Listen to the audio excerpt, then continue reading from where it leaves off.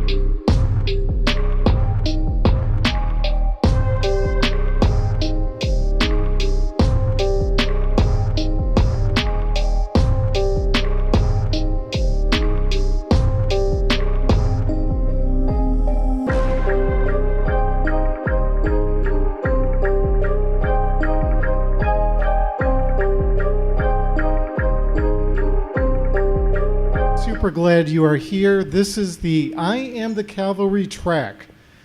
And yes, that is the appropriate response. We are very excited to provide to you over the course of 2 days, 12 hours of very compelling content. And so we've got a really good audience. How many people here, this is your first time at B-Sides? We'll start with B-Sides. Oh, that's amazing. That is awesome. So many people, first time at B-Sides. Okay. How many people, this is your first time in an I Am the Cavalry track? Raise your hand. Awesome. This is fabulous. Well, we've got some pretty compelling, I would argue, interesting, challenging, a little bit provoking. Some would say unhappy news, but I won't say unhappy news.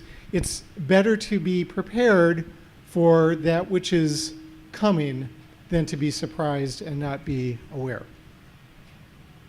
We're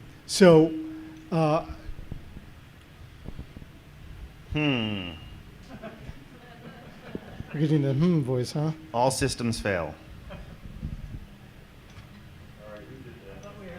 Anyone know IT here? Any IT professionals here?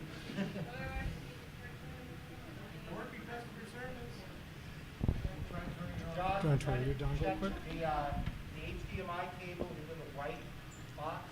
There's two of them. There's one and two. Switch one. Ah, to another Two port, HDMIs. Another input port in the back panel. I think there are two.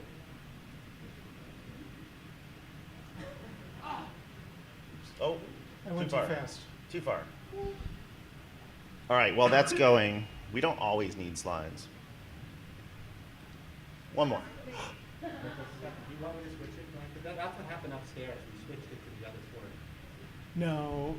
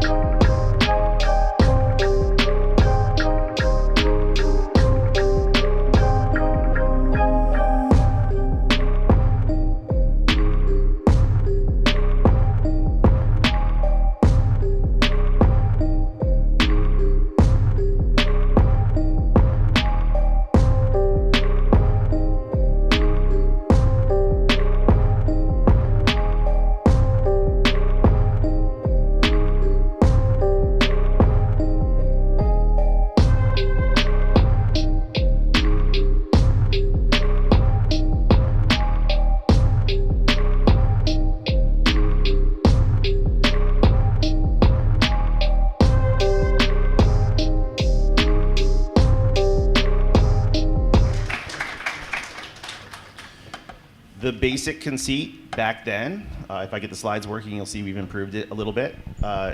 What I said with Nick Prococo upstairs 11 years ago, August 1st, was that our dependence on connected technology was growing faster than our ability to secure it in areas affecting public safety, economic, and national security. One more time. I have another dongle too, if your dongle's bad. Or we can, Okay. if you want, we can put your slides on my machine. Sure. That works. Okay. That was true 11 years ago. We wanted to focus on where bits and bytes meet flesh and blood. We wanted to focus on public safety, human life. Initially, you might recall, we did the 5-star automotive cyber safety framework on our first birthday to look at how cars could be safer. We wanted to pivot from an easy thing like cars with only 20 car makers to a much more challenging space of medical devices, because there's 10,000 medical device makers of all sorts of flavors. And it was an audacious goal that if we use empathy and teamwork and complementary skills, if we were a helping hand instead of a pointing finger, if we try to be part of the solution and meet people where they are, identify and bind and risk, use their love language, that maybe we'd have greater results.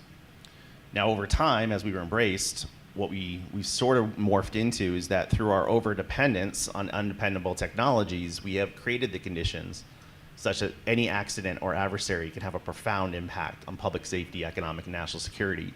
So quiet yourself for today. We're going to kind of outline what today's going to look like and set the tone, but really ask yourself whether you look at things like Change Healthcare, which is a single common dependency across most of US healthcare. Something north of 75% of hospitals had cash flow disruption for months. Most of the country's hospitals have 4 to 6 weeks of their burn rate on hand. That's about it. That's their cash reserves. And they were down for months. So short of emergency relief, we had severe financial strains on already strained US healthcare, where you and your family need timely access to patient care when and where you need it.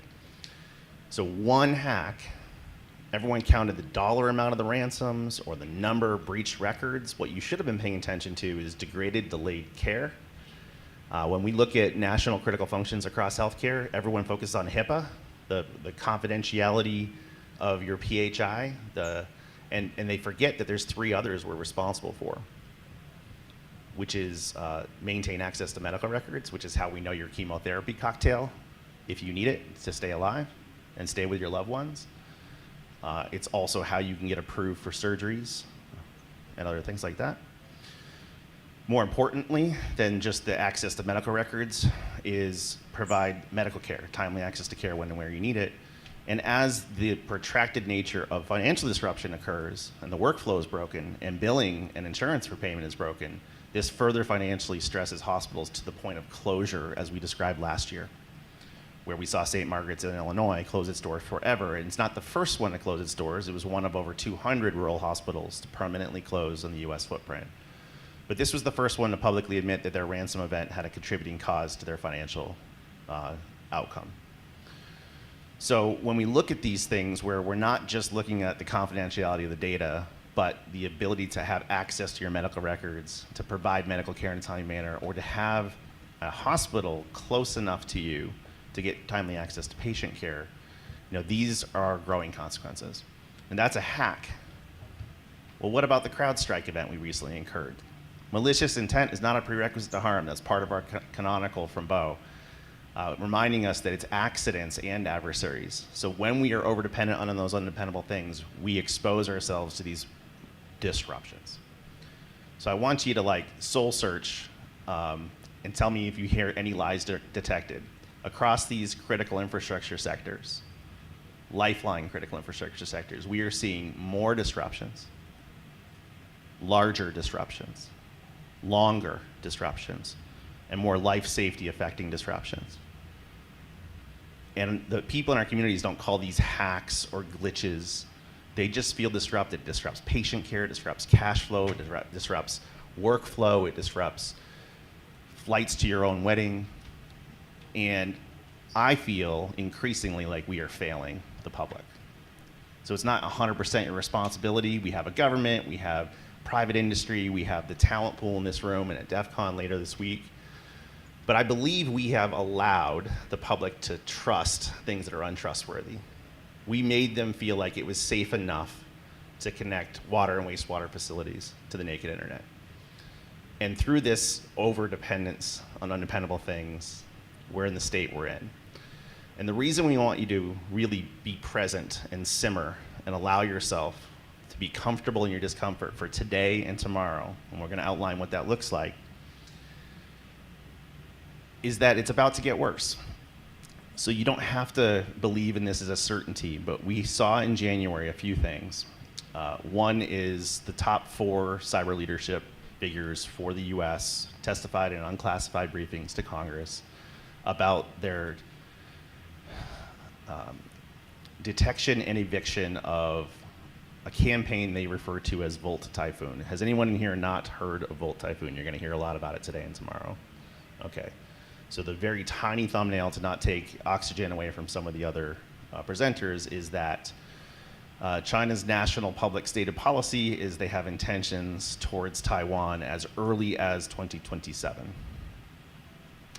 And part of the Volt Typhoon campaign that was shared with Congress in hearings you can watch, and probably should watch, I rewatched them again yesterday, is you had the FBI Director Christopher Wray, CISA Director Jen Easterly, recently retired General Nakasone from NSA, and the Office of the National Cyber Director in the White House, Harry Coker, all telling Congress that they have found a campaign called Volt Typhoon in critical infrastructure, present malware that they had to evict, leg and wait, not to ransom, not to shut it off for a day or two, not to use as a botnet, but as what they're calling pre-positioning. It's in place as either a deterrent or on an escalatory ladder such that they could rain chaos and destruction on this infrastructure to keep the US either distracted or out of the fight. Now, how many of you took a flight to get here? Okay. To take a little pressure off, how many of you heard the mandatory speech? In the unlikely event of a water landing, what you should do, okay? So maybe this is a very low probability event, and maybe it's not 2027. Some people think we use economic sanctions, or maybe diplomacy, or maybe depends on who's in the White House on how we're going to treat something like this. Or maybe if you ask Dmitry Alperovich, I think he's saying 28, 29. So maybe you have a couple more years. But I think the thing that you should simmer with today as an exercise, think of this as a tabletop crisis simulation for the next 2 days. In the unlikely event of a conflict, it will be a hybrid conflict. And this isn't a theoretical scenario. We have found the presence and intent in stated policy. And whether it's China in 2027 as part of a hybrid conflict, or sooner with Russia. We have conflicts underway in Ukraine. We have conflicts underway in the Middle East, in Gaza, and had some, there were recently flare-ups with assassinations in Tehran. So any one of these times we see a conflict, it could be a hybrid conflict. And what this room knows is that we are prone, we've been prey, and we've really been lucky that we haven't had sufficient predator appetites and interest. So since we know that we have had hacks of the water we drink as early as the pandemic, the food we put on our table with things like JBS, Dole, or the talks you're going to hear later today, the oil and gas pipelines and municipalities that do last mile for power for the US, or timely access to patient care in record levels. Hundreds of attacks per year, and even when they don't hit the hospitals, they can hit Change Healthcare. We have seen proof of harm in the water we drink, the food we put on our table, the power for our communities, and even the healthcare we depend upon. So at RSA this year, I did a talk in a workshop called Getting Serious, as a double entendre that things are both getting serious, and it's high time that we did. Yes, the government's doing some things. Yes, they're doing some good things. Many of the things they're doing are going to take years to manifest. So I pose to you, if we are 2.5 years, a little under 2.5 years from a 2027 calendar, what is the art of the possible that we could do to make sure that we're as resilient and ready as possible? What can we do left of boom? What can we do right of boom? And if you want to sit through this as a citizen whose family could be affected directly, think about, what do I do for my household? And if you have a little bit more empathy and heroism in you, what can you do for your town or your county? And perhaps if you're feeling really heroic, maybe what can you do for your state? But we've tried the top-down federal push, and there's a lot of things happening there, and they will eventually bear fruit. But we have excluded that last mile. We've excluded the owners and operators in your communities, the municipal leadership, and our neighbors. And they increasingly bear the brunt when we fail. Want to try? It's a black image. I don't know. Yep. Yeah. Okay, so let's do an exercise while he's doing this, because you don't need to see for this. Close your eyes for a moment. I want you to picture the hospital that you take your family to. What's it called? How far away from it, your house is it? I want you to remember the last time you were there. Was it to see the birth of a child? To take a wounded family member? To say goodbye to a friend? How far away is that hospital? Okay, now I want you to picture that it's unavailable to you. Where would you go instead? Is it across town? Is it in the town next to you? You know the name? Which one's closer? Now, what if that's also owned by the same company that's ransomed? Okay, open your eyes, please.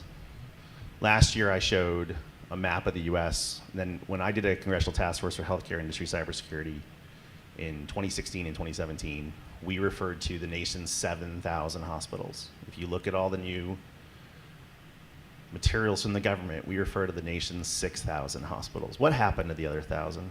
Now, this isn't cyber, but U.S. hospitals and privatized medicine, for a whole bunch of hazards, financial constraints, nursing shortages, a pandemic, lots of different reasons, private equity firm takeovers, normal mergers and acquisitions, we went from 7,000 to 6,000. I showed a map last year that was animated with over 200 rural closures. They're not just bought by somebody else. Some of them are gone forever. And we know time is brain. We know for heart, you have 4.4 minutes to see a measurable, quantifiable difference in mortality rates for heart conditions. We know for strokes, it's 1, 3, 4 hours. Time is brain, save life, save brain, talk again, walk again. Christian will go through that later. So if you don't have a hospital within a couple hours driving distance of where you live, you're increasingly likely to perish or suffer if you don't have a hospital. So out of those 200, we've been pushing pretty hard for the last year. As we were packing for Vegas this year, a report came out through Becker's. There are another 728 U.S. hospitals at critical risk of immediate closure or at risk of closure. So the bottom two, the most intense two risk categories, again, not due to cyber, but it's based on their cash on hand reserves. So if they have 4 to 6 weeks cash on hand and a ransom could knock you out for 12 plus, that's a death sentence. They will not get back up from that punch. They will either be put out of business in your communities or weakened sufficiently to be part of an acquisition, strip mined with worsened outcome, worsened care, and worsened capacity. So I am not holding us accountable for weakened, stressed U.S. healthcare footprint. I am pointing out that we've had hundreds of ransoms per year, and none of those hospitals should close on our watch because of what we're doing or what we're failing to do. So back to that point of being over-dependent on dependable things, I think it's time we try something new. There's a couple things I'm going to share. So today, let me start with today and tomorrow's track without visuals. Number one, we wanted to open today to ask you to sit through a very well-chosen set of talks. They're going to focus not on everything critical, not on everywhere where bits and bytes meet flesh and blood, but on 4 key areas. You're going to see a talk from Sick Codes and Friends. He's actually here this year. His flight's made it. No substitute for Casey John Ellis. On Hungry Hackers, where we're going to look at some of the strategic concentration of risk and cold chain and food chain where disruptions can have a more profound impact. So I want you to think about the food you eat. Hackers like to eat. We're also going to have a talk from Dr. Christian Demeff, one of the co-founders of cybermedsummit.org, and he's going to talk about healthcare and intensive care. We told Congress in 2017, healthcare industry cybersecurity was in critical condition. The sector leadership intends that by 2029 to go from critical condition to stable condition, and we said, guys, it's actually going the other way. It's getting much more dangerous. So, we're going to hear from Christian about hospitals. Now, these things are interdependent. So what we came to learn through some of this disaster planning for things like Volt Typhoon is what happens when the water goes out. So at this year's CyberMed Summit in DC, we had an emergency physician and disaster scientist walk Socratically the audience through. Is it working? Okay. We were walking walking the audience through when the water goes off, what breaks in the hospital, and how quickly. And let me just tell you, you'll hear a little bit more from Christian, but no water means no hospital, real fast. You can go without power for a while. You can go without food for a while. No water means no surgery, no flushing of toilets, no sanitation, no scrubbing in, no cooking of meals, no hydrating of patients. And that's just what's in the hospital. Ooh. Okay. So I'm going to call an audible given how little time is left. And let me get through 2 more of these for today. So So you're going to have hungry hackers. You're going to have healthcare as an intensive care. Dean from the water sector is back, and he's going to help us understand, is it an inconvenience? Woo! How inconvenient and or catastrophic is it if we lose water? And most of your communities have one and only one water and wastewater facility. So Dean's going to give us the perspective from the water industry itself, and he's increasingly been part of this hacker community. And then Emma is going to talk about living with the enemy, how much certified pre-owned infrastructure we have in municipal power. So this could be electricity, oil and gas, heat, you name it.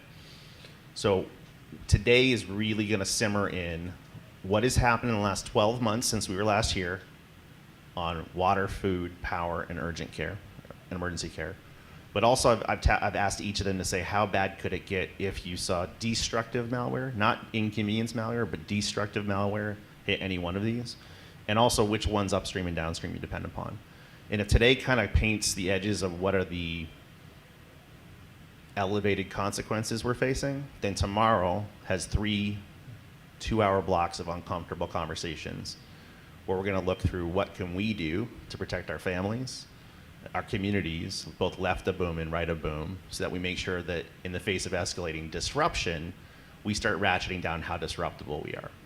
So I have a few closing remarks to do in a second, but do you want to do your garden thing, or? Yeah, I can do it really quick. All right, this, at times, you may feel like this is doomsday prep, but remember, in the unlikely event of a water landing, we hope this never happens, but there's no technical barriers to us having destructive disruption of some of these 4 basics. So maybe instead. So we're not talking about doomsday preparation, but we want to talk about life. We want to talk about gardens. More on this is coming tomorrow. But think of a garden. Think of a victory garden. For those of you who do not have real estate upon which you can garden, and next slide, think of a community garden. We're going to try to engage with you to talk about the concept of community and what it means to work with each other toward a common goal. And next slide. And when we think about gardens, we should 100% think about water. So more on this to come. There are actual, tangible things that we can do today, more coming on this, to prepare for certain unpleasant situations. So it's not panic. It's not merely pick up a hobby of gardening. Things are getting pretty serious. I talked about Maslow's hierarchy of needs a lot. There's a lot of things that we could protect and do protect, but we tend to protect the things that we can live without. And we have messed with water, with food, with oil and gas for the eastern seaboard, with the municipals that run our towns and cities, the schools your children attend, higher ed, federal agencies charged with national security, timely access to patient care with now proven mortal consequences. We know it's starting to affect patients' care, patient human life. Initially, the Cystic COVID task force that Bo and I served on published the first statistical proof of loss of life using data science during the pandemic from excess deaths associated with ICU strain. This inspired other publications that Christian Demeff's going to walk you through, where they saw the blast radius of an attack on Scripps Institute in San Diego had worsened outcomes in the hospitals who took their overflow. So the blast radius increased wait times, worsened outcomes, and then later he studied heart and other conditions that are time sensitive to show that during a ransomware, the death toll goes up. So he will explain that with the right language that I'm blowing. And then we saw, even if we can get the hospitals right or the communities who take the overflow right, that the financial constraint is not being down for a 6 to 12 week period, it's being down forever. This is the map I referred to, where you're starting to see every single one of those dots is a permanently closed facility. And we learned in DC from the head of the healthcare and public health sector coordinating council, Dr. Mark Jarrett, that when a hospital leaves a region, there's a corresponding 10 to 15% drop of economic stability for that region. So what starts as a care desert becomes a desert as it can't sustain protection for the people who live there. And if the people who live there are in a major hub for food production or manufacturing for our increasingly consolidated supply chains, depending on where this is in the map, this can be a worsened outcome. Then we learned that even if you do everything right, and even if you have the financial security to make sure you're not one of those dots, that a common systemically important critical infrastructure entity like change can knock everybody down. It's a class break. So systemically important critical infrastructure has been a long-standing policy the Cyberspace Clearing Commission has been pushing, and nobody in the government, nobody in the private sector wanted to do it. They kept putting off their homework and hitting the snooze button. And what I pointed out to CNN is if we don't proactively identify our systemically important entities, and I'm hoping each of the 4 speakers today do so, help hint to us what these systemically important entities are, these weak links in the supply chain, maybe a dozen or so, that if they go down, everybody goes down. If we don't find them proactively, our adversaries will continue to reveal them to us while we burn. So I hope we don't have war. Tomorrow, we're going to have some talks from me and White House ONCD midday, followed by Bo Woods and Carl to talk about wartime footings and wars, rumors of wars. Maybe we won't have one. Maybe we'll have some Volt Typhoon activity in 2027 or beyond, this elevated threat context. But maybe we have more time. But one thing that is a deterrent for them trying is if we can get our act together on resilience. It's not just China, though, where we have conflicts in Ukraine, conflicts around Israel, Gaza. So we have Iran to contend with, Russia to contend with, North Korea's got a decent capability, and if you haven't read Ghost Fleet, now's the time to do so. I think August Cole made his book free for download. Now, you can have a global superpower that's really well fortified that you'd be an idiot to invade the city, but you can also take it out with its aqueducts. So I am going to ask that people pay keen attention to water over the next 2 days. And we don't have a ton of time. The government's doing a lot of the right things, but it's going to take 10 years for some of those policies to matriculate. This room helped cause and pass into law the Patch Act last year. So we have mandatory and minimum cybersecurity hygiene for all medical devices as of last spring. They have to be patchable. They have to have coordinated disclosure programs to work with helpful hackers. They have to have SBOMs. They have to have threat models. We have done a great job.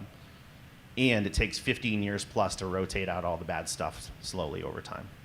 So we're doing good things, but we don't have infinite time. So think like Apollo 13. They only had a little bit of time to save those astronauts and what was on board. It's not science fiction movies with Tom Hanks. It's a real thing that really happened. Remember Y2K? That was my first job. A lot of people think it was a nothing burger. A lot of us know firsthand it was a nothing burger in part because we said, here's how long we have. Here's the stuff that's too important to fail. How do we put our COBOL programmers on those things and our testers on those things? Many of these owners and operators are what we referred to in the past as target-rich cyber poor.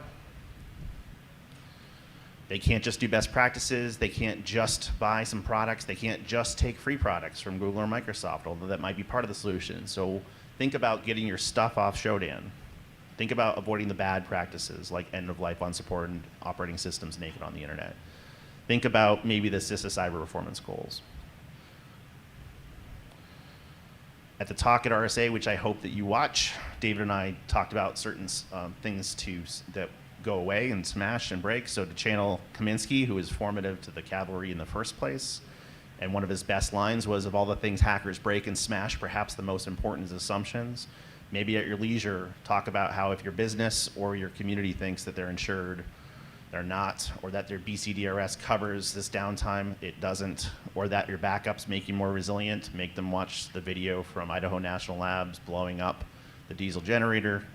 And if you think our supply chain's resilient on paper, trust me, during the pandemic, it wasn't resilient in real life. So you can watch that at a slower pace as we pivot towards the next speaker here. So let me pivot to this. Today is going to be looking at the last 12 months of increasing disruptions and asking the question, if we saw destructive malware like has been found and evicted already from things like Volt Typhoon, what would happen? And tomorrow is going to be getting really uncomfortable about what we can do about it as citizens, for our families, for our communities.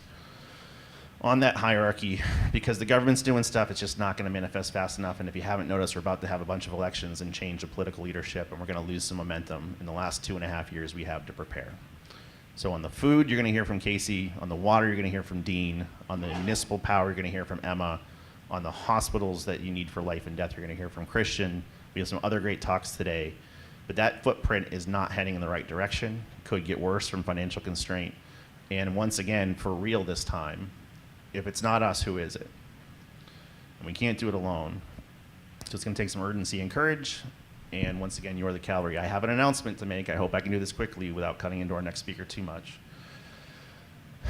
All right, let me do the announcement here. So last year I posed, we've been doing this for a decade. It's been amazing. We've had more results than we thought we could. But what should we do for the next decade? Should we end it, transform it, combine it with other initiatives? And that's been a difficult thing to answer, especially because some of these larger disruptions. So I have to announce today at least one opportunity for this. We're not committing the cavalry to this without your consent, but we are hoping this strikes a chord with you. Today, we have announced, I have taken the lead of a one-year pilot. Craig Newmark from Craigslist, a philanthropic donor here, has been taken by the urgency and the impact on civilians from some of the materials that we've been working on, especially in the context of a 2027 situation. So let's try to do this from memory. The why is we are over-dependent on undependable things, increasingly manifesting harm for average citizens. We're increasingly failing them, these accidents and adversaries. And that's mostly been accidents and financial adversaries. So heading into 2027, it could get worse. So the what, we're going to focus on the nexus of water, food, emergency care, and local power. The when, working backwards from a ticking clock of 2027, maybe we have extra, maybe we have less. The answer becomes, what is the art of the possible to identify and buy down risk? Maybe it's not shields up. Maybe it's connections down for these water facilities. Maybe it's not just do zero trust. Maybe it's that we work with them on tabletop crisis simulations and we find their love languages. So the how, I'm going to take a page out of disaster science. When a hurricane's coming, you don't wonder what the public can and can't digest. There's 3 I's that we're going to bring to bear here with a creative arts budget. Number 1 is inform, number 2 is influence, and number 3 is inspire. The more consequential a thing, the more forthright we must be. You never exaggerate, and this is going to be hard for this room, you never discount or downplay. You tell them what you know, you tell them what you don't know in a way that they can understand. Number 2, you influence their behavior. The ideal thing we think you could do to remove harm is XYZ. Failing that, here's some other best alternatives. And then the inspire is you stay in contact, you encourage that if we stay updated and we innovate and we share lessons learned, we're going to be okay. So we're going to try to take a page out of these natural disasters to help us with some of these unnatural disasters. And then lastly, it's not going to be technical manuals. We're going to meet them where they are, find their love language, translate, and make this accessible using, for the first time, a creative arts budget. So these could be explainers, these could be videos, these could be podcasts, these could be memes and World War II style pop propaganda. This could be bar rescue, Kitchen Confidential type methods to do whatever works with A/B testing intensely for 1 year, where the pilot's going to be focused initially on the nexus between water and hospitals, because no water, no hospital. So you are not required to participate, but the working title, as we work with the creative arts agencies and find our ultimate language, is Undisruptable 27. So what is our North Star? Of course we're not going to protect every water facility in every community from every single attacker by 2027. But when you say, how do I reduce a little risk? You do certain things. But if you ask, how could I make this community undisruptible? You might actually ask important things. So keep in mind that the cavalry will continue on its own, ideally with a focus on how to best protect you, your family, your community. But we may also be able to create demand for some of these central federal resources in parallel. So with that, there is also a Wired article this morning from Lily Hay Newman that I'm dying to read. And I want to make sure that please suffer a small amount of discomfort for a day or two. and see where it takes you in your brain and ask what you're willing and able to do. Maybe, we can try some things this year and really scale some things next year. And when we were running the pandemic stuff, we didn't have 3 years to harden these vaccine supply chain targets or rubber glove targets or hospitals. We had about 3 months. And when you start to ask yourself, what can I do in 3 months? The answer is non-zero, and sometimes it's really good. So necessity is the mother of invention. We have some of that now. I respect and admire each of you. Look at all we've accomplished for the first 11 years. Let's really be present with our discomfort for the next 2 days. I look forward to it.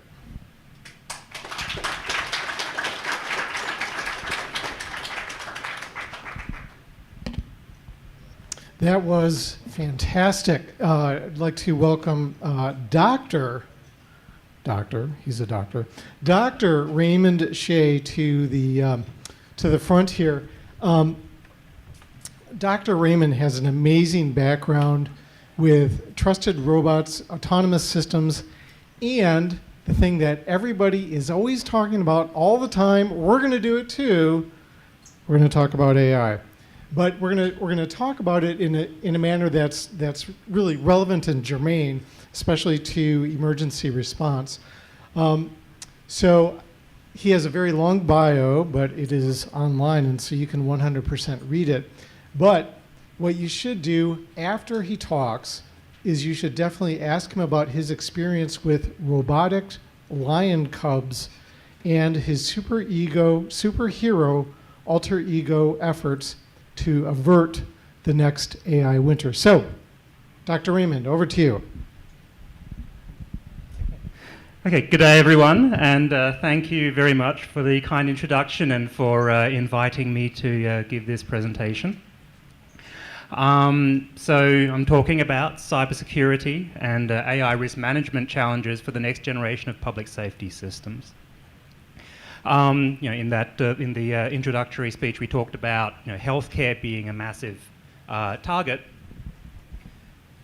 What was touched on there that I'll expand on a little bit in this talk is that the folks who are keeping us safe are themselves very poorly resourced on cyber, but they're also being inundated with more and more people selling them things, selling them AI, selling them all these, that, and the other. And there is a massive, massive asymmetry in the amount of understanding between public safety folks who are keeping us safe and these people who are trying to push whatever they're trying to push, just in terms of information generally, not even in terms of risk management. How do we help with this? So that's kind of going to be what I'm going to talk about for the next half hour or so. The usual disclaimer that we all have, okay, these are my views. They're not representative of the views of NIST, Johns Hopkins, any organization that I am or have been affiliated with, and certain commercial products may be identified, therefore fostering understanding. They don't imply recommendation or endorsement by myself or anyone else. So, by the way, everyone can hear me when I'm doing this, right? Yeah, all good? Perfect. Okay, so very quick introduction. Who am I? I am a doctor, not the healthcare kind of doctor. I do surgery on robots, not surgery with robots. But my PhD is in AI, robot behaviors, in that wonderful, wonderful period between the end of the last AI winter and the influx of deep learning, when mathematical rigor kind of mattered. I might be bitter. I got one chuckle from someone. Okay, I might actually have a chance with this audience. By the way, first time at BSides, so thank you. So apologies if this talk is completely off from what you're used to at BSides, because I've got no idea what you're used to here at BSides. But I had a long-term interest in cybersecurity, just from a fun perspective. Who here remembers the first edition of Hacking Exposed? The book, okay, yeah, so that was kind of my entry into this, back in the days of messing with Windows NT and all that fun stuff. And apart from playing with robots, I did things like teaching cybercrime and secure programming and industrial automation, robotics, and things like that. Relative to this discussion we're having here, though, and things moving slowly. So actually last year was my first DEF CON. Prior to that, I had actually a bit of a gap. My previous cybersecurity conference was SANS 2013. And it was interesting seeing all the things that in 2013 they said these will be solved in 10 years and came to DEF CON and they're not. How do we, but we need to adjust, we need to deal with this because 2027 is not that far away. And where this is particularly problematic is with these things, right? These things. We're having a hard enough time dealing with them from a network's perspective, from a computer's perspective, from a cell phone's perspective. What do you deal with when it's a medical device or when it's a robot? And as was mentioned, you cycle these things out in 15 years. Right? What do you do with it when it's a car? This wasn't the point of this car, but anyway. So my background is in very much on the measurement science requirements side of the house. That's why we have a car full of QR codes, testing the ability of robots to actually see: is this the car I'm looking for? Right? Is this the lost hiker? Is this the person who actually needs our attention? When a robot goes in, when they're doing triage, who is actually, who is injured and so on, how do we measure the vision? That's kind of where that's going from. Anyway, teaching, all that stuff. Anyway, moving on. Why am I doing this? I'm doing this because I see the big issue here is people are shouting into the ether and the ether isn't listening, right? I really, really loved the way it was put earlier that we need to speak to these people in their love language, right? And I hope to be able to talk to you a little bit about how to speak the love language of public safety, because these people are crying out for our expertise, right?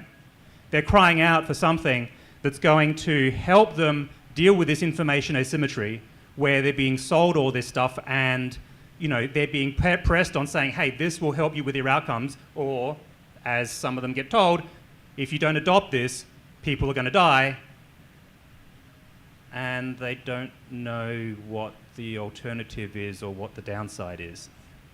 Okay? Anyway, so, as may have been alluded to, again, I'm representing myself, but I did do a lot of work with NIST. I like definitions. This is the first pain point that you will find when you're talking to public safety, or in fact and actually this is probably not unfamiliar to most of you anyway, is that there are lots and lots of people who mess with the definitions to try and get people to buy their thing, right? And the problem that public safety run up against is they're used to having very good definitions for things. They're not used to people playing silly buggers with the definitions like this. So I'm going to propose a few things here for this discussion. Cybersecurity. We all know what cybersecurity is, right? We're at a cybersecurity event. If you've gone and had a look at all of the various cybersecurity framework or guideline things, and you compare all the definitions and see what is and isn't part of it, okay? Now, I like NIST SB 853, prevention of damage to protection of and restoration of computers, blah, blah, blah, blah, all that. Make sure that the people you're talking to know what is even within scope of what you're talking about. That one's easy. This is the one that I love. What's artificial intelligence? As a devout Australian, I have a nice saying for this one. The definition for artificial intelligence is like the definition for football. We are not going to agree, right? I used to get very, very upset with people when they use the wrong definition of AI. Right now, AI, everyone thinks AI is like generative stuff or deep neural networks or something. I remember a time when everyone was getting upset that everyone thought AI was machine learning. This is actually the first one that public safety people and actually people who have this asymmetry get really, really wrong. And that is that AI is many, many things. Where this is important is that there are many ways of getting the result. There are many ways of doing license plate recognition. There are many ways of doing routing of your ambulance. There are many ways of figuring out where to put your next fire station to get the best response, right? It's not just deep learning. Helping to educate these people, saying there are alternatives that are not just throw deep learning at the problem or the latest deep learning startup and so on. On the flip side of this, on the AI side, is that there are many dangers that are posed by AI that these people don't know about, right? And that we, as practitioners of the computer sciences, need to educate them about. For example, one discussion that I had, and we'll talk about this later for next generation 911. Yes, we're going to talk about that in a sec. Who here knows about swatting? Who here knows about next generation 911? Okay, so for the really quick version, it's 911, but it lets you also submit imagery and video because it helps. It's rather than having some panicked caller calling 911 and they can't talk coherently because they're in a panic. And the best of us get there. I've been there, yeah, and I thought I was pretty level-headed, right? You can just send a picture and they can know exactly what's going on. How much easier is it to SWAT someone when you have generative AI?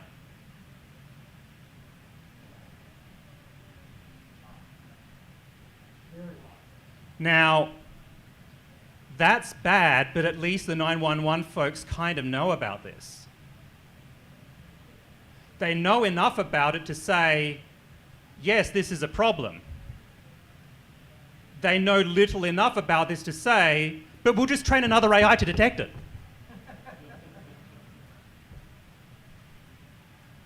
Okay? There is a lot of education that we need to do out there just on these basic concepts around AI. Public safety. This is a scope question, okay? Public safety is not just your, ambulance, fire, police, whoever, right? This country loves its privatization. Public safety also includes all of the companies that are providing contract services who are not who now are kind of can be in the worst of both worlds, right? Insofar as they have to be commercially competitive. They have to sell their service, so they have to be buzzword compliant. And they may not be fully regulated the same way. And they may not have the resources or the impetus. And yet these people are also part of public safety. Insofar as, as was mentioned before, talking about healthcare, your hospital can do everything right, but if the insurance processor gets popped, you're still screwed. Let's see. Contract supplies, okay. Risk management.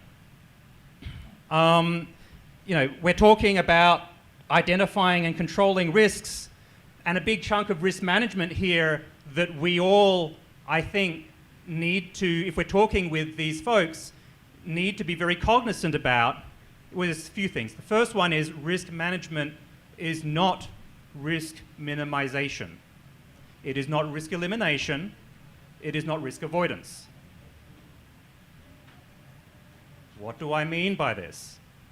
These are people who are authorized to drive 20-ton vehicles the wrong way down Main Street through red lights. That is not risk elimination or risk minimization from a driving perspective. But it is a risk minimization from a society perspective relative to the probability of something going really bad if they don't get to the burning building in time. Right? But society participates in that risk management. When we hear the sirens and we see the lights, we know that we need to do our part and get out of the way or be more attentive or at least be aware that something strange is about to happen and be more attentive in our risk management, okay? Very simple example of we're talking, I think it was mentioned earlier, these people don't have the resources to just apply a particular risk management thing to what they do.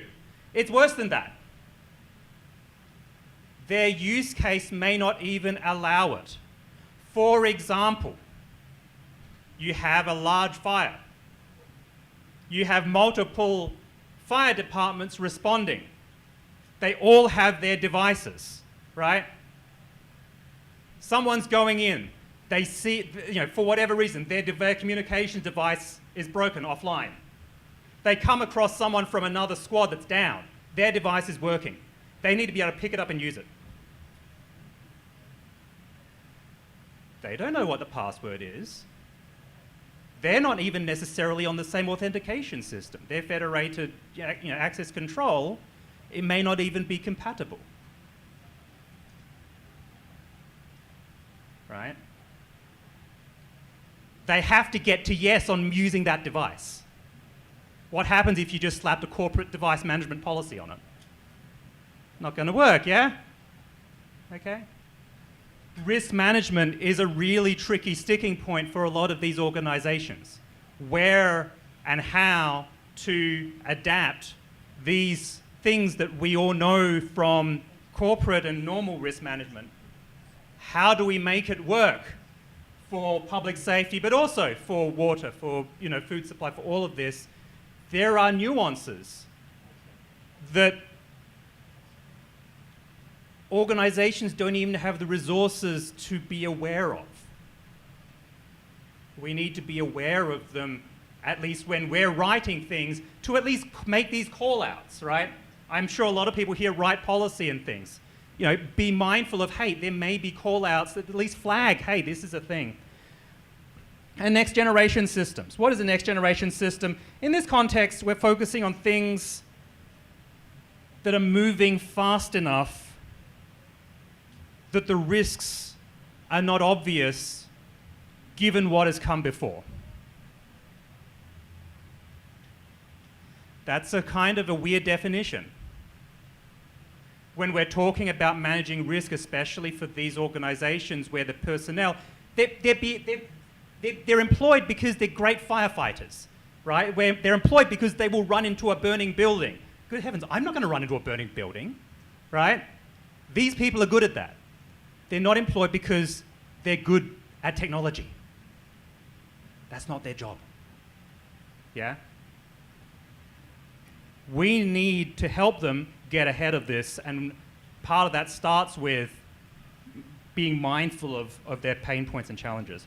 By the way, I'm going to blast through some of the rest of this just because I want to have lots and lots of discussion at the end. But anyway, some examples of public safety systems. We talked about next generation 911. Robots and drones. Yeah? Who here does sort of OT type or IoT type stuff? Okay? Now imagine that your thing is now flying in the sky over there somewhere and you've got no idea if you're going to get it back. You have all kinds of sort of fun there with your robots and your drones. And that's ignoring even all of the sort of geopolitical overlay and the security overlay that's happening right now. You have increasingly connected systems, and this is your dispatch system that tells which ambulance to send where is connected to your 911 system. Your 911 system is connected to your drone system. Your drone system is connected to your geographical information system. And anyone can get in anywhere, right? Who here is familiar with what happened to Baltimore a few years ago? Baltimore 911. Okay, a few of you.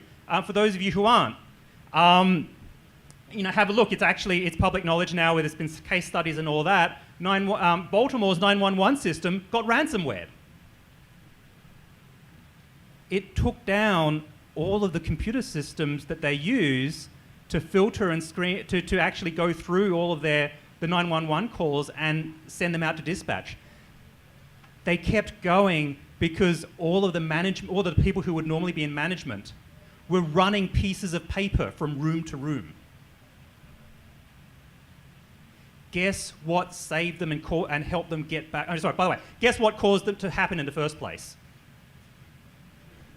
Contractor dropped the firewall to make something work. Guess what got them back up? A fire department happened to have a backup server. That's the really, really short version. There's way more nuance to it than that. I'm oversimplifying, right? But these increasingly connected systems are running far, far ahead of their ability to deal with this. Increasingly smart vehicles and routing, okay? People don't generally think very much about the AI that's in their, Google or Waze or whatever your routing system is, right? That can kind of be life or death if you're trying to route an ambulance. How is their data getting cleaned? What are their risks involved when they switch from one system to another? So, what is some low-hanging fruit? How do we figure out low-hanging fruit for what do we think about? Because what we don't want to do is go into the local fire department and go, hey, you need to adopt, I don't know, pick your favorite framework, right? At best, they're going to tell you to go away. At worst, they're actually going to try and do it. I didn't get that backwards. Got to think about it. Okay. A few things to think about. Overall technical impact, okay? Is this actually going to make a difference? And actually, a lot of things, when you think about it, is this actually going to make a difference? Actually, you've got to think about it. How bad can it get? This seems to get the most attention. But that's also not the most important thing, right? What is the likelihood of negative impact, right?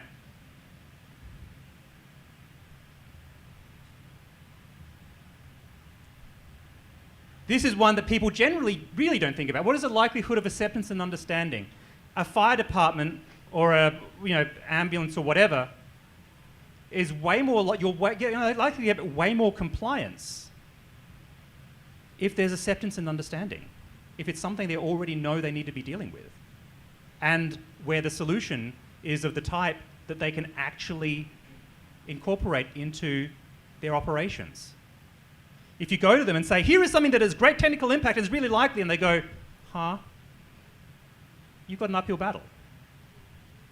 I'm not saying those things aren't important, but being very aware of the likelihood of acceptance and understanding is critical. And let's see, actionability, likelihood of real-world reduction in risk. And actually, I skimmed over my background. So where this has come from in my previous life, so I was developing performance measurements for robots, for the robots that go into the building that even the firefighters won't go into, and figure out if there's anyone there, or figure out if the structure is safe enough for them to go into, or that fly over the next ridge after after there's been an earthquake or whatever, and see what's going on over there and things like that.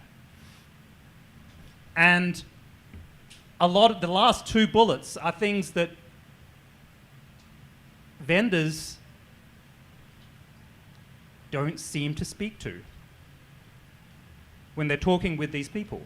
Is this actually going to make my life better? Is this actually going to increase the outcomes? Or improve the outcomes? Okay. So, we really need to talk to these people. How do we talk to them? Again, if we just show up to the local firehouse, unless we already know them, they're probably going to go, who are you? Right? What's our way in? Right? We're the cavalry. How do we do it such that they know that we are the cavalry? Okay. So, these people love their guidance and regulations. Okay? They have procedures, they have standards for everything, right? I mean, some of the earliest standards came out from issues where a whole bunch of fire departments showed up to the same disaster and they couldn't connect their fire hoses together because none of the fire hoses would link up. Right? These people like their standards. There are many things out there that these people look at and listen to, right? I mean, I'm familiar with NIST cybersecurity framework and the AI risk management framework. Anyway, who here knows about either of those two documents, okay? These documents are put together with public comment. We need people to write into these when they submit when they put out RFIs, when they put out their drafts, and say, hey, sounds great. Maybe there needs to be a call out for the folks who have slightly different use cases. And I'm not just, by the way, everything I've talked about in the context of public safety. It's not just public safety. It's anyone who has a weird use case and a weird risk management profile, right? They need call outs for this, right? You know, how many people have seen a framework or a top 10 or a something used for something that's completely inappropriate, right? We need to write commentary. We need to talk about how these things are applied inappropriately. We need to be, by the way, who here is actually involved in writing policy? Okay. So when you write policy, you also have guidance documents around them, right? Acknowledging the exceptions is a big chunk of this. So that way, because the problem is the person who is helping public safety do this guidance and regulation stuff, they're not necessarily familiar with this either. They need that prompt to tell them, hey, for my application, I need to think about this. Social media and podcasts, the whole the joke. How do you get a message out? And this is old, but telephone, telefax, telefirefighter. Okay, it's all the people who laugh quietly because they're showing they've been here for a bit too long. Yeah. So these people talk to each other. There are plenty of social media podcasts and things that these people listen to. They really want people like us to talk to them. They don't know who to reach out to, right? We need to be talking to these people. A lot of us like to talk, or at least pretend to like to talk, okay? We need to reach out to these communities through these avenues. Because here's the thing. Guess who's also reaching out through these avenues? The vendors who are telling them half the truth.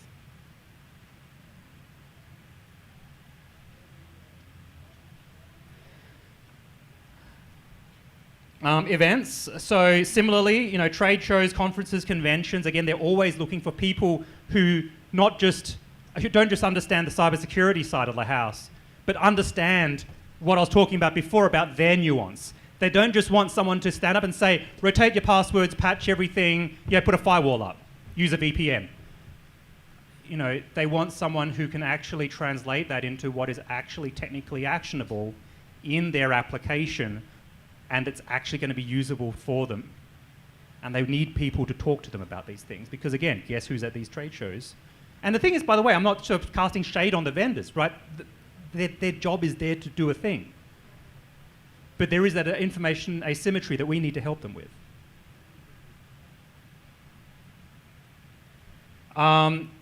Those of you who are sales representatives, okay? Now I'm talking to the other side of that, okay? Again, you have a job to do.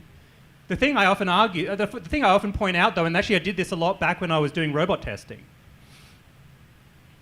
The worst, and I'll talk about robots for this. The worst robot in the world is indistinguishable from the best robot in the world used for the wrong purpose.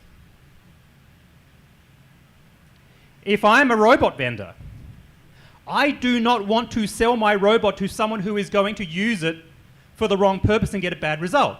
Because remember what I said, telephone, telefax, telefirefighter, right? Everyone is going to be told that my product is terrible. When it's not terrible, it's just that it was sold for the wrong purpose, right?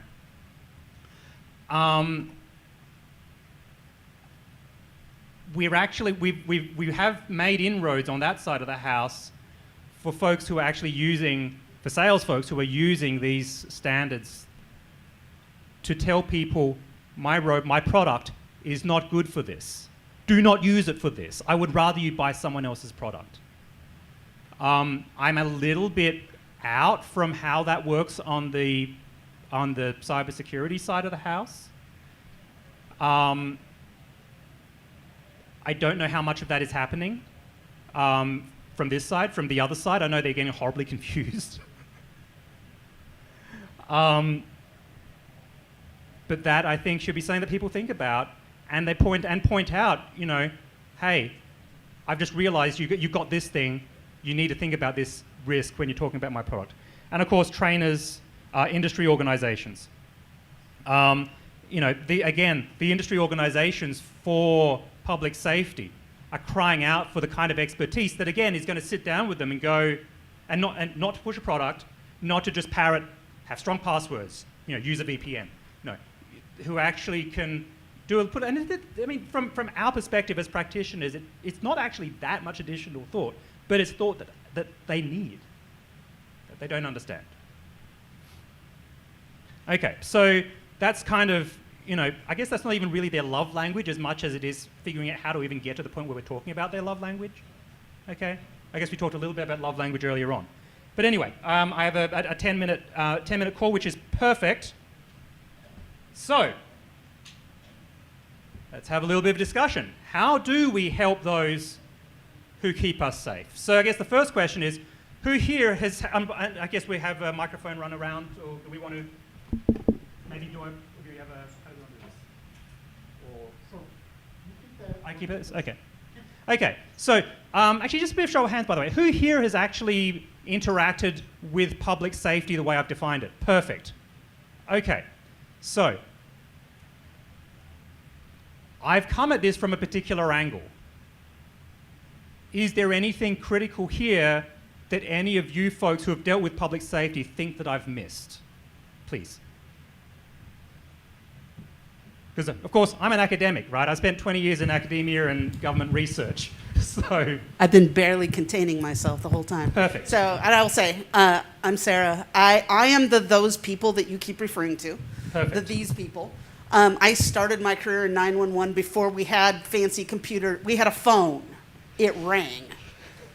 That was what it did, right? So I've been in this industry a long time. Now I'm a researcher, disaster researcher, professor. And I think one of the fundamental issues that we have is this public safety practitioners at the field level, they don't care about these things. They put the wet stuff on the red stuff. They put the bad guys in jail. The emergency managers live in that space to try and coordinate. But the decision makers don't speak the language of tech at all. And that is a fundamental issue we have. They don't know where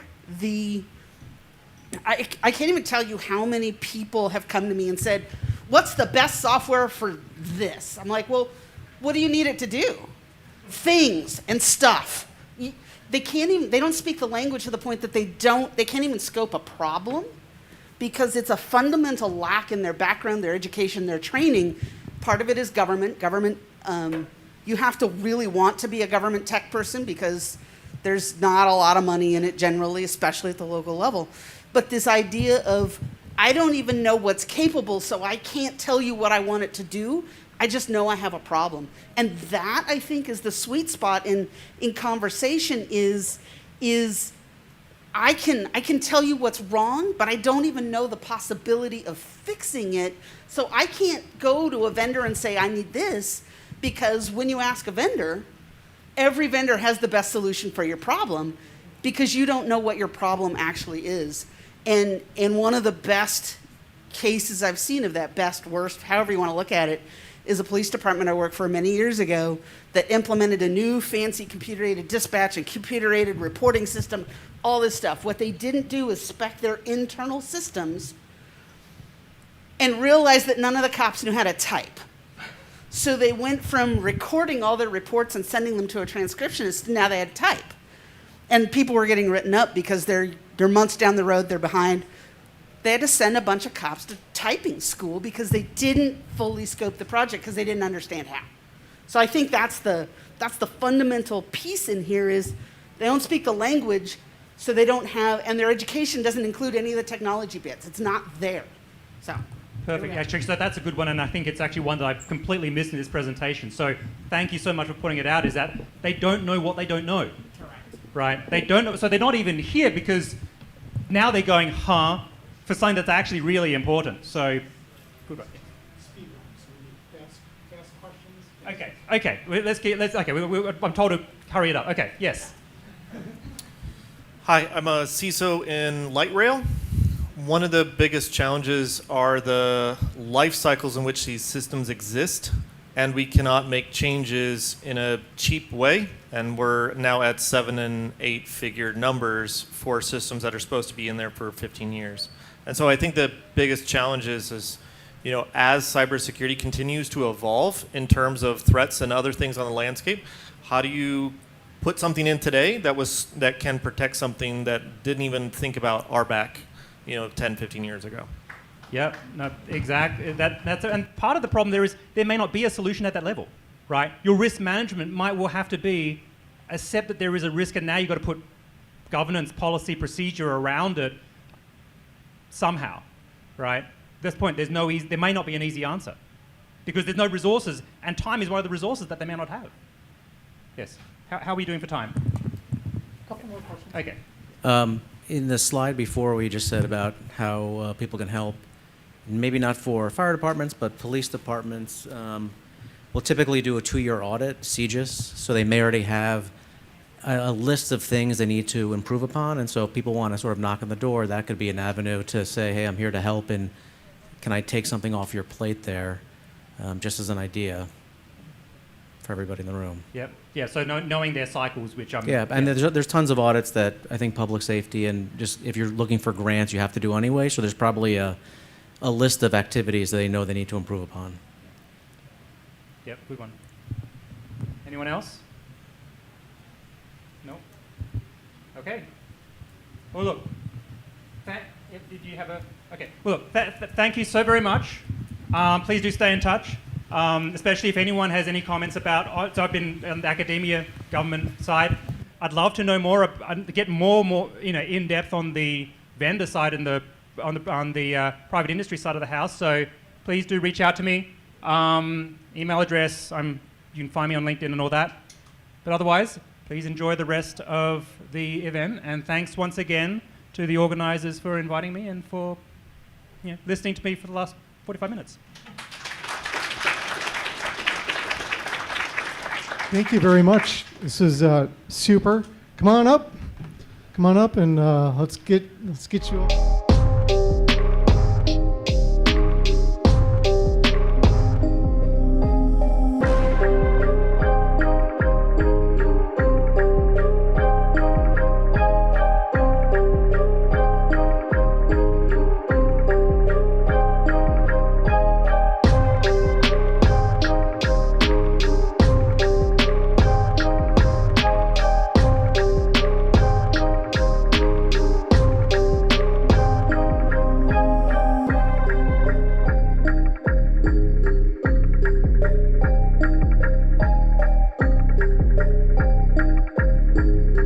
And as a professional, he's going to talk at length about computers for kids. And what we really liked about this presentation was this is a model that, as you listen, think about your community and how you can get engaged with your community and actually provide some real good. So please join me in a round of applause for Ira and welcome him. Thank you. May I have the portable mic?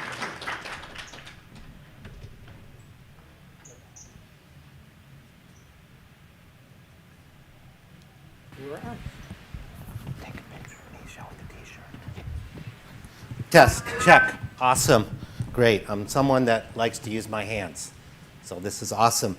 I am Ira Victor. I am one of you. I have been coming to BSides since it actually was open to the public.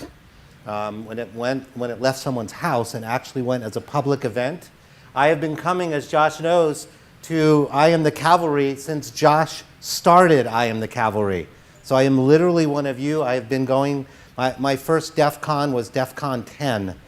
So I have been immersed in information security for a long time. It is an honor to be here and present to you and to answer. I didn't know about the slides for this last presentation. I sat through it with as much interest as all of you did.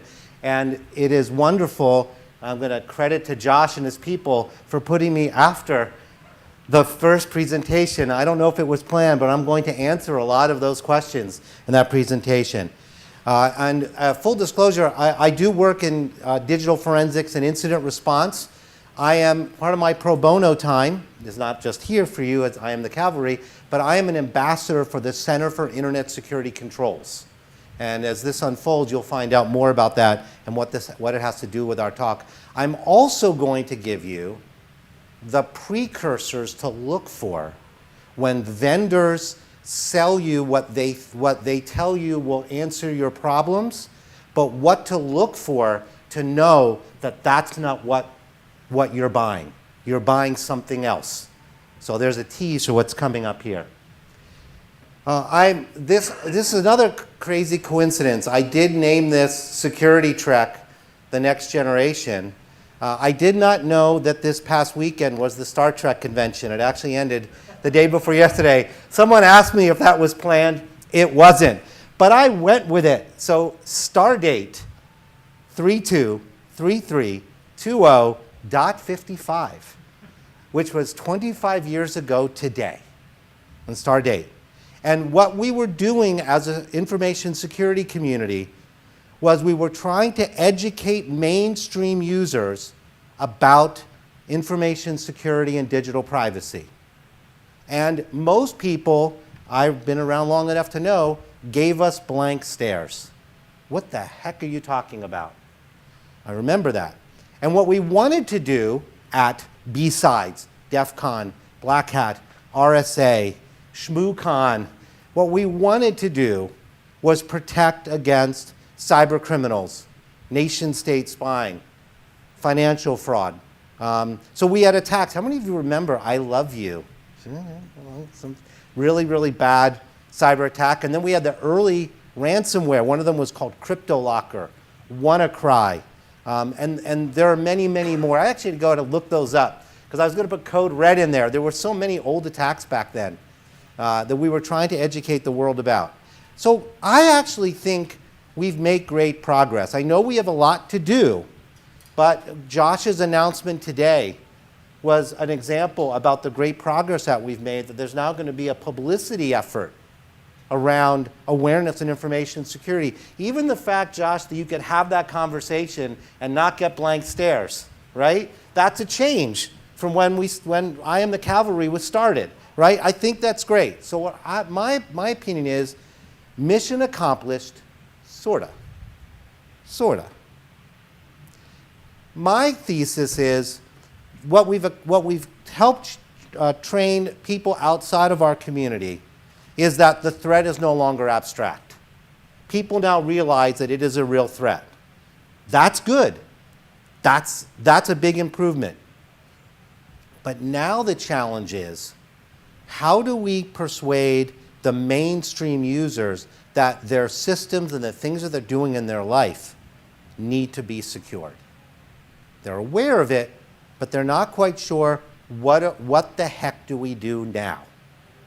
A lot of times I've been told when I'm doing public speaking or I'm having media appearances, said, Ira, you've just scared the heck out of me, the person interviewing me on TV. Ira, you've scared the heck out of me. And what I want to say is, okay, well, that's good, but now we need to take that fear and make it something of action. And that's what I consider the people in the 21st century that have been involved in the security community. That's everybody here in the room, people watching on video, have probably been involved in information security to some extent in the 20th century. That's our generation, broadly speaking. So the question is, what do we teach the next generation? What are we going to do to have security for the next generation? And how do we harness this? So, a couple of challenges. Small organizations often cannot afford in-house IT, let alone information security. And that could be, I want to broadly define what's small. You know, less than 500 employees. It might be a division of a larger company with less than 500 employees and spare resources, right? Like a law enforcement department might be part of a large entity legally, but actually you were in light rail, weren't you, sir? I was looking at you in light rail. So you may be part of a larger government entity, but your group would be considered small on its own and what your budgets are. I still count that as a smaller organization. Challenging to have in-house, to afford good in-house IT, good in-house, great that your organization, sir, has a CISO. A lot of them don't. It's just foisted on IT. I'm going to ruffle some feathers here, but I actually believe that a cybersecurity degree may not really adequately prepare graduates to defend against real-world threats. How many of you know someone that has a degree in information security and says, I can't get a job because they say I have no experience, and I tell them, well, I have a degree, and they go, right, you have no experience. And so we've got a lot of people with degrees, but they're not actually getting hired in their field of choice. Why, how do we fix that? Because that's someone that has that awareness. How do we harness that and fix that? And I think that part of one of the keys that's missing, my thesis is, one of the keys that's missing in this pillar is practical real-world response. And when I tell that to people that have a degree, like, well, Ira, can you hire me on one of your projects so I can get some experience? And I can't get any experience, so when I apply, I have no experience. What do I do? I will answer that question. So what I want to impress upon you is all of us that have been in the information security community in the 21st century, we have, I call this for the first generation, we have, because we know this stuff, we know how bad things can be, we have an ethical obligation to equip the next generation with the tools and knowledge to complete the mission. Okay, yeah, great. Sounds great, Ira. Lots of platitudes. Thanks a lot. Bye. I'll see you later. Now, I'm going to tell you how we do that. Tell you how I'm doing it and how all of you can be part of that. So I propose that we need a radical change in our attitudes toward information security to complete the mission. Number one, information security is not about products primarily. It's primarily about process. Just before this talk, I was, my phone is going off. That is so embarrassing. I can't tell you how embarrassed I am. I probably am turning red, Ashley. There are huge litigation that's happening right now between the airline industry and the tech companies over the massive outage that recently happened. I just was reading it this morning. Swear to God, one of the major airlines said, we spent I'm paraphrasing, it's a long story. We spent billions of dollars on product. It's not our fault. This is the problem. The CEO says, we spent billions of dollars on product. So I'm sorry to keep pointing out because it was so great in light rail. We spent billions of dollars on some stuff. But it's not solving the problem. That's exactly right, because it's about process primarily, not about product. In order for us to empower the next generation, we have to share our experiences. All of us, you're shaking your heads, right? We spent $250,000 buying this widget, this black box, and we racked it up, and that's got all the blinky lights. It must be doing something. And we spent tens of thousands of dollars on something as a service for this. And then our whole infrastructure craps out, and we lose $500 million. It's a particular airline I'm referencing. And they go, well, how can this happen? We're going to go sue everyone because we spent all this money. So first in this, and again, I'm going to come back to you, sir, in light. What is your first name, sir? My name's Andy. Andy, I hope you don't mind me using it because it was so awesome, your last question. So one of the elements is we need to change our understanding, have a better understanding, and all of us in the community have a better understanding about what open source is. Practical, hands-on, and what it is and what it can't do. Because Andy, part of the answer to your question is not vendor lock-in. That's not the answer to the question about what do we do when our needs change, but we're locked into something as a service and some blinky light box in our rack. And then the next, all this, part of this is also a public education challenge. And now I understand why Josh and his team like my proposal today, because that was in it before I saw the last talk. All right, now here's the big tell. Matter of fact, if there's a few things you take from this talk today and nothing else, this is one of them right here. This is directly from my experience being in the community. What are the telltale signs that a decision is being made to substitute information security, true information security, for just buying product? That it's not product, it's process. Is you look for the companies that boast to the investor community that their crap is going to have a revenue hockey stick. How many have heard of the revenue hockey stick? Okay, look it up. I did not make this up. It's when the business's strategies are more geared to the investor community than the users and the customers. And what they want is they want to convince people that buy our blinky lights, buy our XYZ as a service, and your problems will be solved. And what they're doing is they're signing up all these people so they can get this revenue hockey stick where they start at the bottom with a few customers and then they ramp everything up. There's a certain security company that had a big outage that was a big fan of the revenue hockey stick. Now this is all publicly available information.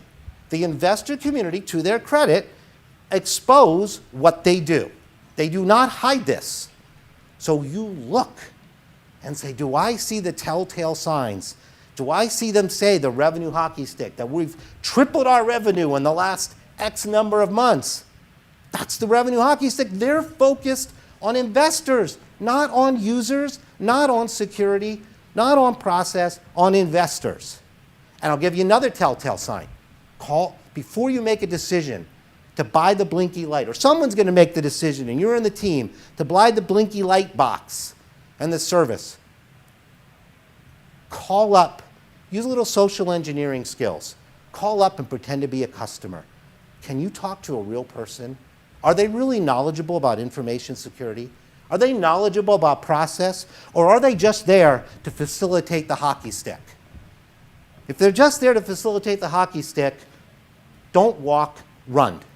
Or at least advise someone that if you were in the position to make a decision, you wouldn't walk, you'd run.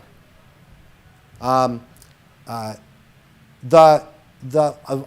those times that I made those calls on behalf of a client, I swear to God, the person I talked to, and I said, well, why don't you do it this way? I got to someone knowledgeable. They said, well, that would be too difficult for us. It was something very simple about process. Yeah, because too difficult because they're focused on the revenue hockey stick. Look for those signs, walk away. And boy, the market works. If enough of us, doesn't have to be all of us, if enough of us in the information security community push back against the vendors, push back, look at my last bullet point. When they have their meetings internally, I've been in these meetings, by the way, when they have their meetings and someone talks about process, about that being important for the company, yeah, but Ira, we don't get the revenue hockey stick that way. You're not thinking big enough. And I was dismissed. Not physically, psychologically dismissed what I was saying. Market pressure can change that. When the revenue hockey stick doesn't hockey stick, that's how that change starts to happen. So outsourced IT, I know some of you, I'm an outsourced digital forensics and incident response professional. My brethren in outsourced IT, there are probably some of you here are watching. I'm sorry to say, you guys and gals, you're focused too much on selling product when it comes to information security, not process. Please, I am the cavalry. Be the cavalry that changes that, because it's more about information security and privacy is more about process than buying products. Secondly, what goes for security awareness training is looking at antiquated attacks. It's generic, and it's teaching people about attacks that don't even happen or haven't happened for a long time. So that's another challenge. that we need to conquer, and I have an answer to that. And again, I'm going to come back to this bias against open source. There's among non-technical people, there is this response that I see that if it's open source, that means that all my data is open. I'm like, no, that's not how it works. But it's those of us in this community, I'm seeing the shaking heads. We have to be the cavalry. I am the cavalry and stand up in the room and says, no, no, that's not what open source is. It's a misunderstanding. That's not the part that's open. It's not what we mean when we say open source. That's not what we mean. So I want to take a break here. I did title my talk, Security Trek, The Next Generation.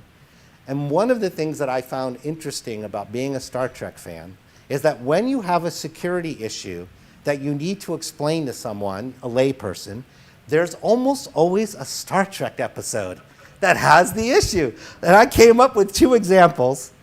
One is CrowdStrike, son of a gun, in The Schizoid Man.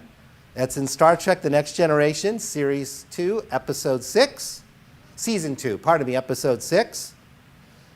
Data, there's incompatible, in essence, I'm summarizing a long plot, incompatible code is loaded into data that almost causes a catastrophe on the enterprise. Sound familiar? Great way to explain it. Now, just as a personal sidebar, and I want to talk about the community, but my name, Ira, is not a very common name. The protagonist in this episode is Dr. Ira Graves. It's so cool.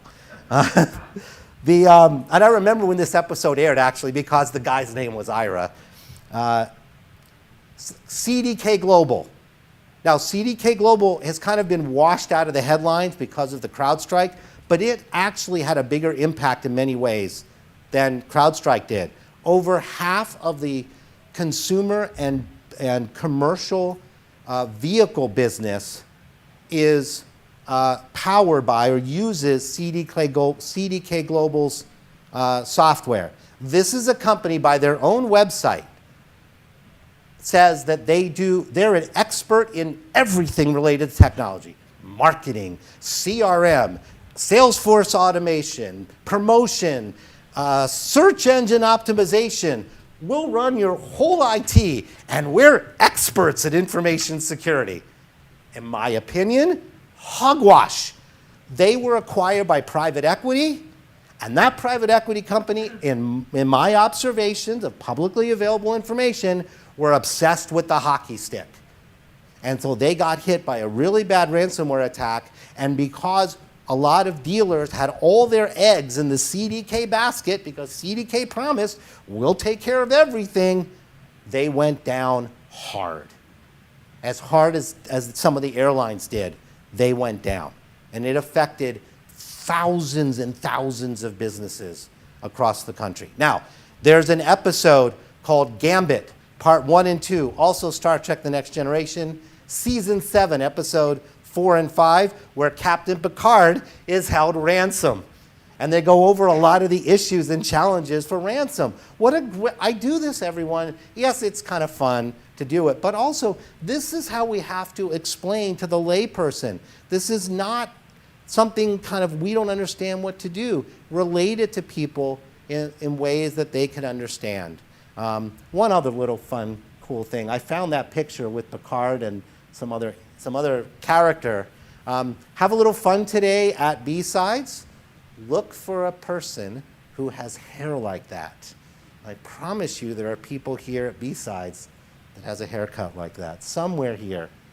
All right, so what did I do? What have we done? And actually, you get ready to stand up, because I'm here with someone to help me today.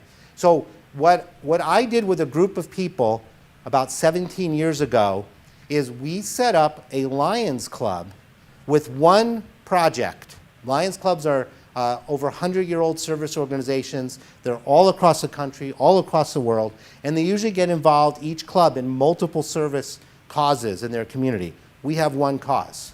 It's the Computers for Kids Club. What we do is we recruit volunteers to help run the club. It's 100% volunteer. We service kids in the community that have no computers at home. and we educate them about open source, privacy, and security. Everyone, we have educated in the last 17 years 15,000 students and their parents about open source, information security, and privacy. 15,000. 100% volunteer. We are people in our community that care about this, and I am the cavalry spirit. We are the cavalry. We did it. And we service K through 12 students. We require the students to take training for this, and we require them to come with their parents. So their parents learn about security and privacy, and the children learn about security and privacy. Ashley, stand up. Ashley is our president of our chapter. Thank you, Ashley. And she helped me so much today in logistics and things. So she's awesome. But Ashley's an example of not only that we're helping kids, we're bringing people in. Ashley was not in the information security community, but she wanted to be. So we bring in adults, young adults, but also people that are going through career changes that have the problem of, I can't get hired to do security InfoSec because I have no experience. We give them, by going through as an adult, going through our program, our members get real world experience in information security and privacy that then is directly applicable into the job market. I am proud to say that our current vice president, Jenna is her name, she was working at Walmart driving a forklift when she joined our club. She has left the employment of Walmart, and now she works for a high-tech company doing work in our field. And one of the elements was what she did in our Computers for Kids Club, because it gave her experience so she could jump out of that forklift job. And we have a multi-step approach to training that covers hardware and software. And we're doing it in Reno, but we have, because we're part of Alliance Club, we can scale this to anywhere any of you are in the world. And I'll tell you about that in a moment. But I also have a big announcement. This right here, in this room, all of you that are watching this, this is the worldwide announcement of the first desktop operating system that is compliant with the Center for Internet Security Controls for Security and Privacy. Free, open source software. It is going to be launched at the end of this year. And we partnered with our Computers for Kids Club. We partnered with the Center for Internet Security so that we're the test bed. And for people that want to get involved in this, there's an opportunity, if you're already in information security, to burnish your resume. If you know people that want experience, to get involved in this program, to be part of the launch of this desktop operating system. Free open source, everyone. Unlike Windows and Mac, where out of the box, in my opinion, what Microsoft and Apple has done is deployed millions upon millions of promiscuous devices and put it in the hands of consumers and small businesses. Shame on them, because those devices out of the box, in my experience, are engineered to be compromised. And I'll give you just one example. I don't have time here to go through a catalog of all the examples. I'll just give you one. When you pull those devices out of the box and you go to start them up, to set them up, not on an Active Directory domain, but standalone, they all run as local admin.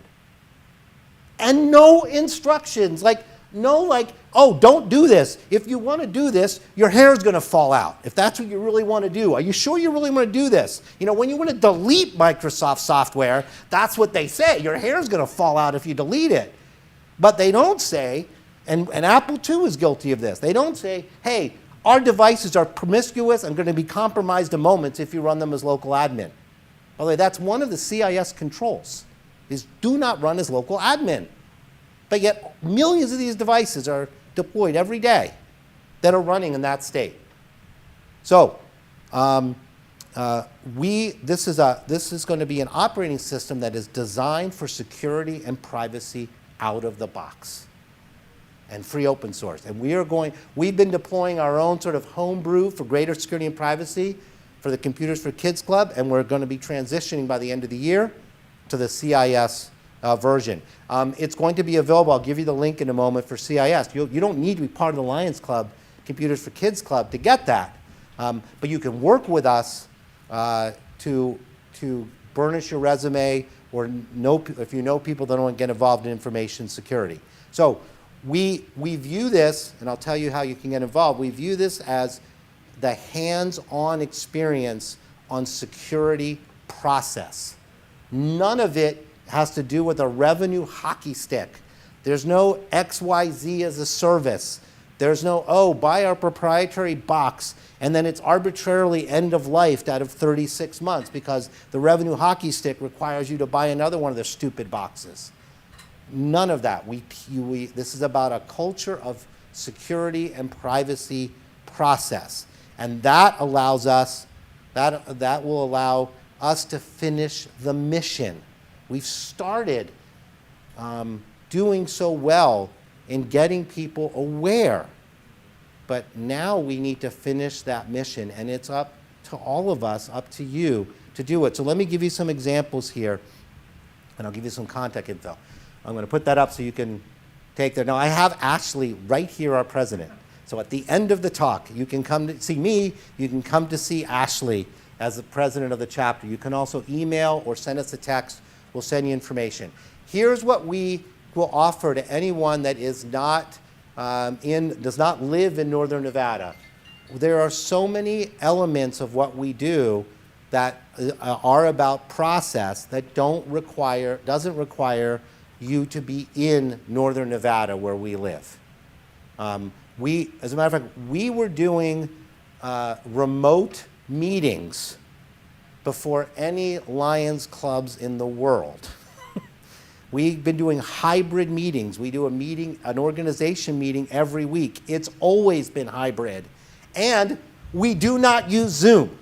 The second thing to walk away from this, if nothing else, this is the second one. Do not use Zoom. It is promiscuous by design. It is promiscuous by design. There is free, open source video conferencing, Jitsi, and I have no connection to Jitsi. JIT.SI, Jitsi Meets. It is free, like open source free. What a concept. You can actually download Jitsi and locally host your own Jitsi little server. You can put on a little small form factor box and run your own Jitsi server. But there's also Cloud Jitsi. So we meet on Jitsi once a week, or have an organization meeting for 1 hour once a week. And by joining our club, which means attending the meetings, and then whatever you want to do, we have many things that need to be done. Many of them can be done remotely. We've spent 17 years ironing out the kinks of how to give out 15,000 computers just with volunteers. Just a couple hints. The computers are all donated to us. So there are millions of insecure, compromised, promiscuous by design desktop computer systems. I'll stick to North America, but it's the world. And by design, they're obsoleted by the tech companies that are concerned about their revenue hockey stick, not about security or privacy of their customer, in my opinion. We take those organizations have to pay to have them hauled away. They find out about us and go, wait, you guys will come pick them up. What are you going to charge me? Nothing. Well, nothing? No, nothing. Well, what do you do with them? You just dump them out, go somewhere in a river and dump them out? No. We refurbish them, and we teach kids about privacy and security with open source. Wow, can you pick up 3 pallets next week? I kid you not. I kid you not. We get pallets of donated equipment, and we take that equipment and refurbish it so it's free, and we put our free open source software on it, and we teach the kids. This is how we do it all with volunteers. And there's obviously with any process like this, there's lots of little steps. We know all those little steps. So if you want to go in your community and read about what we do, talk with us, and do something on your own in your community, please do it. There are millions of these crappy, insecure systems that are being dumped in garbage dumps or sent overseas to third world countries where little kids go through the motherboards and get heavy metal through their skin. We can divert those. You can divert those. And if you want to do some version of this, please go do it. You can download the CIS Linux and go do it. If you want to be fostered by people that have been doing this for 17 years, come join us remotely. And then if you say, great, I learned this stuff, Ira, now I want to do it in my community. Awesome, we'll connect you up with the Lions Club there. Wherever you are in the country, there's a Lions Club nearby. And that's why one of the reasons that we affiliated with Lions Club, they have a structure.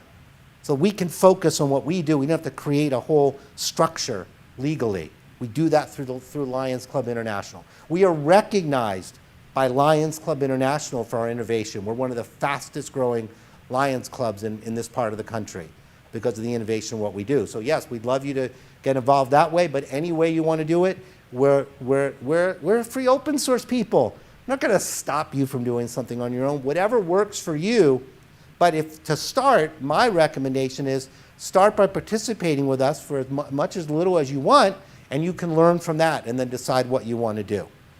I also it would be terrible if I didn't give you Center for Internet Security. So the cisecurity.org, you will see information on their website by the end of the year about, it's a version of Linux Mint. And I'll tell everyone, for everyone's benefit, why we chose Linux Mint. Linux Mint is my phone is still ringing. Son of a gun, I have 2 people. I thought I shut it off.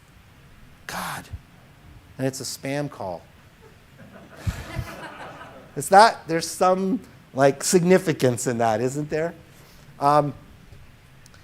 We chose Linux Mint for the CIS version of the CIS compliant version of Linux. And technically, it's what we call a benchmark. So we took Linux Mint and then we added a different process for its configuration to make the CIS version of Linux. So it's Linux Mint, it's the Cinnamon desktop, and we chose that for a couple of reasons. One is, this is so awesome, everyone.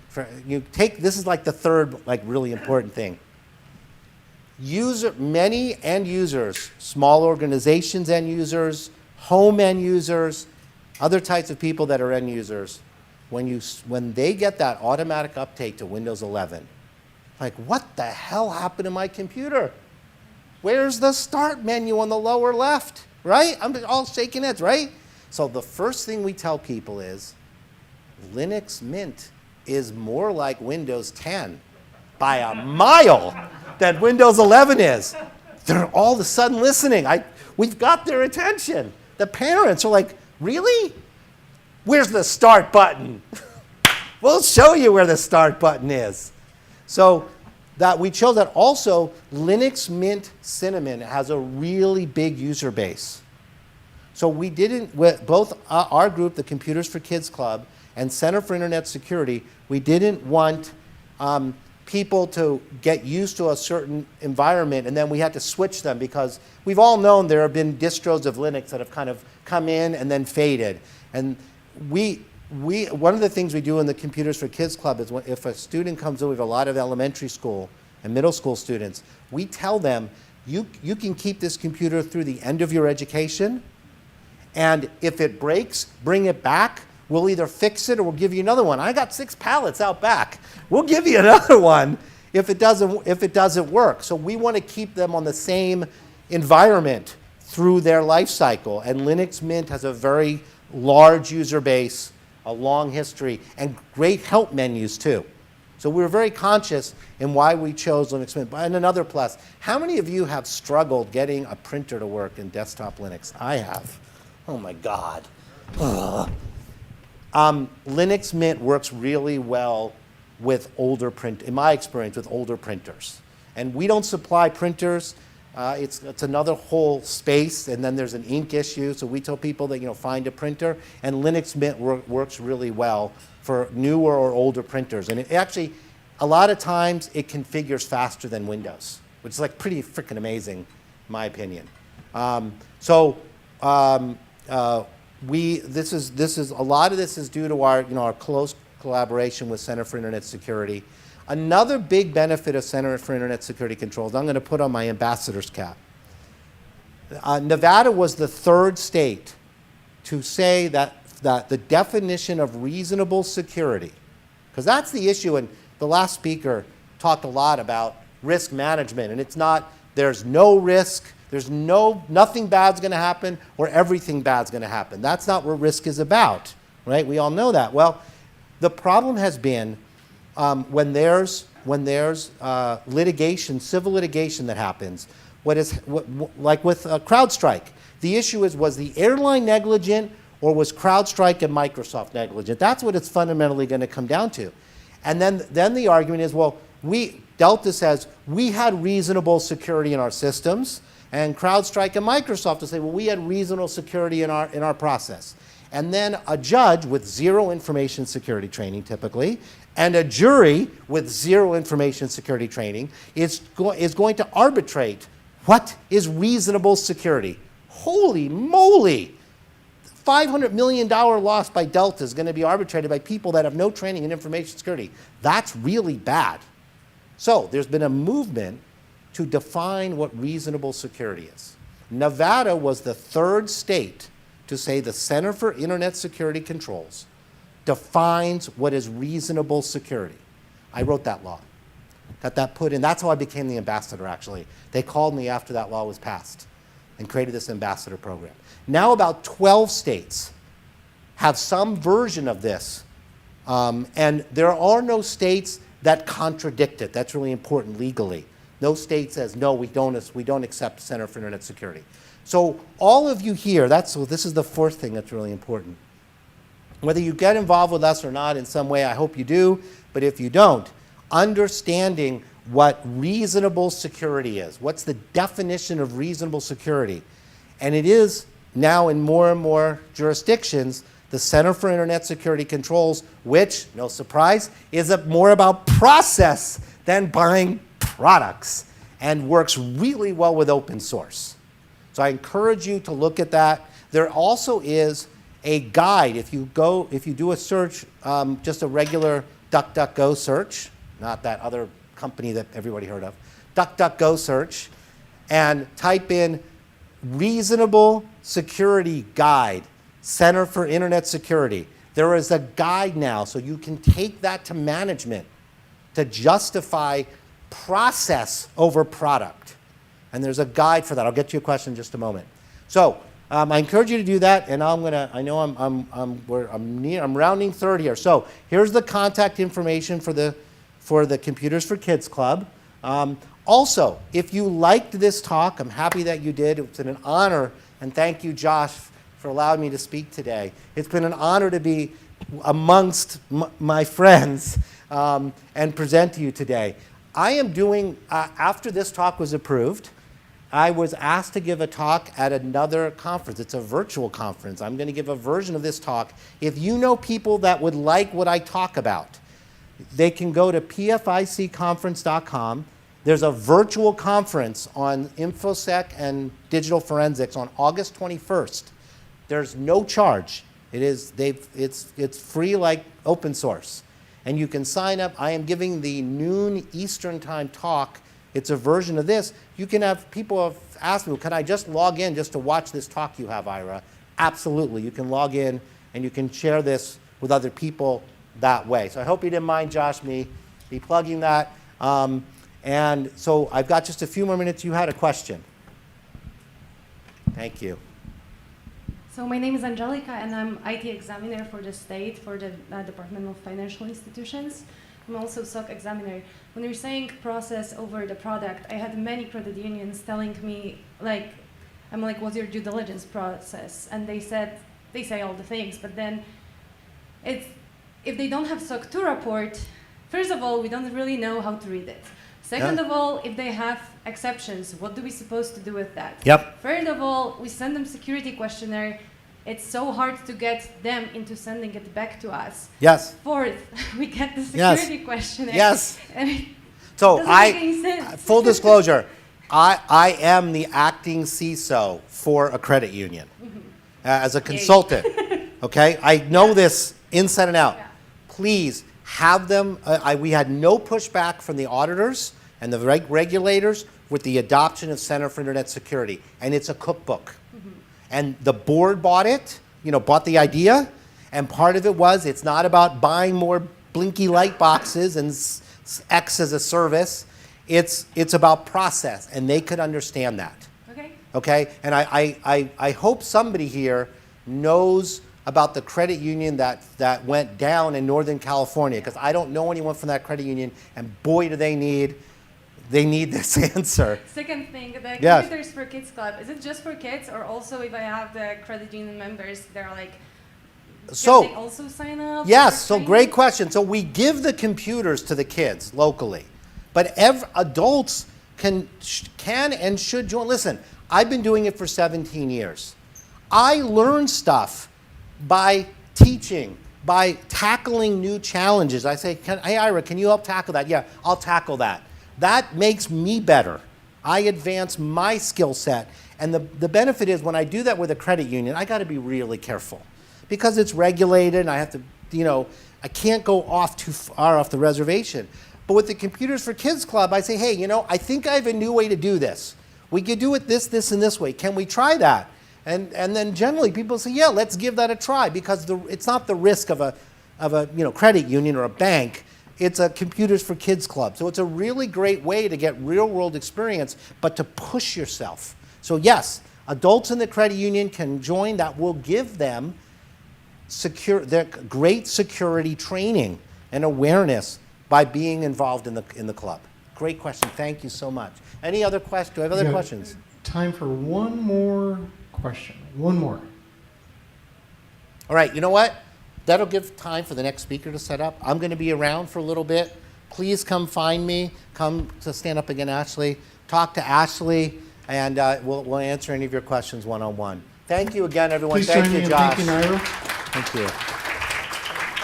All right, let me talk a little bit about the future and your future. Your future, if you want to eat, it is now lunchtime. Please come back at 2 p.m. We're going to start with Hungry Hungry Hackers, followed by Blood in the Water, Shoot. followed by Healthcare is in Intensive the Care, water. followed by Living with the Hi, Enemy, Josh. How to Protect Yourself and Your Energy Systems. I do. We'll see With you a at headset. 2 p.m. Yeah. How did I do? You did awesome. I feel bad I didn't get here. I got caught in the hall. It's okay. I saw Ashley as you were setting up. No, it's really good. That's great. Thank you. I saw the water being spilled. Oh, thank you. Oh, thank you.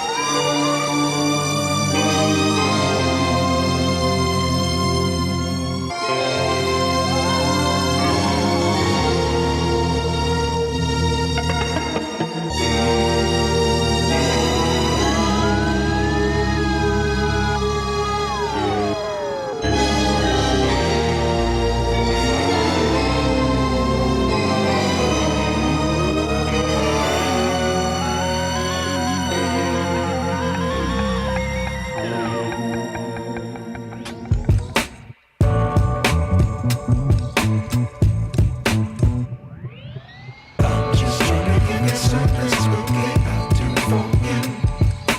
I'm just trying to give you something. I'm just trying to give you something spooky I'll do for you. I'm just trying to give you something.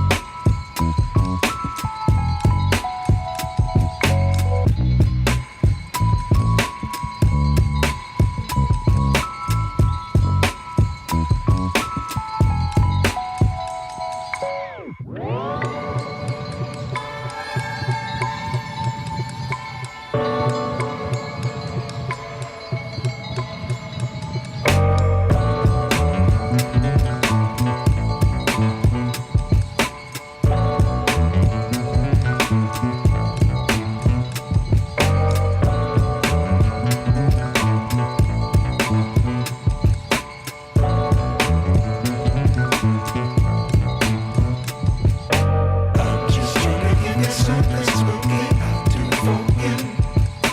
I'm just trying to give you something. I'm just trying to give you something spooky I'll do for you. I'm just trying to give you something.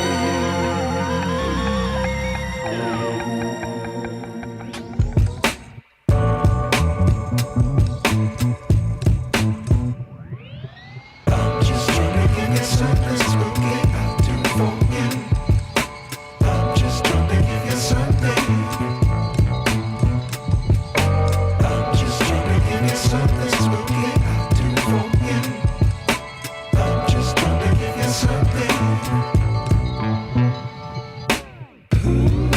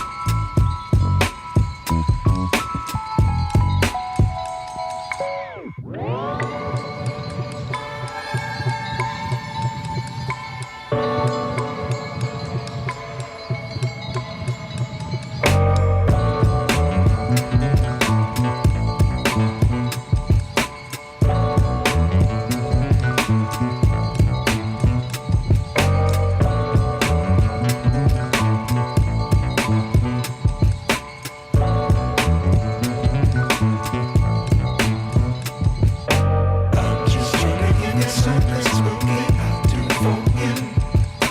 I'm just trying to give you something. I'm just trying to give you something smoky. I'll do for you. I'm just trying to give you something.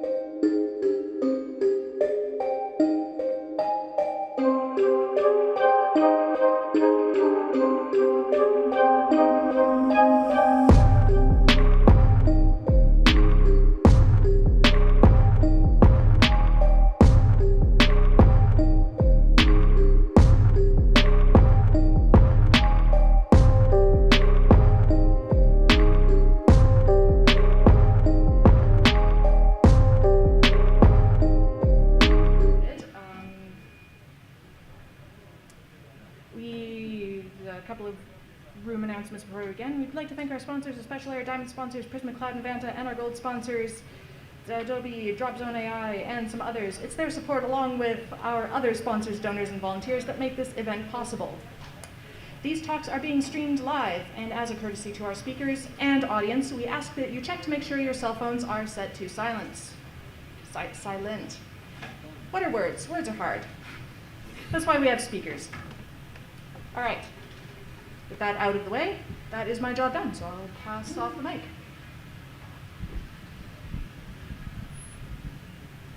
All right, we'll still have 2 or 3 more minutes before we start.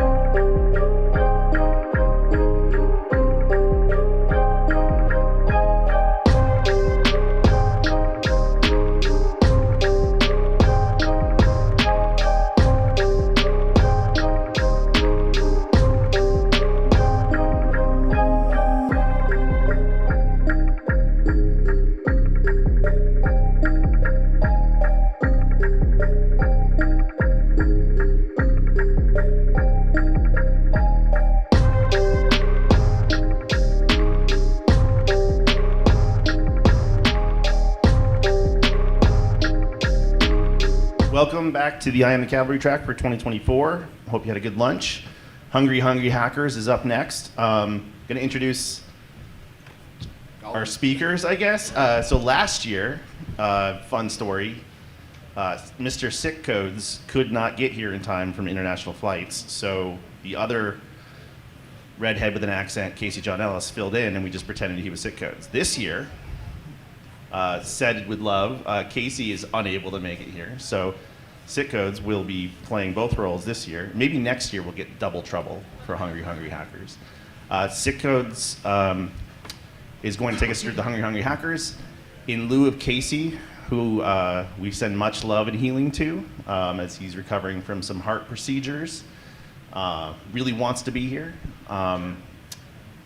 We are going to have a substitution or another voice come up, which is LP, or last person, who's incredibly well-versed in some of these food supply issues. So you're going to have your first of 4 lifeline critical infrastructure sectors: food, followed by emergency care, followed by water, and followed by power for today. And this is both a look back at what's happened since we were here last year, and also how things could get dicier if we start to see things like Volt Typhoon in 2027, or plus or minus.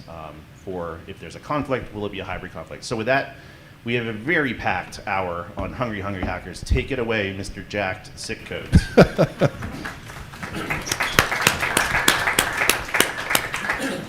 All right, thanks for coming, everyone. My name is SIC codes are also, I'm subbing in, as Josh just mentioned, for Casey John Ellis. I've got his sunglasses. Who thinks we look actually quite similar? Who's met either of us in person before?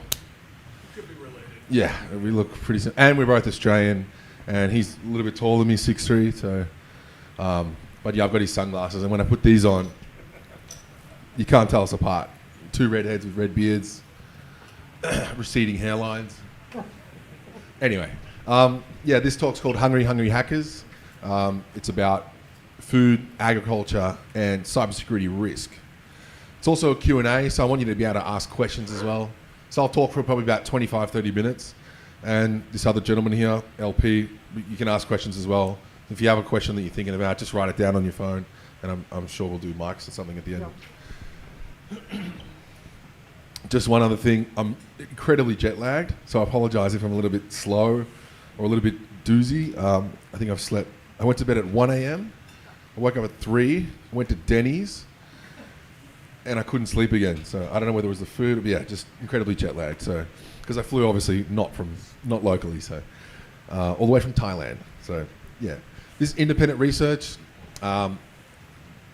in that I wasn't paid for some of this stuff. So all of the vulnerabilities that I talk about were reported to the vendors, and in a secure, responsible disclosure way. Nothing in these talk represents future, past, present employers or contracting, things like that. The contents of the slides are Creative Commons 0, and all of the trademarks belong to the owners of those trademarks. So here's my socials. You can find me on GitHub, Twitter, X, formerly known as Twitter, LinkedIn, and just my website, sick.codes. And you can also see Casey, who's also Australian, his links as well, Casey John Ellis or CJE. So what's this talk about?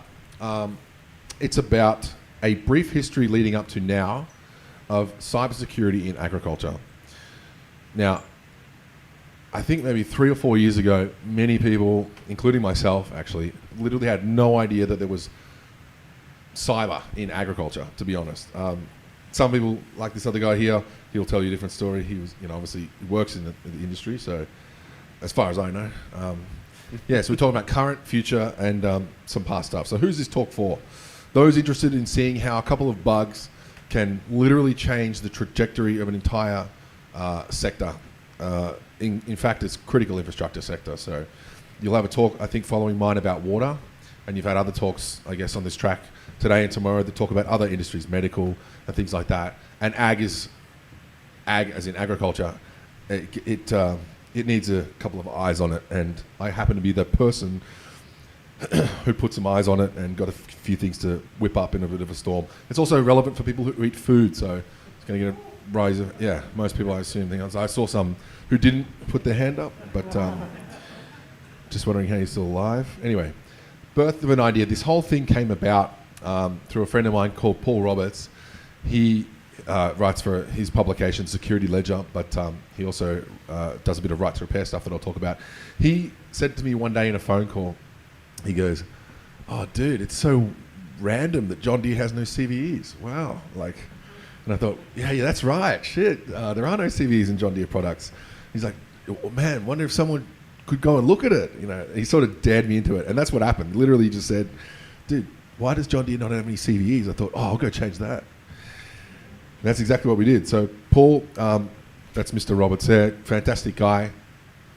He runs the Secure Repairs organization, which is a subset of right to repair stuff, which is, in my opinion, right to repair and security are completely, they have overlap, definitely overlap, but they are separate issues. And Paul is very good at illustrating those issues about, if you can't repair something, then you can't fix it if it's got a fatal, critical bug or things like that, security issue with it. So yeah, I took the bait. Paul literally just said to me, there's no CVEs. I went and had a look at it. First thing I did was I signed up to the John Deere website with a developer account, free developer account, and then started playing with the software. And there's a form there. I know it's quite zoomed out. This screen's quite small, but it's a form on their back end that allows you to add pieces of equipment to your account. And it says submit VIN number, vehicle identification number, But for combine harvesters and big machines that are in agriculture, if you add one to your farm and the farm that's linked to your John Deere account already has that piece of equipment in there, it'll say, error, this account, or it says here, equipment already exists. However, in the JSON response, it has the entire account record for that item. So that's the VIN number at the top.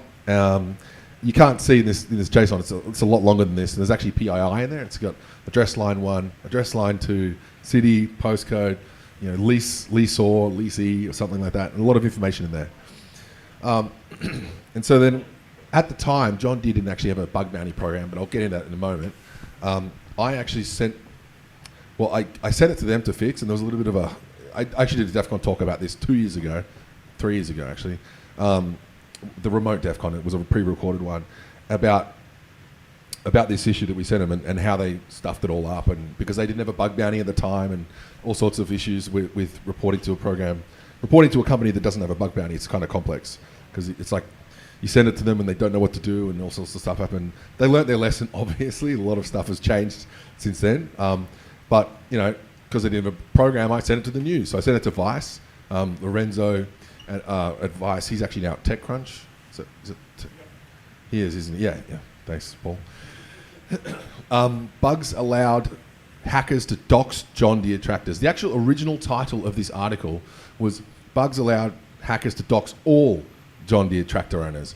However, John Deere reached out to Lorenzo and said, it's not all tractors, it's only a subset of tractors, the ones that are being connected to the website and all this stuff. And I'm like, okay, so it's only the connected ones. Anyway, it went in circles, and Lorenzo dropped the word all, and then he also came back to me and said, John Deere also disputed it.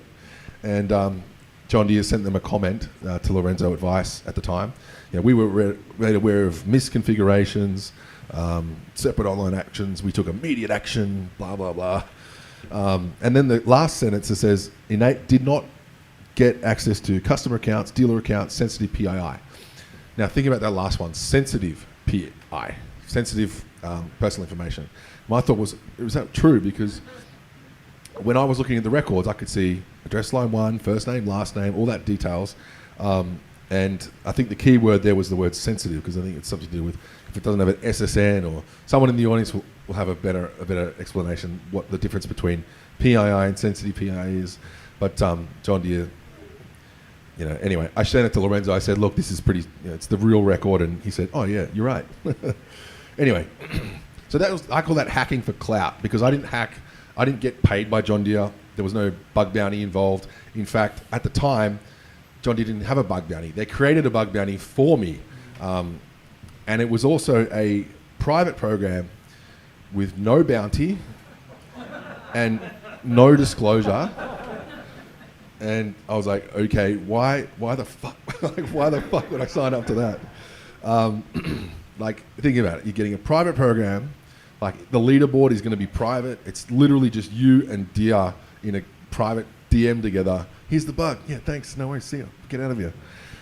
And I want to ask you a question.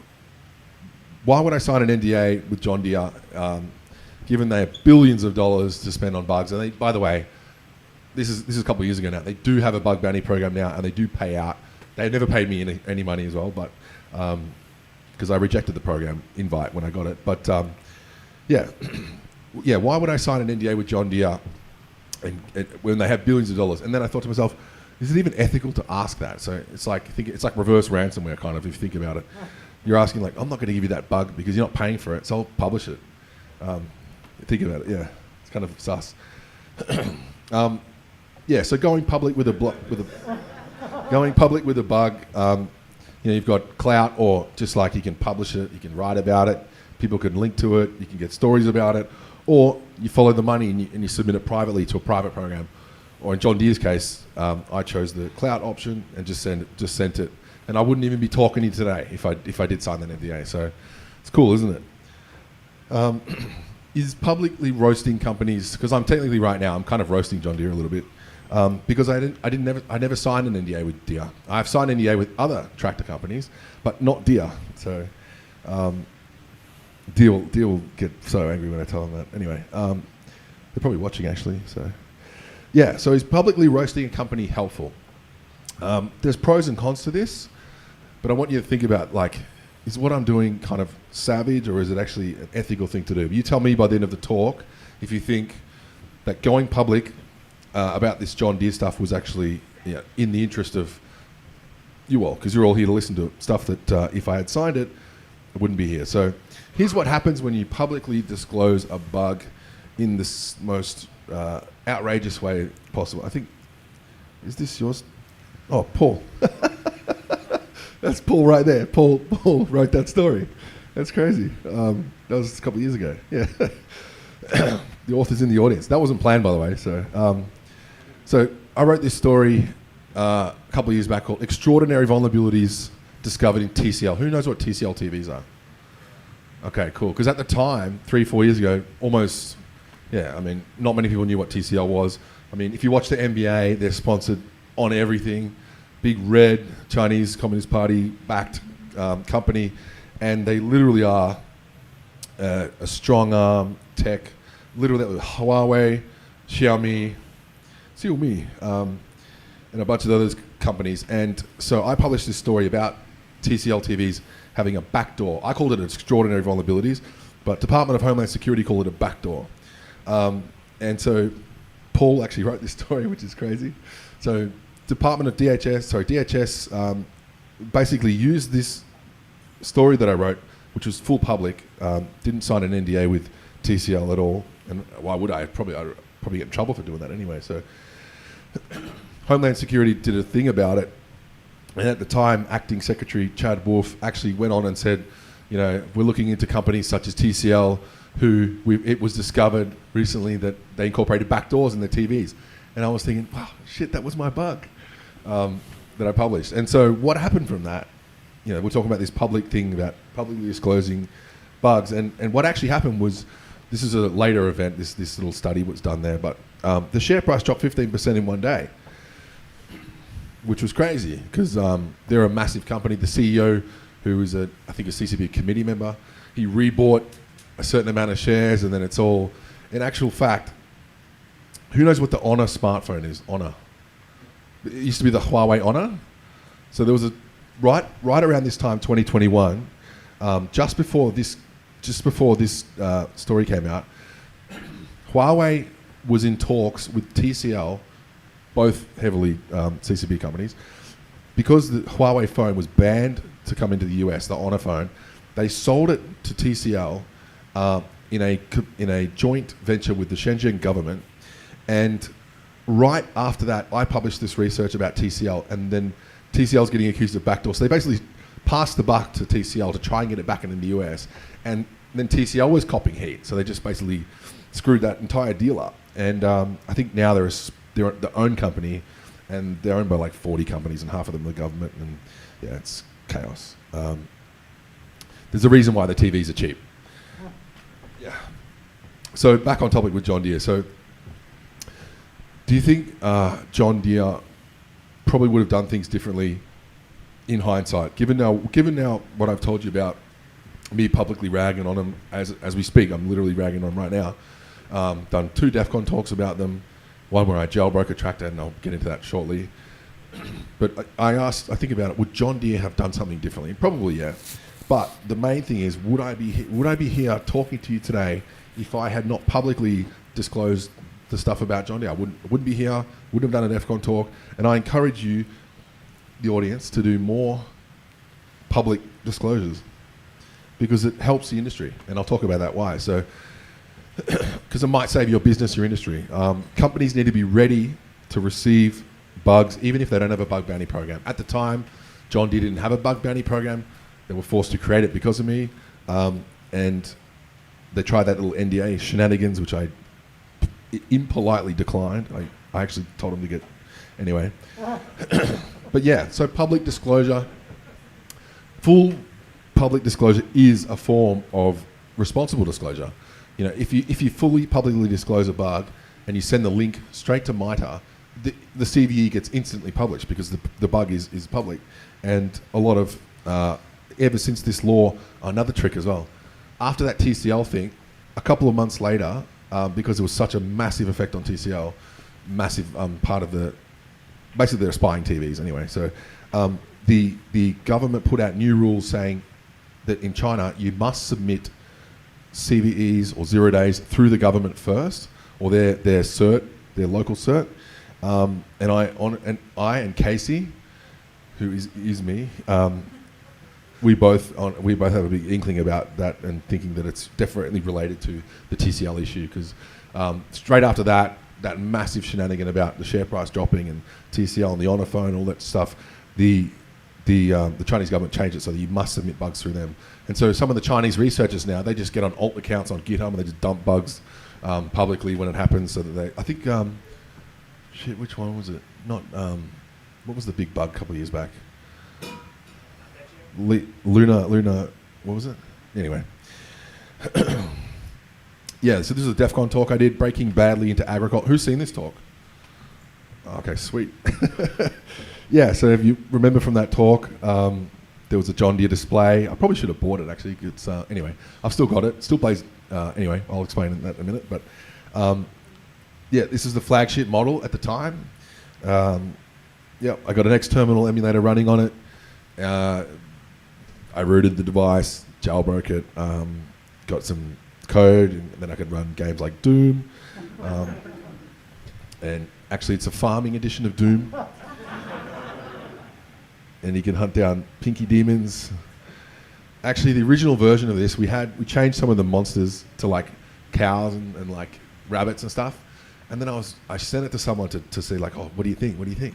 And they're like, dude, you can't kill fucking animals. I'm like, what's this?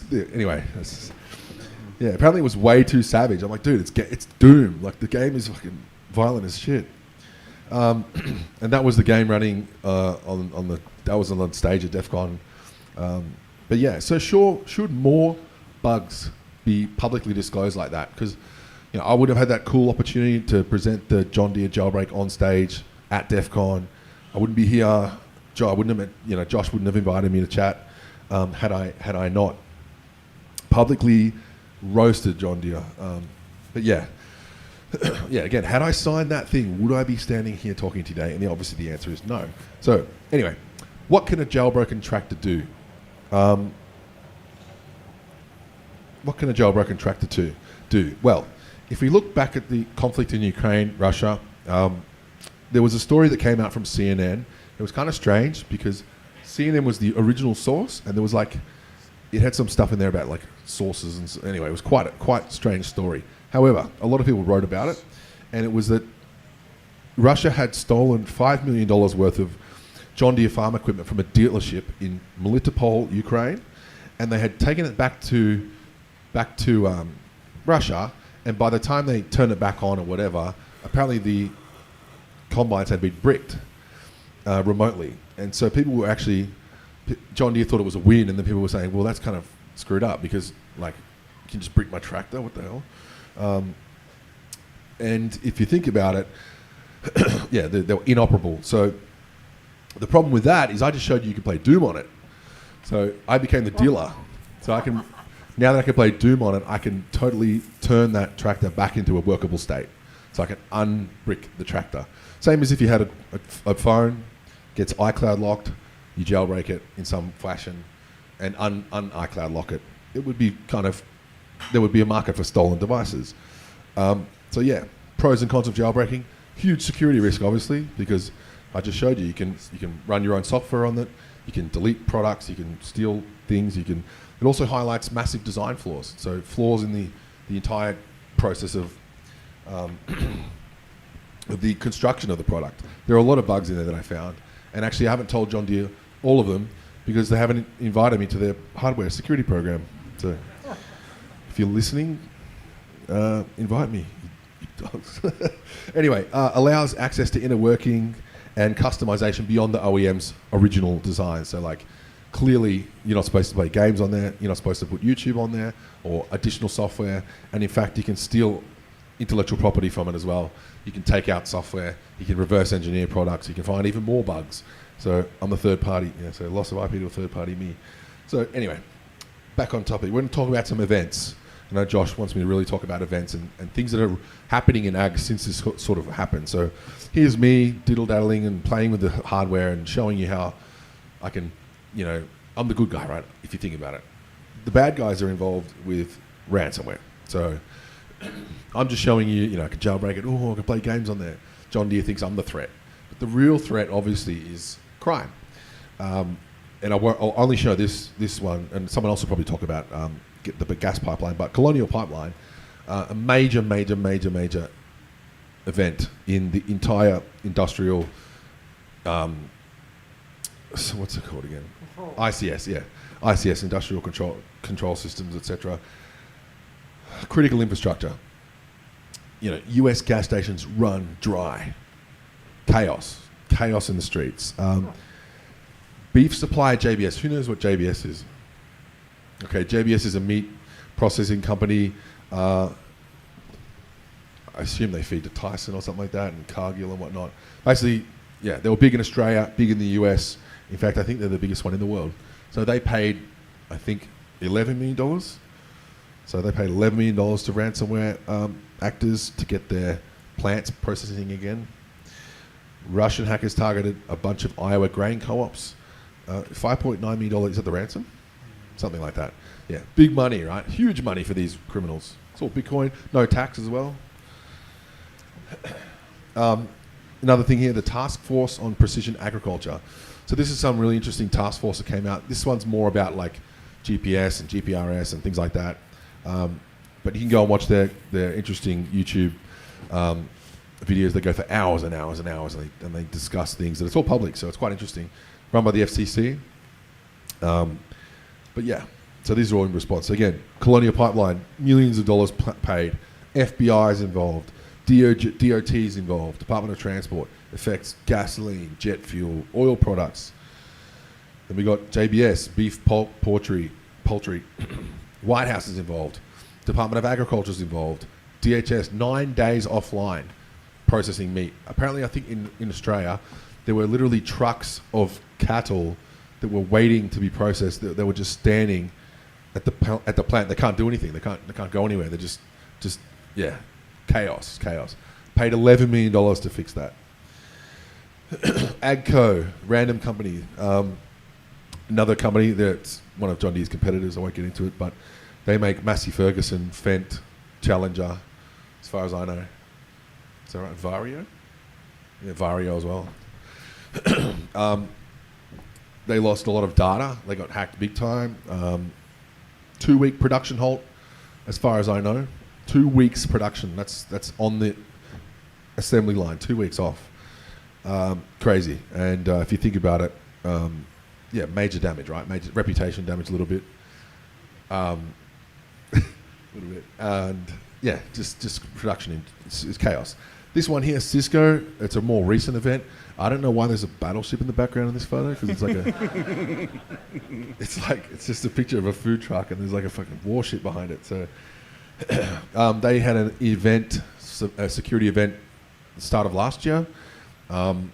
Someone gained access in January. They didn't find out till March. That's how, we're thinking food processing companies.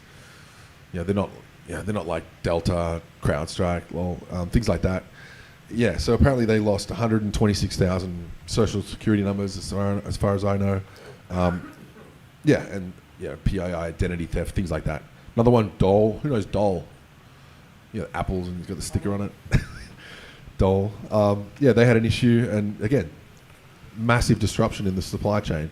Unable to stock shelves with certain products while they were being hacked. I don't know if they paid. They probably did. Because you can imagine like a fruit packing company is not going to have the same sort of cyber infrastructure as maybe Facebook, or Meta. According to the record.media, Food and Ag had more than 160 ransomware attacks last year. Now, I will get into this shortly, but the Food and Ag ISAC gets mentioned here. It's kind of an interesting topic, the ISAC, Information Sharing and Analysis Center. I'm not sure if... food and ag, there's sort of like a sort of issue going on at the moment about starting that. I think there should be two separate things, food and agriculture, but we'll get into that.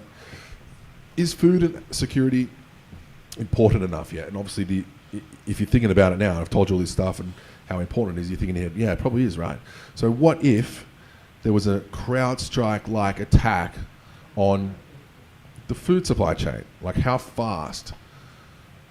You think about the thousands of Delta flights that were cancelled, like 4,000 or 5,000 something. Imagine that, but in food. It's kind of, you can't grasp the sort of, Imagine how fast the country would just descend into chaos if people couldn't eat. And not just the United States. Imagine a country that maybe has a single point of failure. Maybe they have one meat packer or they have one grocer or something like that, and they get ransomware, and the whole place just shuts down and descends into looting and chaos and yeah. But yeah, no need to imagine, because we already saw this sort of effect in 2020 or during the pandemic, right? We got people panic, the panic buy, run out, get stuff. And there was this article, I think this is like an older story, 2008, 9 Meals from Anarchy. And it was about basically if oil was to run dry, petrol stations run dry, trucks would stop rolling and supermarket shelves would be bare within 3 days. That was 2008. I honestly think with the social media, like it would take literally 1 day. If people caught on that things were running dry, they would go immediately and panic buy. So just keep that in mind when you think about, is food security or food and agriculture an important sector? And obviously it should be, and it is. And so for John Deere, it became a massive priority after I hacked them. Prior to this, they had nothing on their website about cyber. I think since I hacked them 2 or 3 years ago now, I've been hacking them a couple of times since. They've been putting it in their annual report, so that's good to see. In fact, they've actually done a lot since then, and I will give them credit, obviously, because at the time that they started bug bounty and things like that, they were the industry leader, because they were the only company that had a bug bounty at the time, as far as I know. So apparently they had a John Deere Defense System Cyber Center that runs 24/7, 365, and I'm like, well, where the fuck were they when I hacked them the first time? I wasn't able to get, about 6 years ago. I'm like, well, I only hacked you guys 3 years ago, so. And they started last year, they started the Cyber Tractor Challenge. So I'm giving them massive credit here. They started this 501c3 where, who knows what the cyber truck challenge? There's a whole bunch of them. Cool. There's a whole bunch of them. There's like a cyber boat challenge and things like that. Basically, people in the industry in that sector come together, play with each other's machines. That sounds, they get people in to hack them. And if we look at the 2024 version, that's the one that just got done a couple months back, I think. Was it a couple months ago, something like that? Yeah. And as you can see, there's more than John Deere, because John Deere is the green one. You've got John Deere, KSNH. They don't like me, by the way. John Deere again, Fendt, and I think Massey Ferguson on the last one. And as you can see, that's multiple competitors coming together as an industry to work on the same sort of product problem, which is kind of strange when you think about it. It's like all these companies that are total competitors to each other that would get a competitive edge if they were able to get ahead of their competitor. If you know what you get what I'm saying, right? They've got cyber auto, cyber medical, cyber drone, cyber boat. And this is a kind of funny thing. They're talking about the guy who co-founded or founded those other ones. I think it's Carl Heimer. He was doubting that John Deere could pull it off, and they actually did pull it off. So the first year was just John Deere's products, and I think that's something to do with 501c3 status or something. You have to do a bit of business first to turn into a charity. I'm not sure, because I'm not from the United States. But yeah, I wasn't invited to that cyber tractor challenge, and I asked them if I could go, and they said no. And it's because of one of the companies that was there. They don't like me, and I can understand why, because I also hacked them as well. And I wasn't as, But John, by the way, John Deere and myself are very friendly now. We got each other on LinkedIn. We talk with the security team and things like that. But also the other companies. We've got JCB. I've spoke to Caterpillar. We've got Trimble.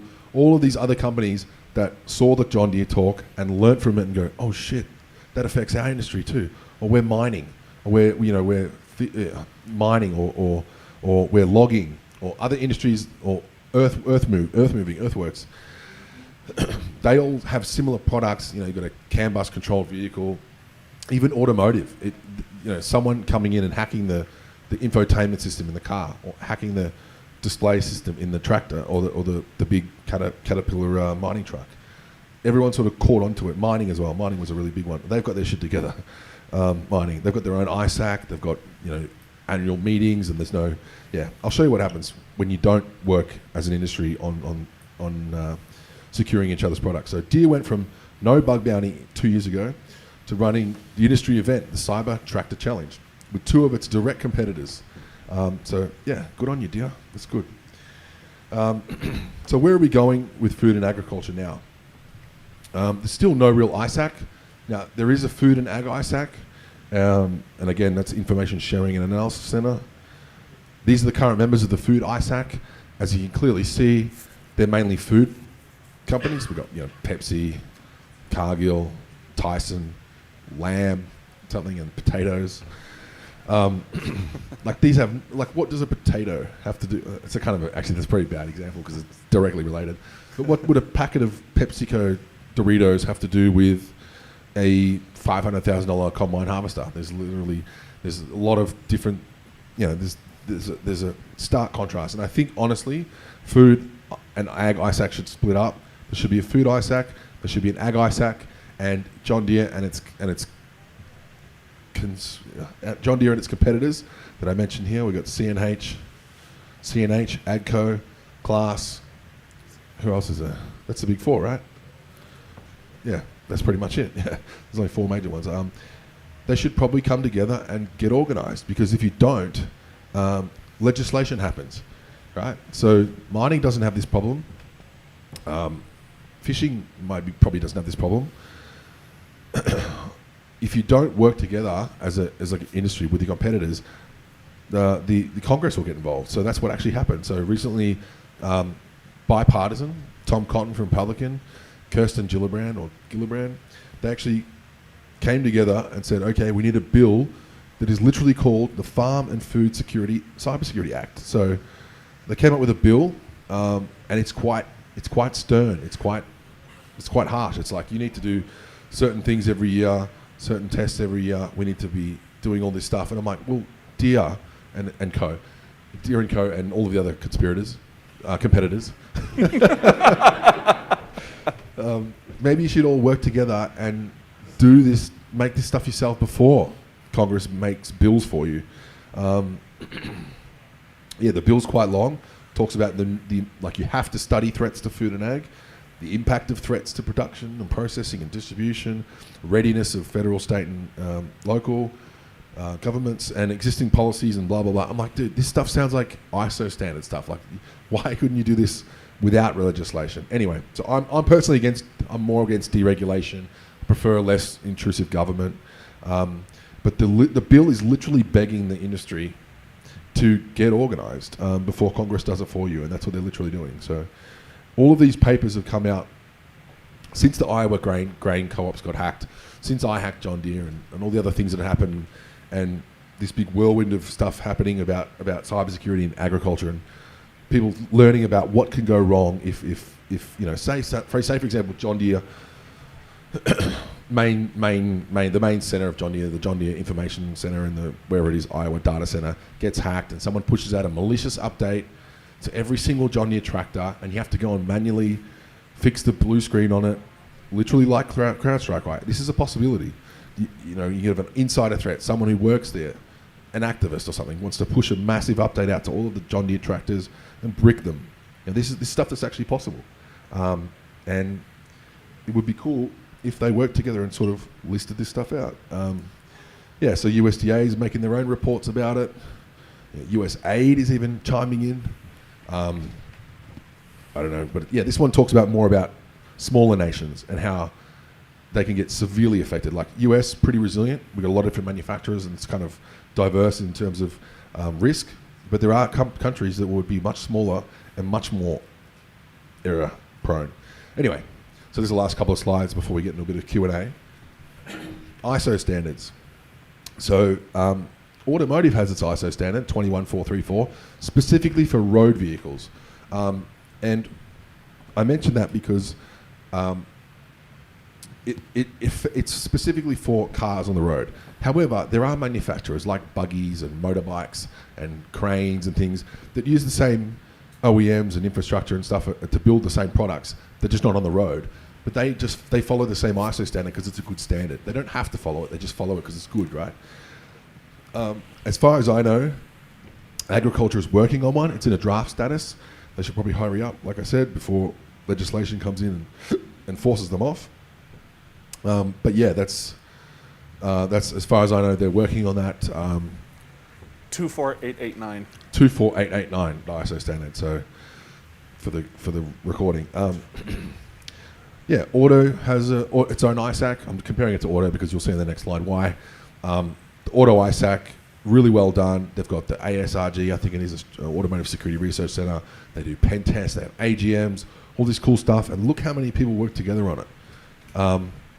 Like everyone, Polaris, Volvo, everyone, Morelli, Mazda, everyone's there. Even John Deere's there. And Case New Holland, they're relatively new members, 2 new members, because they understand that the Food and Ag ISAC, who's claiming to be Food and Ag, should probably split up. They should have an Ag ISAC. It should be just the big 4 or 5 or whatever manufacturers. Or they should say, look, we've got the Auto ISAC that covers it. Because, again, the combines and stuff, they do go on the road. And they probably can follow the 21434 that we mentioned. But the new one that I don't know what it is, you said it already, but I forgot. But anyway, let's get into some questions, I think. So that's my presentation for today.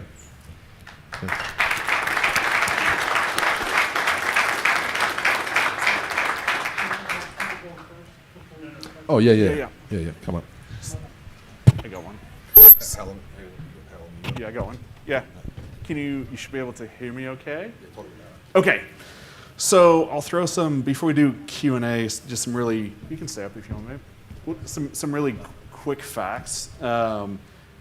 So my name is LP. I work in the industry. I do cybersecurity for ag. I've been doing that for probably as long as that's existed as a thing you can do, I guess. So Josh asked me to talk a little bit about what happens next. And I think Sick had a slide about this. So yeah, the websites have been hacked, right? The back end to connected systems. A tractor has been hacked. And that's kind of the cool, sexy thing that everybody thinks about. Like the big risk is, what if my tractor gets hacked? Just some really quick stats, kind of depending where you look on the internet. Various government agencies believe between 5 and 10% of the US GDP is directly ag related. So not like tier 2, tier 3 kind of stuff, but direct GDP from ag, let's say it's 10%, which is astronomical, right? It's a really big portion of the US GDP. A significant thing to note is food and ag is one of the CISA critical infrastructure sectors. We're in there. Our sector plan hasn't been updated since 2015. The landscape of everything involved in ag since 2015 is very different. And that's the same for food production as well, once you move a crop into a factory to have some kind of consumer good made out of it. And so that's 9 years, right? 2015 is 9 years ago, just pretty long time. So that kind of gets us to like, okay, what's next, right? It's a big industry. A machine, back end of a machine has been affected. There's this really interesting thing that happens when you begin to look at cross-sector stuff. And so I think we're going to hear a little bit about water and maybe power at some point today. One of the big things really is rail is a huge cross-sector concern for ag. So if you move past what happens if I attack one person's tractor or one person's farm, how do I affect an industry? The things we know about is like USDA says, depending where in the country you are, after harvest time, 30 to 50% of all grain moves by rail. I think probably most people here know rail infrastructure is old and people are already finding vulns in it. And so that's kind of a huge thing that has to be considered in the system of growing food and getting it to consumers. Sick made a really interesting comment about diversity of manufacturing and not really sole sourcing suppliers. That's kind of true. Josh and I have had a lot of talks about this over about the last year, and there are some definite points where certain types of goods, like rubber goods or electronics, like ECUs, Yeah, maybe they're not sole supplier, but maybe there's two. And what happens if that's affected? I think that the 9 days number is not that far off as well, right? I think there are some good use cases for places like the Ukraine right now and Russia itself, where you can see how rapidly machinery begins to degrade when you don't have a part supply. Another like critical sector, obviously, that applies to us is fuel. And I'm going to link that to finance as well. So the ones I have really are chemical, comms, energy, IT, transportation, water, and finance. When the pipeline thing happened, everyone believes this is like an ICS thing, right? But actually what happened is their financial system went down and their way to sell oil stopped. And so they just stopped pumping oil. So it's like, okay, yeah, that's deeply important. A combine's not going to run, a tractor's not going to run without fuel. But that was actually an attack on a financial system. So that's a really big one, a cross-sector concern, I think, that exists. And then obviously water. I think we'll hear about water maybe in the next talk. There's a great talk at DEF CON in 2018. Ben Nassi, who's a researcher from Israel, with some students, found and built a botnet from internet-connected irrigation systems. And these things like commercial Raspberry Pis with like Raspbian, the default creds, and they're just online controlling water. And their research showed, I got numbers from their paper this morning, with 1,400 of these devices, they could drain like a standard American municipal water tower, it's like the big bubble on a stick, in 1 hour. And in most places in the nation that they did an analysis, if they had 24,000 bots, they could drain whole like county-wide reservoir, like flood water and retention reservoirs, which is astronomical water drain. And so things like this are not really yet being considered either by the government or the industry. I think the industry has a pretty good handle on it. Obviously, there's always interaction, right, between industry versus like making a profit and regulation. But the government definitely, I think, is not aware of how interconnected some of these things are. And so the reason we're bringing them up today really is with Josh kicking off his new project this morning, this is a pretty good time to really talk about big cross-sector concerns that we have. And especially since we're doing the ag thing, why not bring it up? A note on this last slide that Sick had about the Cybersecurity Act of 2024. Is it still up? Yeah. It's here somewhere, right? I didn't write it. Yeah. So it's interesting. You said you didn't write. A couple of people in this room were in Congress in January talking to people about what makes sense to be in the bill, right? One of the good things is this initial bill is exploratory. It gives the industry time to work together. It's really a bill about doing an investigation, writing a report, identifying big threats. I think Josh and I are pretty confident all of the biggest threats won't be towards a singular industry. They'll be cross-sector threats that really grind things to a halt as a system. I think probably Q&A now, right? Okay. Yeah. So we're going to go into Q&A now, but here's the thing. It's questions and answers, no comments, okay? So if you make a comment, I'm going to take the mic back. So you got to have a fast, no kidding, fast question. You'll get a fast answer. Hang on, Dave. Thanks, everyone. Great presentation. Great message. Just curious, a lot of us here are here for their technical proclivities, but for the non-technical person, what can the non-technical person do to help solve cybersecurity problems in critical infrastructure like agriculture or others? Yeah. I think, like I said, working together, working with other companies in the industry. Like cyber is a shared risk, and you have to, like, ask this guy, how difficult do you think, how difficult do you think it was for DIA to pick up the phone and say, hey, CNH, hey, AGCO, let's work on fixing this issue in our industry? How difficult would that phone call be? Or do you think that was their original plan? And I'm sorry I questioned with a question to this guy. So, yeah, I mean, it's a good So your question, obviously difficult, right? Yeah. The answer is extremely difficult. Yeah.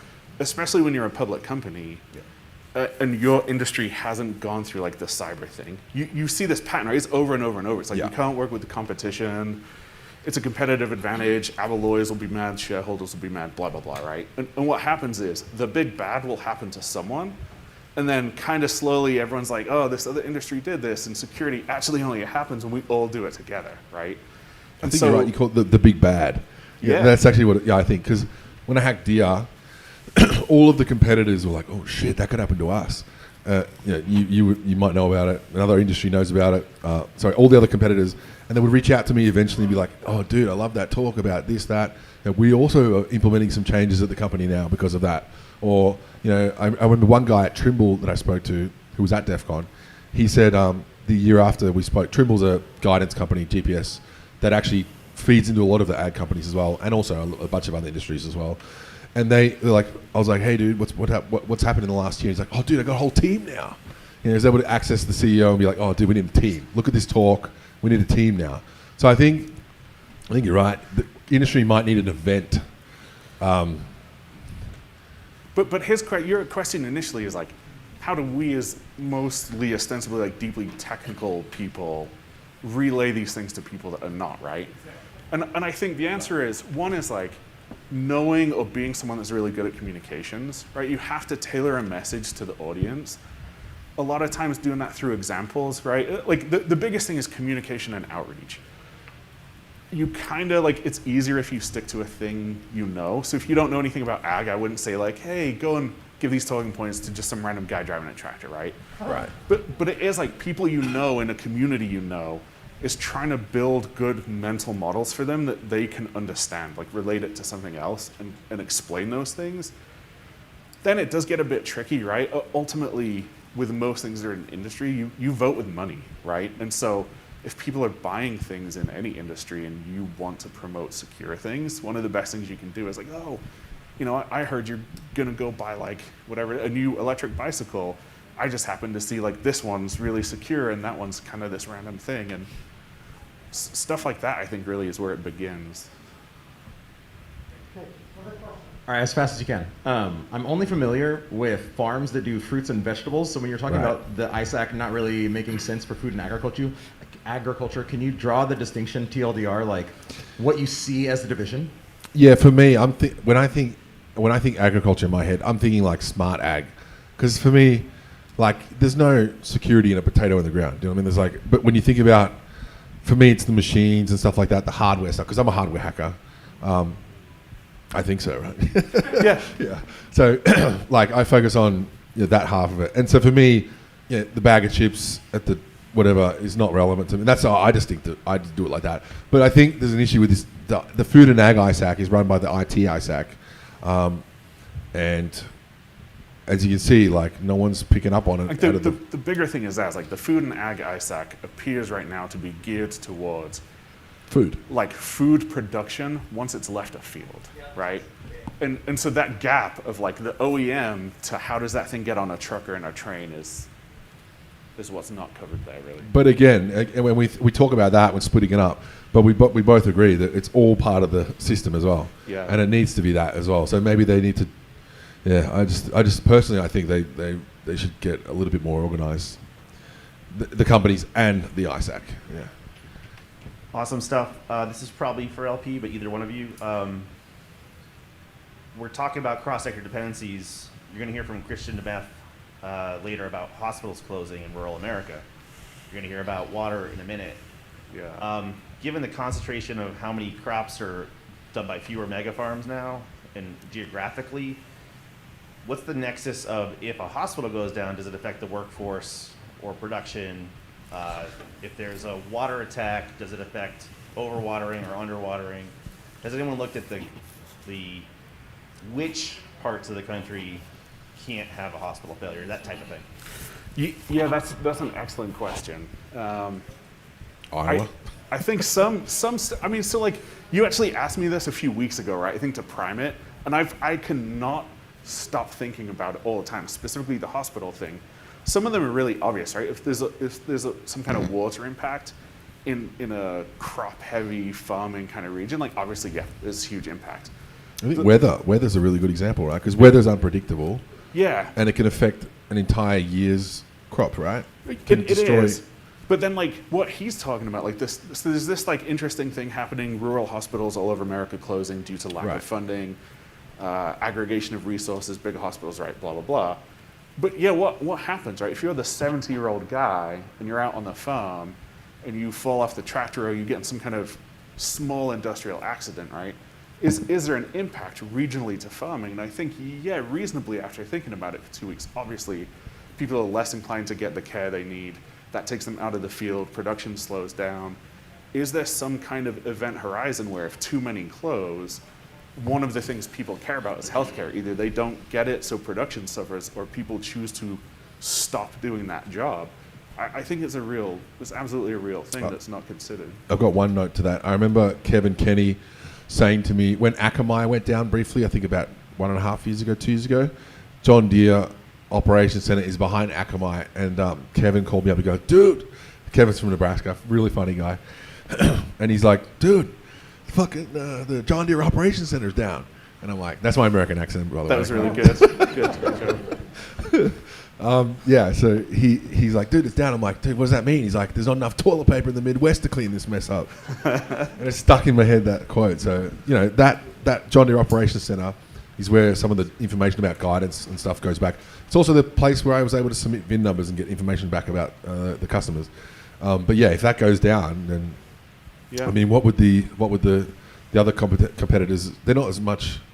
I don't know much about the competitors, so I know a lot about John Deere though, because I've hacked them a lot. So, I mean, all of the big ones are global multinationals, right? Right. Okay, perhaps the last question. Yeah, so, I mean, obviously everyone would notice, and it would suck really bad if, like, every John Deere tractor in the country got bricked. Mm-hmm. But critical infrastructure is a geopolitical issue. And so what if there was, hypothetically, a piece of malware that made everything in a certain fleet 3% less effective? Like, how, maybe it oversprays, or they're not on track as much as they should be. How resilient do you think the industry is to that? And then on top of that, how quickly do you think that would even be tracked as a cyber issue and not just a mechanical one or farm failure or something like that? I mean, complex topic. I'm not the best at the small scale code stuff on the ECUs, but I know from a competitor that I can't talk about it. NDA. Fuck. So that one's an interesting question, right? So let's say, what do you? The first question you can ask is, what kind of gain do you get from smart and precision agricultural equipment that you don't get from someone manually sitting in a cab? Right. And you get wildly varying claims, right? But kind of the industry, you see numbers that I never see anything that exceeds 10%, and that seems to be the high end, right? You buy this one expensive system, you'll get single-digit percentage gain, which is still huge. But there's a lot of variability in soil quality and bugs and weather and whatnot, right? I think it would take maybe until you're kind of a co-op selling grain before someone noticed in the data. And I'm not sure it'd be agricultural companies as much as it would be financial people doing like stuff with futures, right? Realizing a consistent, significant disparity. But that may not be true, and it's kind of a guess, right? Do I think that could happen? Yeah, I absolutely think it could. Do I think 3%, if you could affect everything, 3 or 4%, at a nation state level, that's giving someone a huge advantage. So definitely a thing that has to be watched out for. But also the solutions to that come to some really common cybersecurity stuff, right? It's like sign code and make sure you'll only accept a signed update on an ECU. Don't give 500,000 machines all the same key, right? When you sign that software, stuff like that. Or if you have root, like I did on G&D, you can don't let people be rude. Yeah, you can change it. Skip key check equals like 1. So you can sign your own packages and update it. So I think that was the last question, right? If anyone else asks this questions, you can come up, I guess, after we'll like congregate or something. Yeah. Please join me in thanking our wonderful speakers.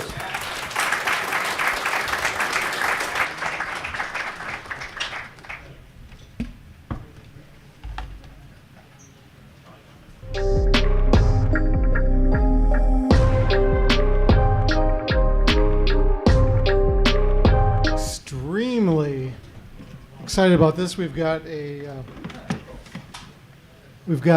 Mr. Dean Ford, who's going to talk to us about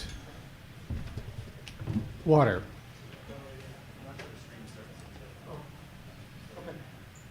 So we'll get all set up.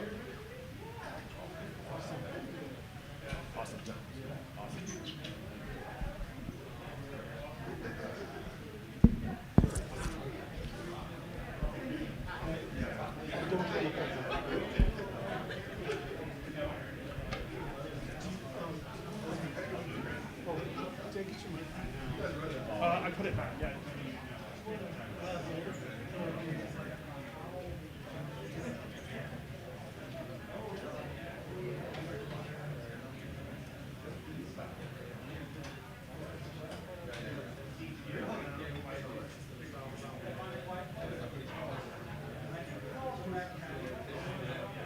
Checked. Ooh, that's hot. Check, test, test, test, test, test. Check, check, check, check. Good? Everybody hear me? Yeah, that's fine. I'll go fast. Need your picture. Huh? Oh. Where do you want?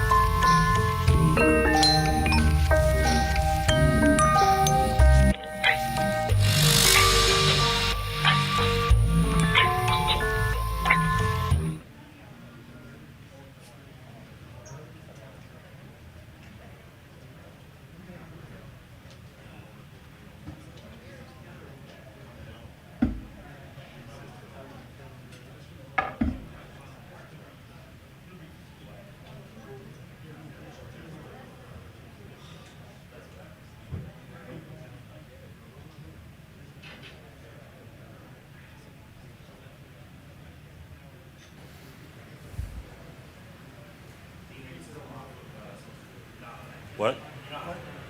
I'm not a what? I am not on Twitter. I'm not on Facebook. I'm not on anything. LinkedIn. I'm on LinkedIn. How's it going, guys? I just want to reiterate our photo policy. I know that your natural impulse, when you see something really awesome and cool and generally good for everyone everywhere, Please, is it's okay. to whip your phone out and take a picture.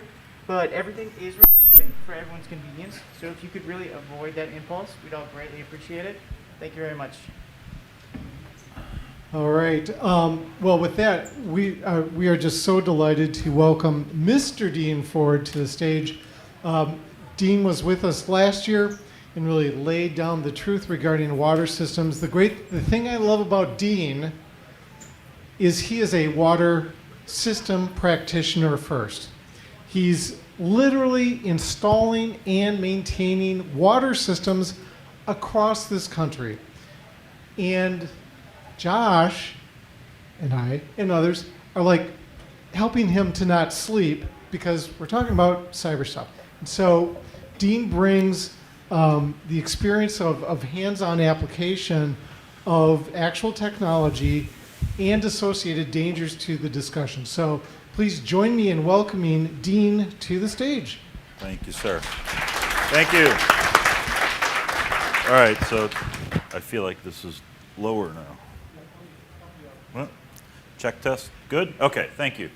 Okay, everyone, so third time here. This year we're talking a little bit more. Josh has once again informed me of some things that I didn't know about, and now I can't sleep anymore. So some of these slides are just for anybody that needs the deck. But real quick, I'm not an operator. I'm an automation professional and a professional engineer. So My job, I have a duty to protect the public. That's what being a PE means. My personal license is on the line for all the work that I do. And where I focus is the area of operational technology. Some of you probably know it as ICS, Industrial Control Systems, or automation, or not really robots, but it's all kind of the same stuff. It's not IT. I'm not a hacker, I'm not a cyber guy, but I can certainly find the problems when those things occur. And as 3 or 4 personality profiles have told me, I'm a challenger of basic assumptions. That's probably why we get along so well. I have 4 basic principles. 1, there is no such thing as an accident. That is an impossibility. Someone has made a decision, someone has put something in motion to cause an incident to occur. There is no such thing as an accident. People are the asset. So we talk about all these assets and da-da-da-da-da. Unfortunately, the finance people still haven't figured this out. Excuse me. On the balance sheet, you all are liabilities. I never have understood that, especially if you're a consulting firm. When what you do is sell people, your people are a liability, not on the asset side of the equation. One of these days, they'll figure that out. I'm really excited about cyber from the standpoint that it is the great unifier. It is the one topic that every business division in any company has to get unified on, or they're going to have a lot of problems, right? So I see that as a huge opportunity. And in my opinion, cyber is just one of many, many, many, many, many risks that we have to manage every day. So I think one of the talks earlier was all about risk management. That's really what cyber is. All right, so let's get going here. Let's go on a journey. Let's talk about where we've been over the last couple of years. Where are we and where we're going, and what can we do to change the path? So last year, year before, I think I threw this one up, just to give everybody an idea of just where is it that your water comes from, right? So, and how much we as humans impact that. If you're a climate denier, I'm sorry, science doesn't care what you believe. So the things are that, snow, it's just a big cycle, right? We don't create water. There is no, like, some magical hand comes down and creates water. It's always in cycle.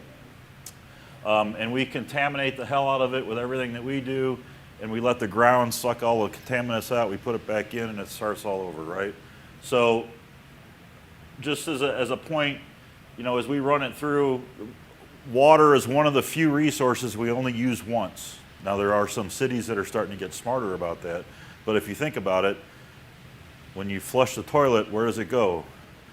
Back into the river for the next city to suck in and process and ship out, right? But you've only used it once.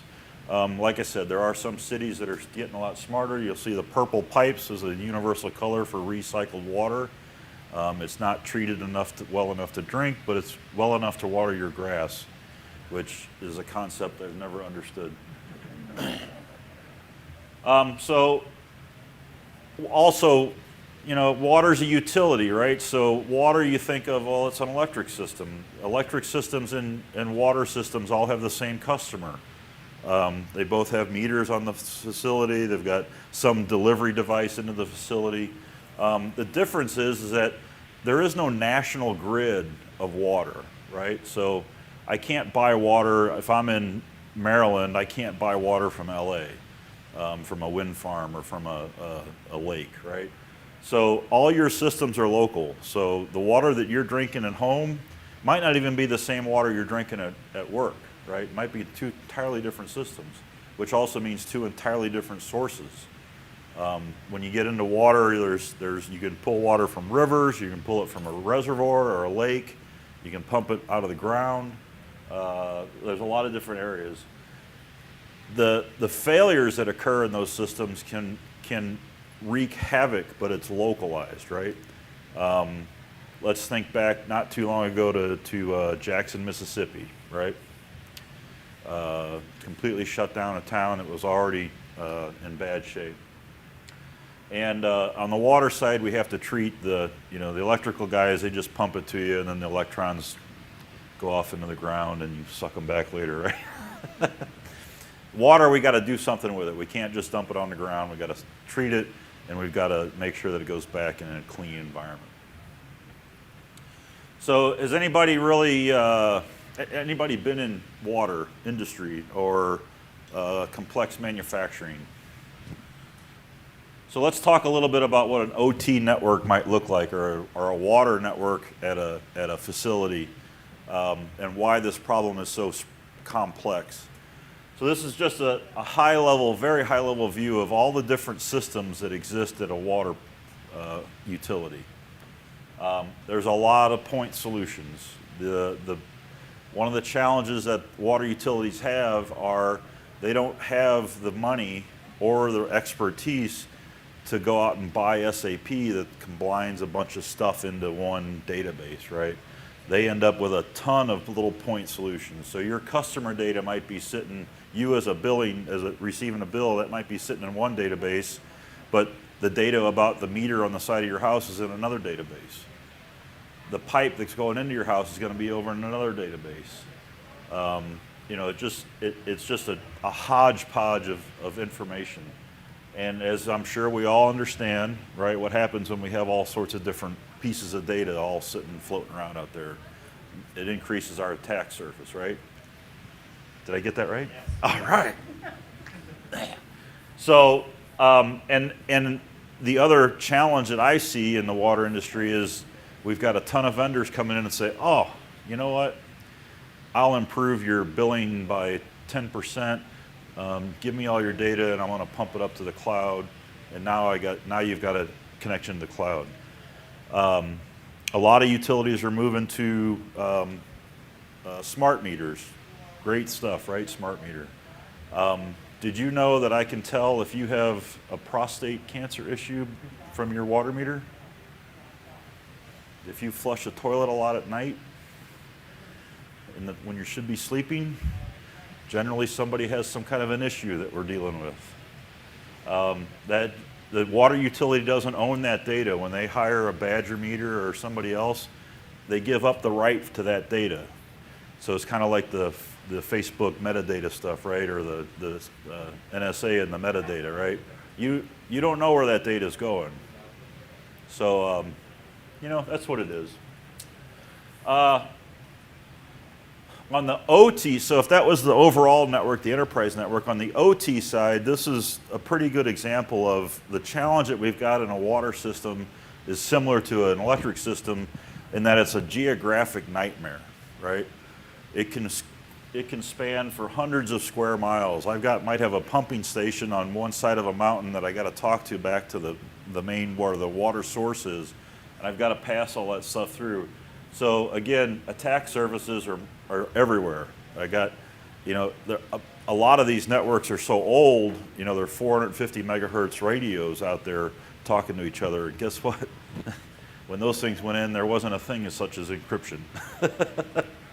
You got to have a lot, you got to really try to get onto the network, but it's possible. So again, a lot of stuff going on there.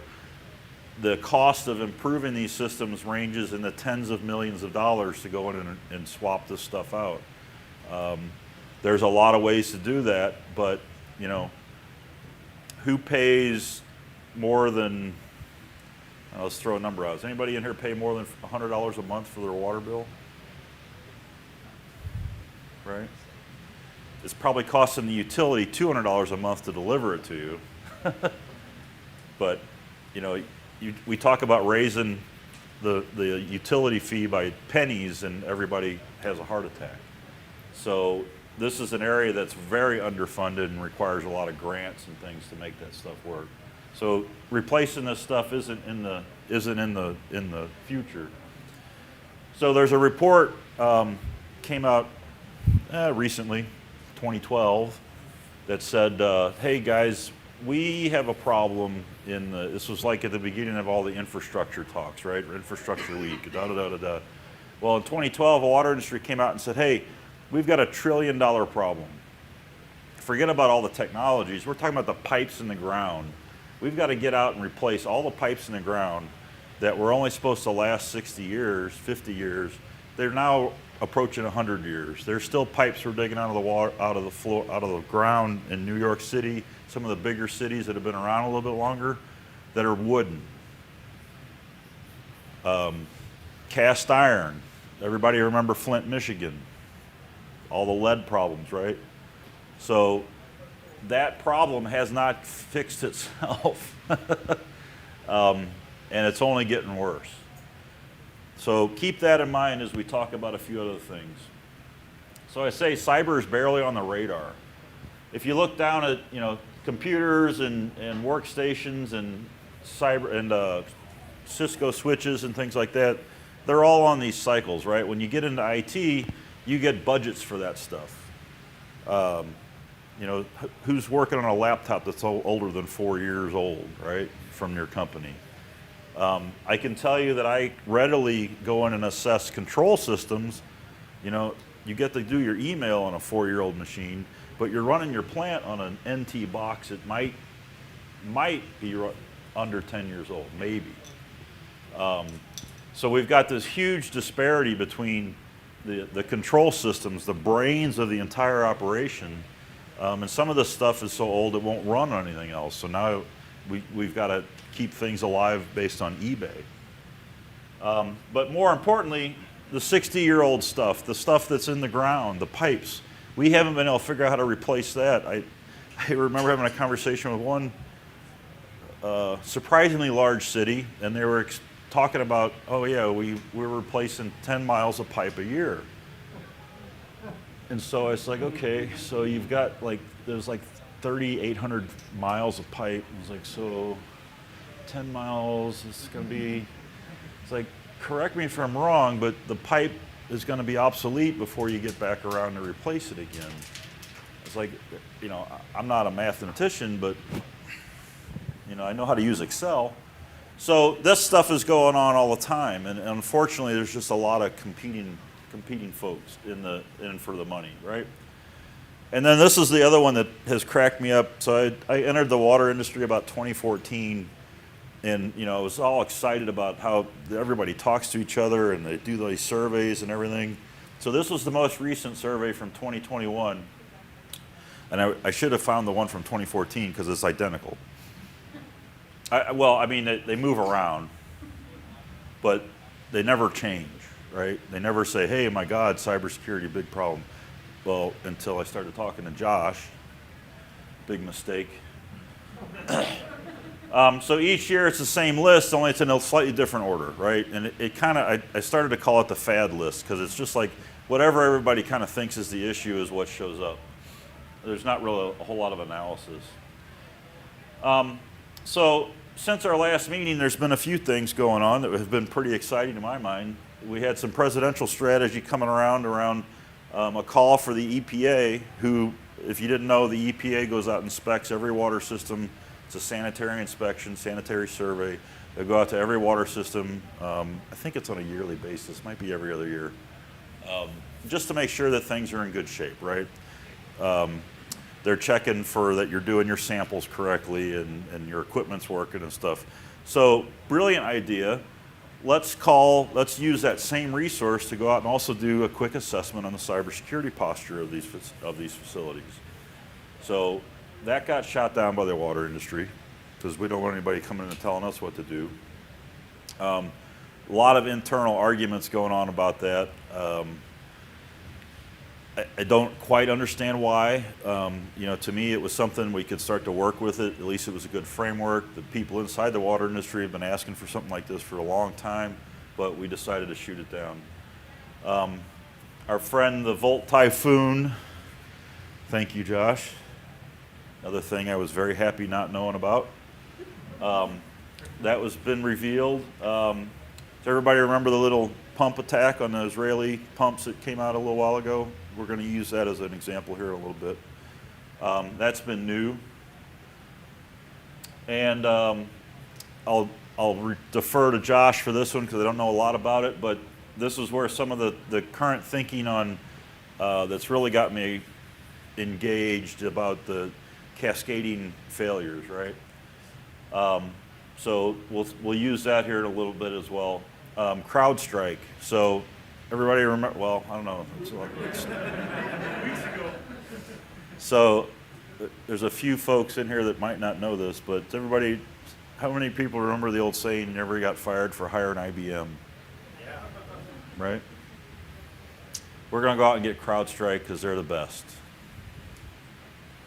And we'll be protected, right? So Ira was talking about earlier about open source, how he doesn't understand why people don't understand open source. I understand it fully. I can't sue open source. I can't transfer liability to open source. Well, if I'm the general manager and I'm trying to figure all this stuff out, and my insurance company's wanting to know what the hell we're doing for cyber, we got CrowdStrike.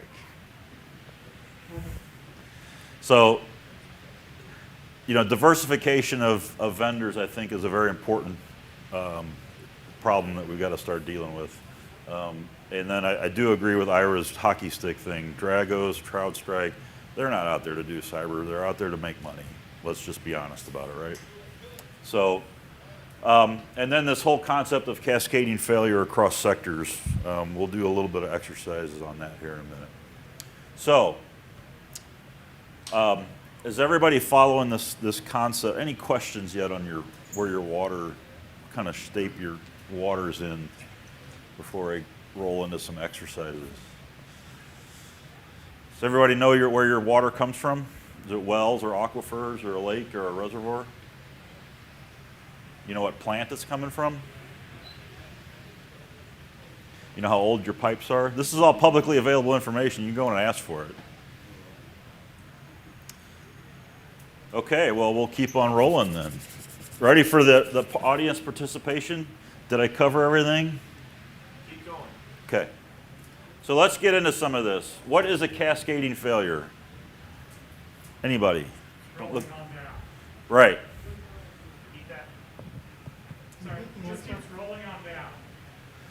One failure happens to do the next one into the next one, right? Just keeps, like, what's another word for it? The dominoes, right? Boom, boom, boom, boom, boom, boom, boom, right? So one failure triggers another failure, triggers another failure, triggers another failure. So let's do a little example. We'll pick an easy one. I should have coordinated this and turned the lights off at the same time. Rats. So power goes off in this hotel right now. What's the next thing that happens? What do you think happens?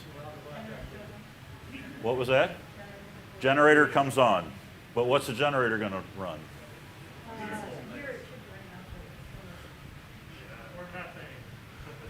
Well, no, I'm sorry. The generator is really just going to power the life safety type stuff, right? Some of the lights, not all the lights. I bet the AC is going to turn off, right? But it's going to control enough stuff that ensures the safety of people, right? That's all the requirement is. You don't have to keep the cash register on, although I'm sure they do here. That's life safety to them. So you kind of get that process, right? So the generator comes on. What do you think else is going to happen? They're going to escort us out. All right, there's going to be something happen with people, right? Do you think there... I'm sorry? Everybody's going to turn their flashlights on. So there's going to be a little bit of confusion, right? Everybody's going to try and figure out what's going on. Where are they? Is anybody going to panic? Yes. Yes. Yes. Is it rational panicking? Maybe. Maybe. Especially if you're in the bathroom, right? And it goes totally dark. What else? Air conditioning is going to stop. What's it going to do in here when it's 112? Did it finally, where are we right now? Yeah. When it's outside, how long are we going to be comfortable?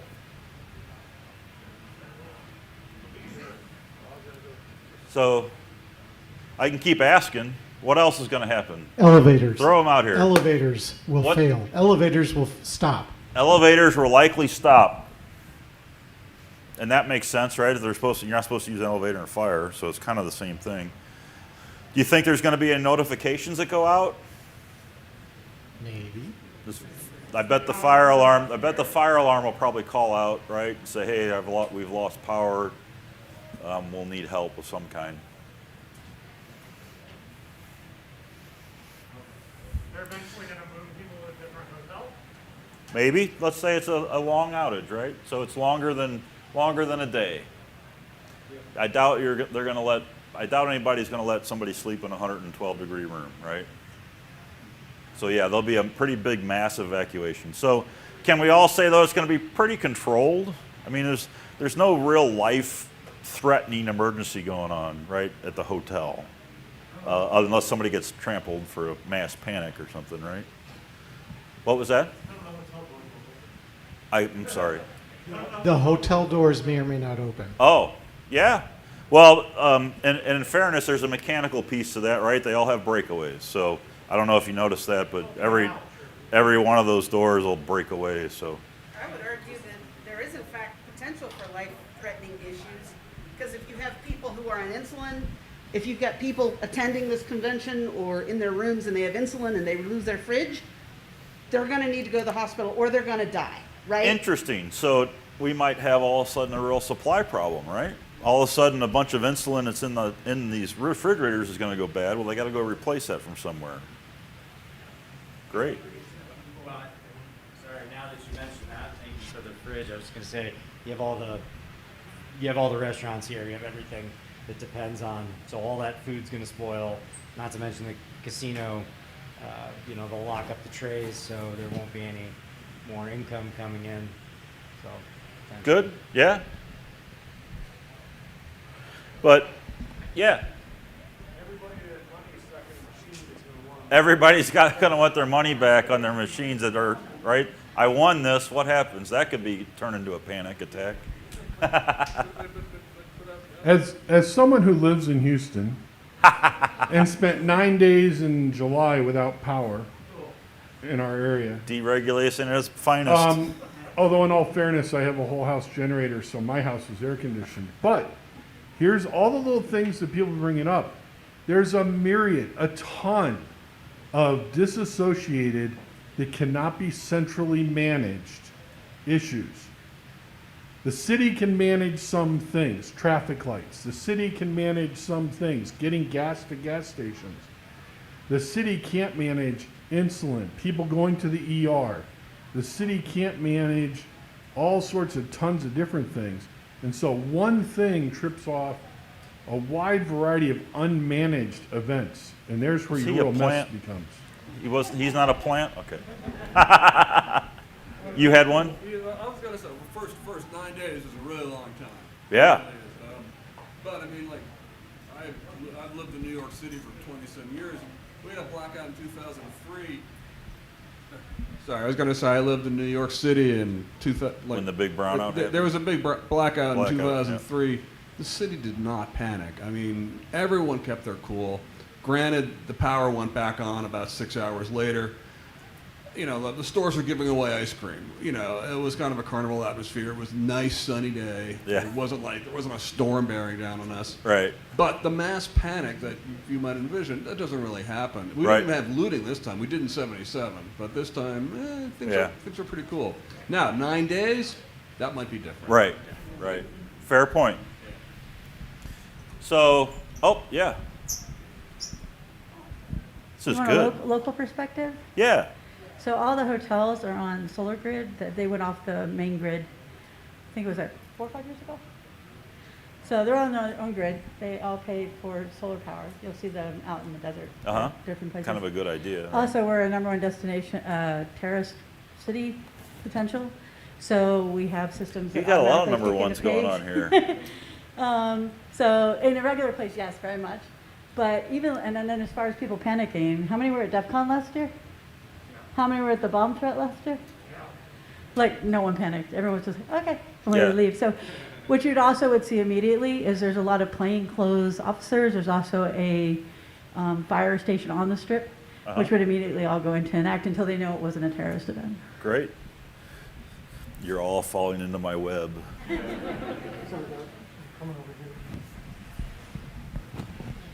So I think it's fascinating and worth punctuating that it really matters how long the downtime is. So we can usually have a downtime tolerance and a recovery time objective, but most of these infrastructure plannings are not really thinking through how bad it can get And then on the solar panel thing, I'm going to call an audible and give this to one of our future speakers.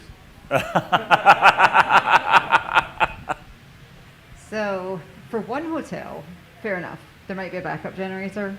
For the rest of them, the way the grid is set up around the strip, there's small pockets of microgrids that would kick in for maybe 4 hours. Right.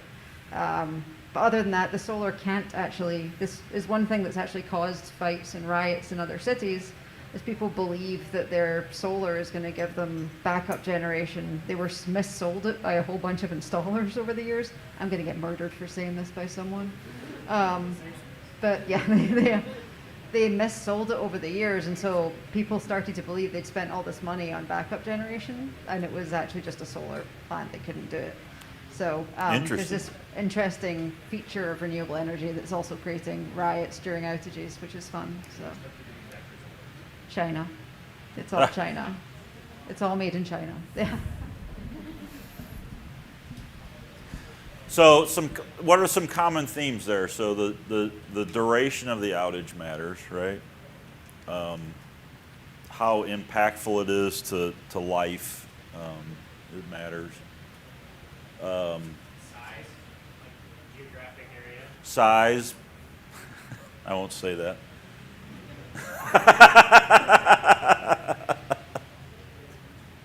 Can we get in trouble for stuff like that? Yeah. Okay. You're in Vegas, it stays here. True, right? I passed through something at the airport that says if it happens here, it happened here. The question of how long is it known now? That's a great point, right? So when it initially happens, there's a bunch of people that get deployed to start figuring that out, but that's, that never really gets out there. It's like sitting at the gate. It's like, what's going on now? So for the folks on the video, the statement that Art made, which was very profound, Yes. is that when the event happens, while you're in the event, you don't literally know the duration of the event. Right. And people get mad generally when they don't have a planning horizon because they don't know if they should stay or they should go, or if they go, where should they go? Yeah. Yep, that's a great point. And the other part that I'm not sure is a little more difficult to pick up on, and Josh has educated me on this. The other thing that we're relying on there is that the people that we're relying on aren't living the same thing that we're living, right? So the firefighters have a place to go that has electricity and air conditioning. The hospitals, all those folks have a place to go and come back to work and help us out. You had another point? We believe that. We believe that. The city of Houston found 9 fire stations in which the backup generators weren't even installed. Weren't installed. They were there. So repeat that in Houston. So the what he was saying was that the city of Houston discovered nine fire stations physically had generator, but it wasn't installed. Perfect. I would say a big component is the regulations in the city that you live in. The regulations in the city you live in. Air AC here is critical. Yeah. With them are legally has to be replaced. Really? Within the X amount of time. Okay, well. Okay. So you gotta repeat it. So the regulations in the city you live in can also impact this. In the case of Vegas, air conditioning is fairly important. Hey, one thing people who won't have power is the linemen or line workers' families is usually one of the more interesting. If the whole city was out, the people that actually need to come and probably fix something and check what's gone off generally also have families who will be stuck with nothing, and So that we're can be a getting there. distracting. Now human the web consequence. is starting to get bigger. Yes. I don't think I've heard it. First thing I want to do is look at my phone to see if I have a signal, because if I have no signal, that means it's a bigger outage than just the So the first thing that might lead to some panic is whether your cell phone still has coverage, right? So whether the tower is still alive. So how big is this outage?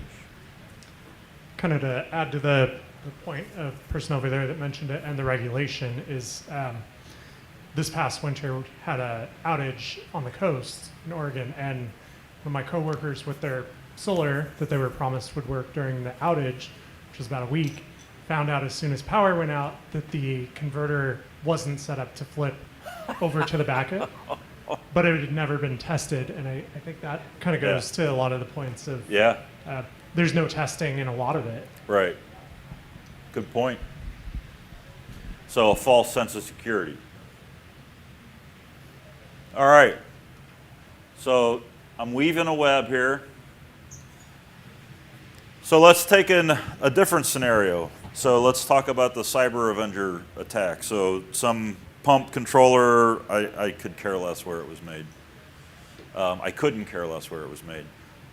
So let's just say some device. I think we talked a little bit about that with the tractors earlier. Some device is out there, right, that somebody's embedded some software into, and they decide one day they wake up on the wrong side of the bed and they turn it all off.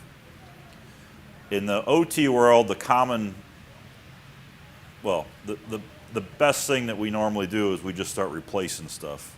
So let's say this is a CrowdStrike level controller, so everybody's got 4, 2, 1, whatever.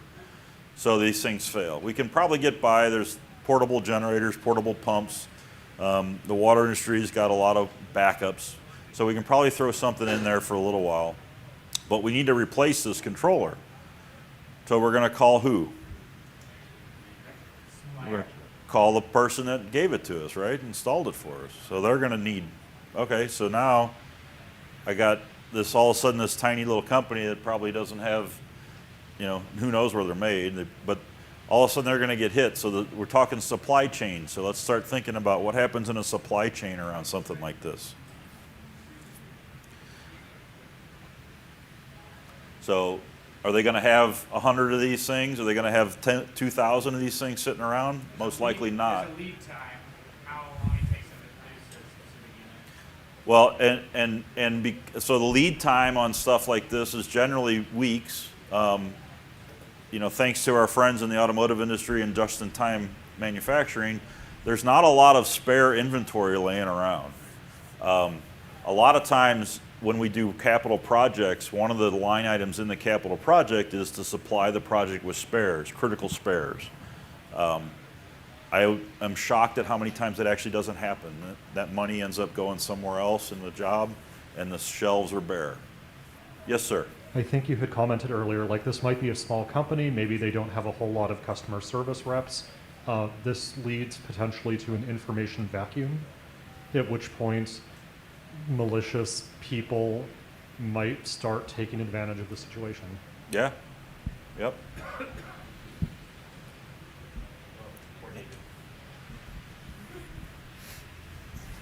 Now, I know this is a hypothetical, but if I recall, that compromise or quote, scare quotes hacking was a password of 1111. And couldn't we assume that if it's replaced by the same manufacturer that the new replacements also have said flaw? Information vacuum. Do we even know at the time, did we even know what it was, right? We just knew that this thing was acting up. And this, if I recall right, this actually didn't cause any damage. This was a threat that came up, and I think one utility or two utilities actually had a problem. I want to bring you back to your earlier slide about how many little water companies there actually are. This is not dealing with big water companies. This is dealing with literally, right there, 151,000 different water companies. Yep. How many of those, and this is a question for you because you've been there, would they even know what sub and what year installed that stuff? So do they even know who to call? Do they even know they have a problem? Exactly. Short of, oh, it's not working. Now I have to go get someone like your company to come out and figure out why it's not working. Right. And it's kind of like when air conditioning season starts anywhere in the country. HVAC companies are right? like, ka-ching. That's a great point. So anyway, what I was trying to do here, think of also the toilet paper crisis, right? There was no real toilet paper crisis, but we sure as hell manufactured one. Right? And out of what? What did somebody else have a, sorry, that you in the blue shirt? Yeah, so I actually know that we've done this. One with the pump controller is if that's so with the pump controller, if that's the one model that's everywhere, then everything that's in stock is also that one model, which means your supply chain problems just your supply chain's junk, is just right? is gone, which Right. means you have to go back to manufacturing, Right. And redesign something or whatever. And then workarounds. And then the issue with the paper, the toilet paper, there was plenty of toilet paper. The problem is it was in the wrong format, because they had the toilet paper that went to corporate locations was in excess. They had Big giant way rolls, too much yeah, of it. yeah. But the toilet paper for home use there was actually a supply issue. Right. Because of where people were using it. Yep. So just trying to get us to think a little bit about supply chain. So the first scenario was thinking about the people and what is going on in your world. This one's a little bit about supply chain. So guess what? Let's bring them all together. So City of Las Vegas, a smarter presenter would have looked this up before the presentation. I know the city has one major utility, but let's just say that the whole thing fails. Now, how could it fail? Funny you should ask. So again, Vegas probably isn't as bad, but maybe I should have picked a different location. But if somebody were to get into the controllers in the ICS system and hit everything with a water spike or a water hammer, does everybody know what that is? Water hammer. So if I change the direction or the velocity quickly in water, it creates something it's basically the speed of sound, and it moves through the water pipe in a spike, and it generally sounds like somebody's hit the pipe with a hammer, water hammer. So you can hear these things in manufacturing, and it happens all the time. Well, if you've got a pipe that's 70, 80 years old, it was only supposed to be in the ground for 40 years old, and you hit it with a spike that might be 2 or 3 times its design capacity, brittle equipment, over design pressure, what might possibly happen? Poof, right? Worse than that, it's probably going to go poof in multiple locations, not just one, because a spike rolls through the whole system. So that's the water hammer, right? So everybody learned a little process today.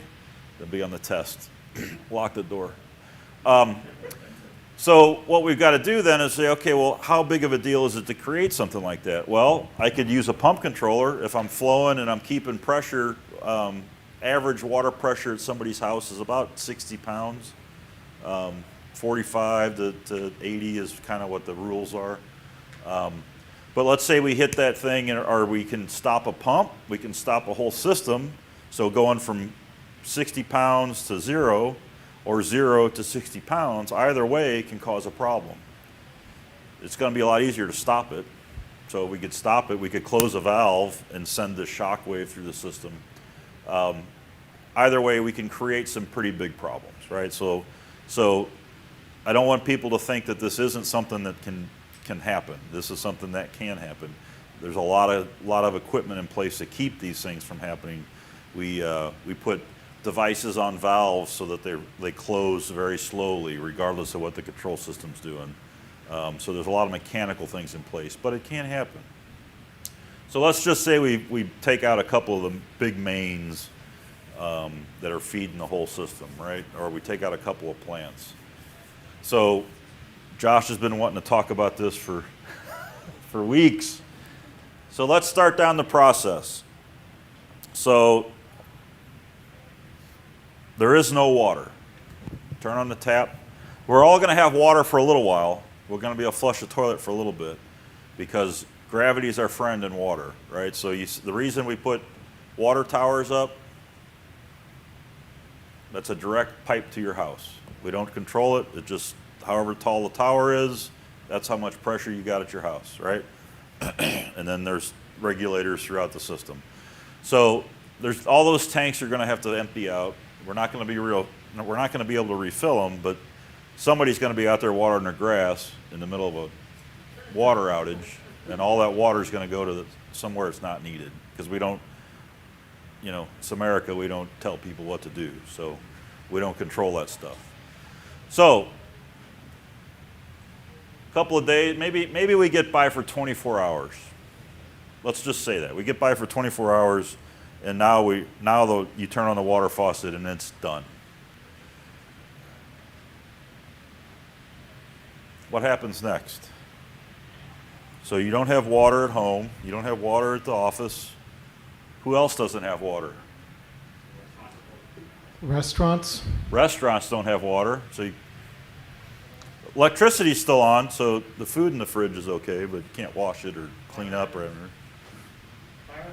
Fire hydrants don't have water. Guess what? Your fire hydrants, guess where they're fed from? Same place as your house. I got one for you, Dean. Sir. The data centers that need about 5 million gallons a day, there's a couple of major hubs here. Those servers can't run without water. Agreed. Yes. I will just make it simple. Yes.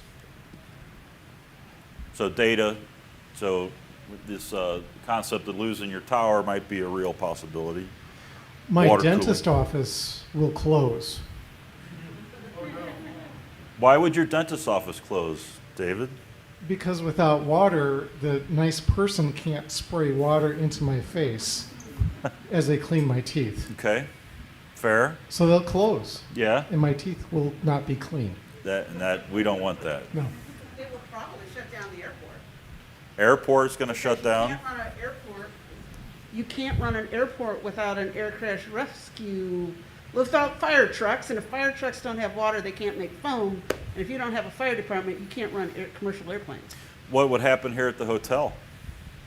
We'd all cook. No AC, no restaurants, no fire protection. Are you going to be able to occupy a building without fire protection? With Firewatch, but most people are going to want to check out and go where? So that's not going to work. So where are they going to go next? Rent a car. Do you think there's enough rental cars here? Somebody said one word. It was a very important word. Started with an H. H. I'm sorry, what? Hospitals. Hospitals. So we can't run a hospital without water?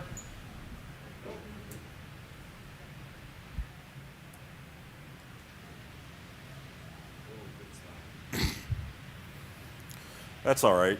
We'll just put off all the elective surgery. Oh, wait, there's already patients in there.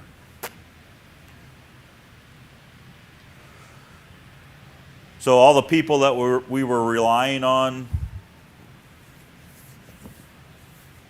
to help us evacuate from here, they don't have water either.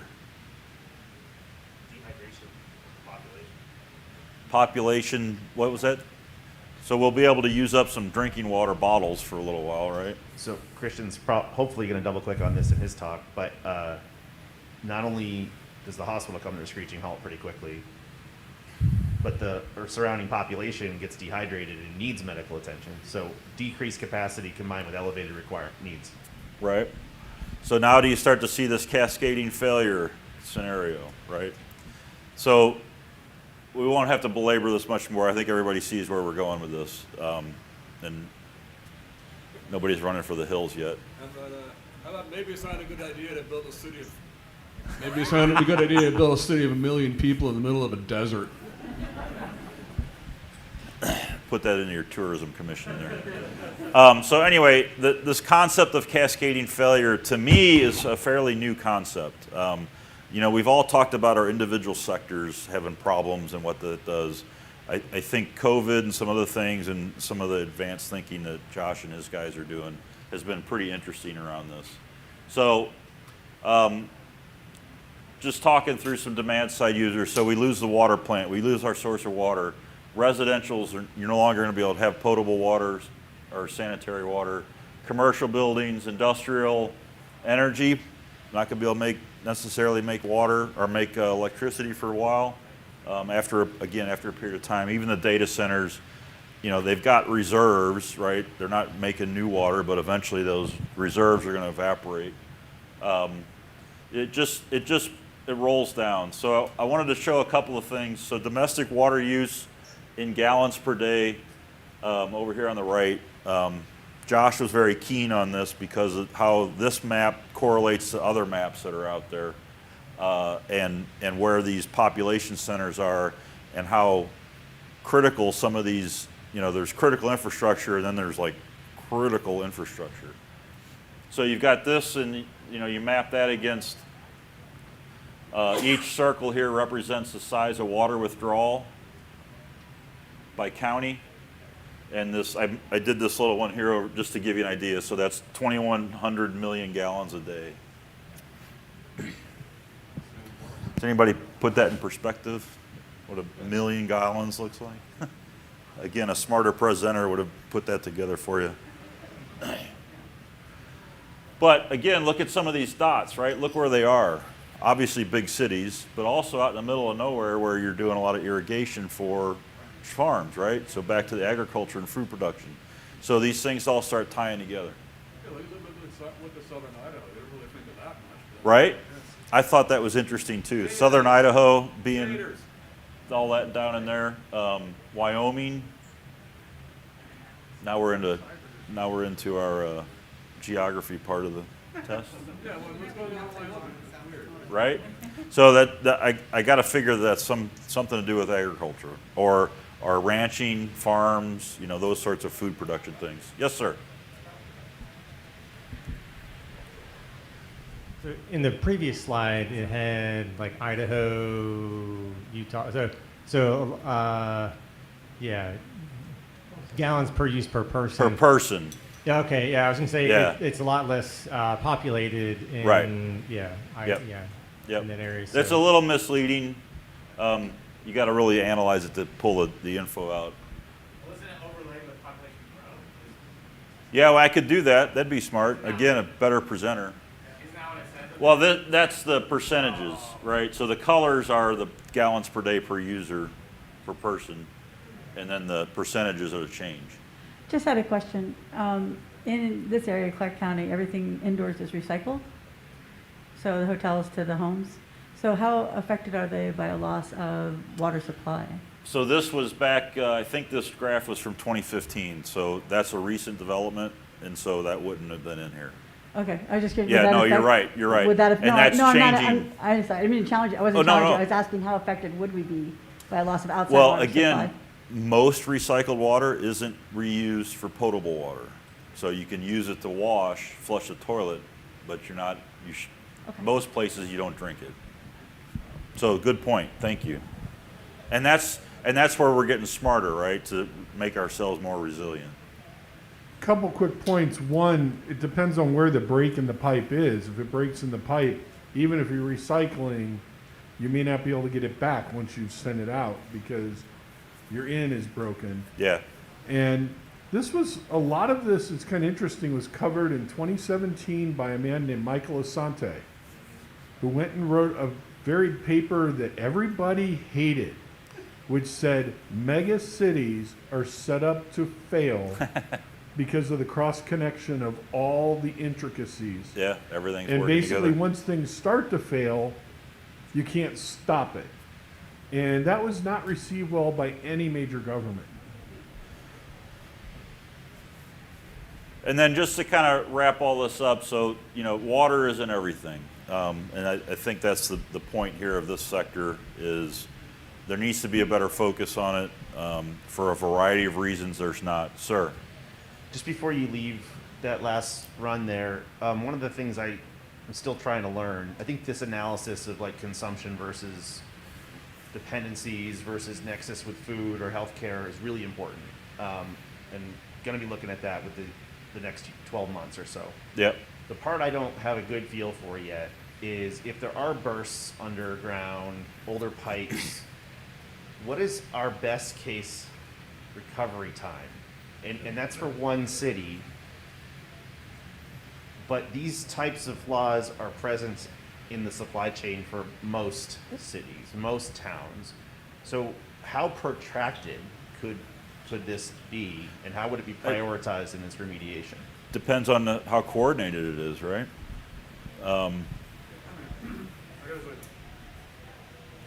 I live in New York City. We have water pipe bursts like every 2 weeks. It is a very common thing because our Right. pipes are very old. Right. It's just something we deal with. It's accident, though. Yeah. That's accidental. Yeah. It's just because the pipes aren't replaced. Right. Until they break. But it's something we just live with. Yeah. So we got about 9 minutes left. Let me wrap up here and get you moving. So my fears, being in the industry, the infrastructure is brittle, both physically and whatever the other word is. We're just in a really dangerous spot. I believe that the attackers are already out there practicing. And because we're not out there collecting this information, yes, we do have a water ISAC as well, but it, like everything else, is more of a hands-off. So I don't think without any kind of centralized monitoring, if you work for the water utility, you're probably not going to want to let the public know you've been hacked or you've got some problem, right? You're already struggling to get every penny of rate increase that you can. Now you're going to have to answer questions why you're not more prepared. My big fear is we're just burying our heads because the problem's too big. It's a giant elephant. You got technologies out there that run the gamut of 40 years old to just bought this last year. It's a lot of problems to deal with. And we're also hiding behind insurance. A lot of point solutions. Hey, we have CrowdStrike. So we look for a lot of point things that can take this off my plate. I can check the box when the survey comes out and says, have you dealt with such and such? I can say, yes, I have, whatever. So for opportunities to engage, please stay, come back tomorrow, more solutions tomorrow. I like, I don't think we've fully vetted it yet, but I like this concept Josh came up with, shields up or connectivity down. I'm kind of thinking of, I haven't stayed engaged in this group as much during the downtime that I've got when I'm not here. I'm trying to figure out how to stay engaged. If there's a group of folks, I'm thinking of things like the government does offer through CISA and NIST and some other groups and the labs to go out to these utilities and do surveys. I'm thinking of what we could do around that, as well as doing some remediation. Not, it's one thing to know you have the problem, but that also presents its own problem. Attend your meetings, your local meetings, learn about your water systems. What are they doing about it? Chances are you might end up being the smartest person in the room on this topic. If you start to think about the workforce that we've got, back when I started, what I needed to know something about PLCs, the HMI, the screens, desktop computers, network switches, and some other stuff. Today, the amount of knowledge that same person needs to know, it's not possible to exist in one person. However, we're still only hiring one person to do that job instead of 5 or 6 people that it really takes to do the job. So I'm sure that everybody's gonna need the help. Like I said, we do have a water ISAC.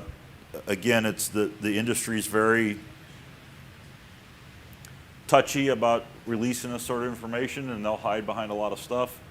And that's it. That's me. So if you have any questions before or after, you can hit me on the email or phone number. And I'm on the only social media I participate in is LinkedIn, and that's like once a week. All right. All right, please join me in thanking the Dean. Dean, you've given us a lot to not sleep over tonight. So It's Josh's fault. Yeah, okay, we can 100% blame Josh. It is nearly, not quite, it is nearly 4 p.m., but I would like to deeply encourage you to come back and be here in 1 hour to listen to not one, but 2 doctors. We've got one doctor who's literally an MD, and so if you were to fall down and have an emergency, this doctor might be able to treat you. He might be able to diagnose you.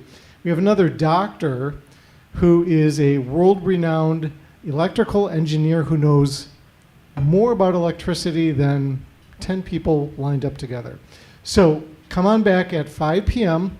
to learn more, to learn about health systems and electricity and what are some of the nexuses. We're going to talk about water for sure when we talk about health.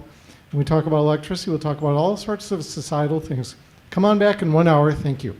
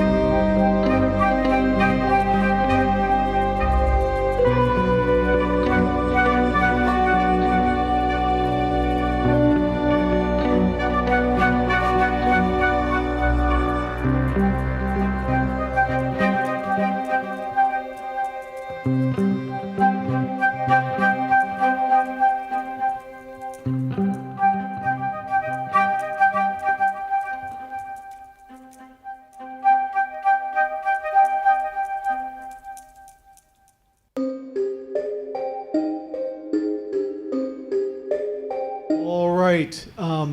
Good evening, everybody. I'm so pleased to see all of you here. I am honored and delighted to introduce Doctor, and here when I say doctor, I mean qualified medical doctor, especially if you have heart issues, Dr. Christian Demev, who is an amazing physician and hacker extraordinaire. So he asked me not to go through his very lengthy bio, which is in your program, so I'm not going to do that, so we can get right to it. But please join me in welcoming Dr. Demev.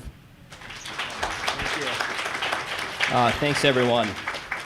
All right, it's going to be like SeaWorld here, okay? I'm going to not wear my mask while I'm talking, but that means like these first 2 rows are the splash zone at SeaWorld, okay? So you can't be here.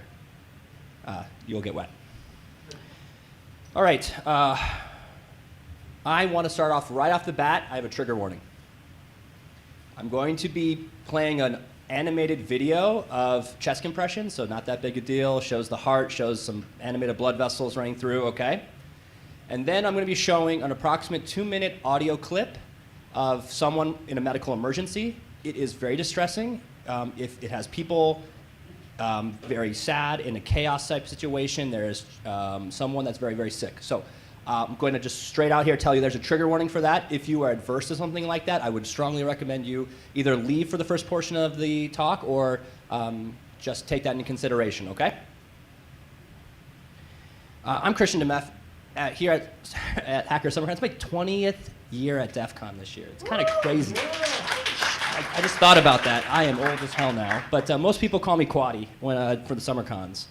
I'm an assistant professor of emergency medicine, biomedical informatics, and computer science at the University of California, San Diego. I also co-direct the Center for Healthcare Cybersecurity, which just launched this last year. We'll talk a tiny bit about that at the end. All right, so I worked in the emergency department in the Imperial Desert for the last 3 nights. And I was very sleep deprived. Shifts are about 10, 11 hours. I saw a lot of patients, a lot of sick patients. And I'm driving back, and I started thinking to myself about this talk. And I'd already prepared some content, but I think it was a combination of sleep deprivation, too much Red Bull, and the fog on the mountains between the Imperial Desert and San Diego, where I kind of came to this thought about reflecting a little bit on my life. And I know you're all probably, oh, here it goes, a talk. It's an autobiographical talk. Those are the worst. No, hear me out for a minute. This talk starts when I was an early teenager. I played a lot of computer games, built some computers, but a kid down the street really got me into the hacker scene. So this is me playing Open Capture the Flag a long time ago at DEF CON. And I loved it. The hacker community offered something to me that nothing ever else did. It's an excuse to explore a curiosity that otherwise is forbidden, and the authority of it, of like, don't do this because that's improper, just kind of went out the window. And you could couple that with really hard problems that required creative problem solving. That to me was like the secret sauce. So I just dove headfirst. So most of my early teens are all kind of growing up in the hacker community. Never thought it'd be a job. It wasn't called InfoSec or cyber. It was just like hanging out with your friends and hanging out in terminals. Then my late teens, early 20s, I went to college and I was a philosophy major. And I thought really hard about not having a job. I could think very deeply about that. And to make money, my hustle was I did small networks for. Back then, there was a really thriving sector. It was mortgage banking. Prior to 2008, there's a lot of mortgage banking places opening up, and you know what? They just like proved out they didn't really have a lot of scruples on who they hired, so they'd hire this kid with no real IT background other than just like could put together networks or whatnot. So it's one of my network cabinets, but mine are kind of close. All right, no judgment. So I did the network hustle for a lot of small mortgage banking companies, but I really wanted to drive an ambulance. Who here has ever really wanted to drive an ambulance? Raise your hand. The rest of you are lying. The rest. I don't know about the cop thing, man, but I'll tell you, I really wanted to drive an ambulance, okay? So I was like, all right, I'm gonna go get my EMT. So one summer I went and got my EMT because I wanted to drive an ambulance. So I take my EMT course, I take my test, I go to the ambulance company afterwards, I said, hey, I want a job. And they just laughed at me and they said, how old are you? And I said, well, I'm like 18 and a half. They're like, we never let you drive until you're at least 21. You cannot be employed by us. I was like, I wish they would have told me that before I took the class. So the only job I could get as an EMT was at an emergency department. I was an emergency department tech.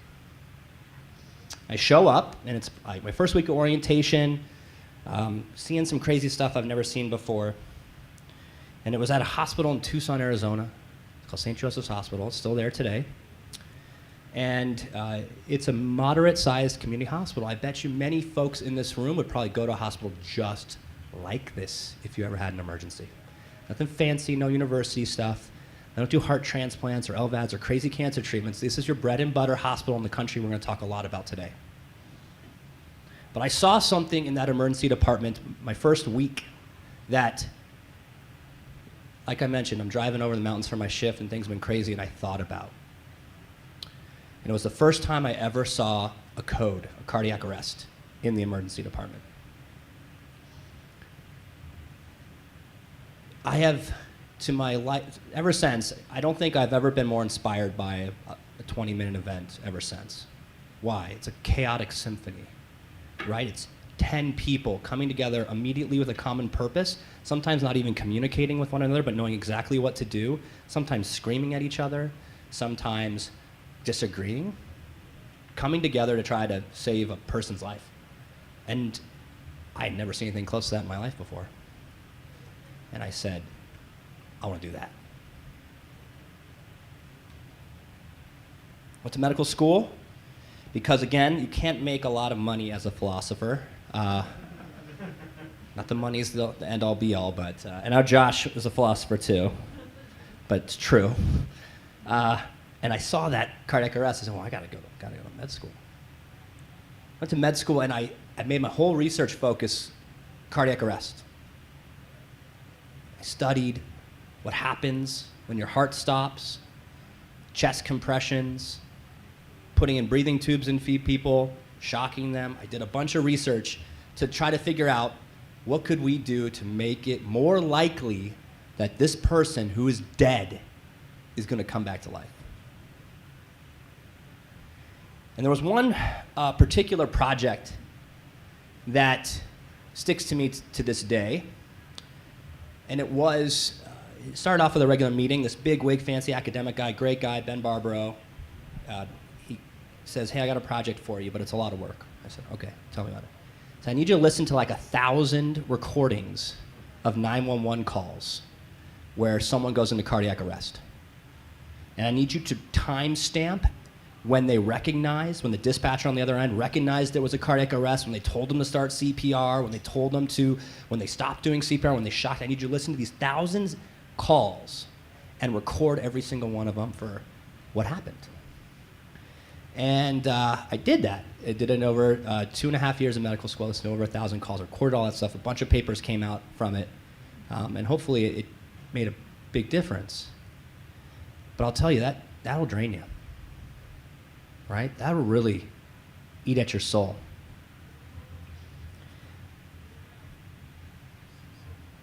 The thing about CPR is that the person's dead. You haven't stopped it from happening. You didn't give them blood pressure medicines, you didn't treat their diabetes, you didn't treat their cholesterol. Something catastrophic's happened now, and you're just trying to make it less bad. And the way you make it less bad is by pumping on the chest. As you begin compressions, you are creating an artificial pump and doing the work of the heart manually. With each good, effective compression, you are building up pressure in the system, which will move blood around the heart and up to the brain. It does take time to get the blood moving with CPR, so it is very important to push hard and push fast to build the pressure up, which keeps blood going to the brain. Pushing down at least 2 inches allows for the heart to be squeezed and blood to move out. Pushing at a rate of 100 to 120 compressions per minute is All right, you're like, am I taking a CPR class? What's going on here? When your heart stops, the clock starts. No blood flow to your brain between 0 and 4 minutes, probably have a little damage. Higher risk from 4 to 6. 6 to 10, maybe you don't walk again. After that, maybe, well, you probably don't make it. But maybe you don't feed yourself. Maybe you're not awake. You don't recognize your friends and family. You can't move your body. So every minute matters. I'm gonna try a thing I've never done before. I got a little timer here. I'm gonna set it to 4 minutes to signify the time at which, if we don't do anything, we don't restore some blood flow to this patient's brain, things are gonna die. I'm gonna hand it to you if you're okay with that. And then when it dings, you just send it to someone else, put it to 4 minutes, and we'll just keep going, okay? Everyone, just kind of pay attention to the ding, because 4 minutes goes fast. This is the recording I was talking about earlier. So last minute on the trigger warning, okay? Okay, what's the problem there? My husband, he's going through chemo. I don't know if he's breathing right now. Okay, He's can you not look and see breathing. his chest is falling and rising? It is a little bit, but he's turning blue. Okay, Matt. what's your last name, Matt? Baker, Baker. All right, and you're on cell phone 3. Yes, yes. Matt, come on, honey. Okay. Matt, look at How me. old is he, ma'am? Matt, he's 39. 39. Oh, yes. Matt, honey, you gotta wake up. Matt? Can you get him, where is he right now? We're upstairs, right in our bed. Okay, is there any way you can get him onto the floor on his back? He's on his back on the bed. I'll try and get him up. Okay, are you there by yourself? Yes. So my dad came over. Okay, Yes. see if you can get him on the floor on his back and we'll start CPR. Okay, come on. Come on, Matt. Hey, come on. Okay, let's get him on the floor. All right. Matt, come on, Matt. All right. Okay, Matt. Okay.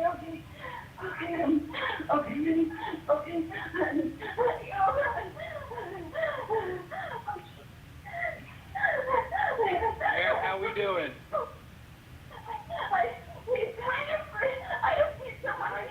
Okay, ma'am, I've already dispatched you 3 units. I just want to try and get him on the floor so we can help him, okay? He's on the floor. Okay, what I want you to do is I want you to tilt his head back a little bit. Tilt it from the chin and put your hand on his forehead and tilt his head back. Matt, Can you do that? Dad, let go. If they want me to do CPR, I'm going to do it. His chest.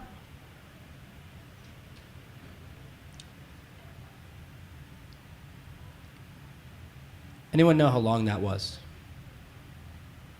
You know. Anyone else? 4 minutes? That was 2 minutes.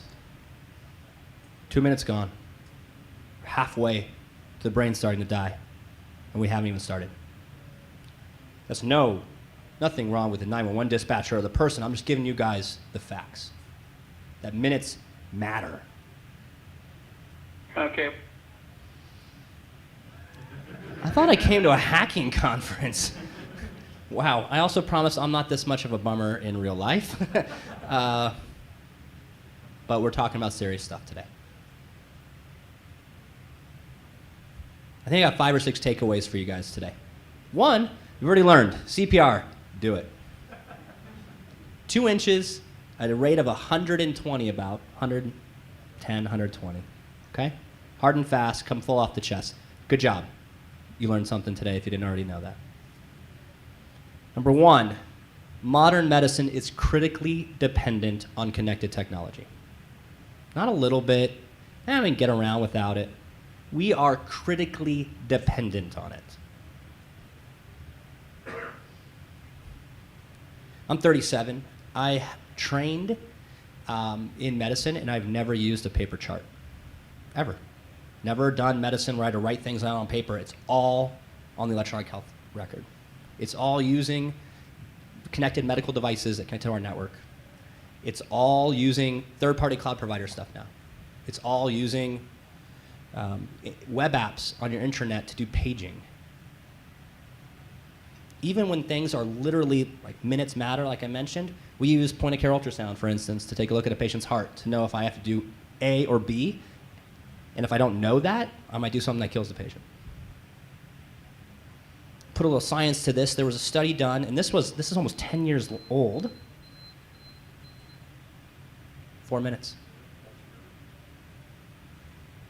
It's a study that looked at emergency department doctors, and so they had some people follow them around for a whole shift, 8-hour shift, and they measured how much time they spent doing various tasks. And you can read it above, but if you didn't look, or if it's really hard to see, give an idea of how much time they spent putting stuff into a computer with data entry. 40% of their 8-hour shift is just them typing on a computer. 16 or so percent, if I remember correctly, is actually interacting with patients. Some of that is talking with other doctors, again, on computers, on phone lines, using paging systems. And then during an 8-hour shift, they clicked over 4,000 times on a mouse. This is underestimating what it is now. I want to repeat this study. I guarantee you it's going to be like 8,000 clicks, and we talk to patients for like a minute. Raise your hand. Yeah, doctors even talk to you anymore? No? I'm sorry. Some talks I go through this whole lengthy discussion about what it takes to take care of a patient that's having a stroke. We go through the line by line. We talk about all the different steps, and it summarizes into this slide. I'm not going to do that today, other than just to show you guys that it could be cardiac arrest, could be stroke, could be some other really, really serious thing, and they have to go all the way from their home to the 911 system to get dispatched from the computer-aided dispatch system of the ambulance company. Hopefully GPS is working and they can triangulate their position, because otherwise sometimes they show up really late. The facilities at the hospital are all control systems that we've talked about, a whole smattering of outdated elevators, water systems, sanitation systems, all of which we've talked at length today about how we're critically dependent on. We use connected medical devices like CT scanners, electronic health records, network connected medication dispensers, and all of that has to work in perfect harmony for patients like the cardiac arrest victim that you just saw, that you heard, to have a chance. All right, I hope you're a little convinced that we can't do this without all this technology. Takeaway 2, they're increasing. Does anyone think they're not increasing? Do I have to science this a little bit? No. Does this really matter? This is a paper that Henna Press put out in JAM, which is great. It just showed ransomware attacks on healthcare delivery organizations. This is actually 3 years out of date. We're blowing past these numbers now. It's way worse now. But you can see that's a interesting trend. I just want to look at 2021. Over 90 healthcare delivery organizations hit. Now, those are healthcare delivery organizations, not hospitals. So it cuts both ways. It can be a healthcare delivery organization that's not a hospital. Maybe it's an orthopedic clinic. Maybe it's something else. But one of those healthcare delivery organizations can be 10 hospitals and only count as one. Really underestimates it in some way. 2024 has been a banger year, hasn't it, for healthcare cyber? We had change. Anyone get jacked up on change? Oh, yeah. I still owe a lot of beer to my team for that. What? Sorry? Yeah. You're from Change? I'm from McKesson. Oh, boo this man! I'm just kidding. I'm just kidding. I'm just kidding. We won't throw stones. We all live in glass houses.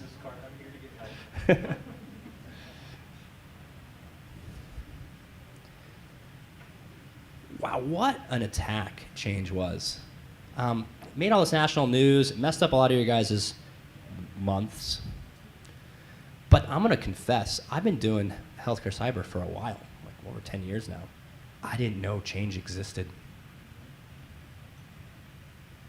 Yeah, of course, it's one thing in your mind to be like, oh yeah, these critical dependencies and third-party risk is an issue, and there's catastrophic failures and all these things. But like, we do a great job of just ignoring that part of our brain, don't we? Until something like this happens. Oh, there are a lot more of these. And the aftermath is going to be felt for years. There was immediately hospital systems that like couldn't pay their bills. They couldn't make payroll.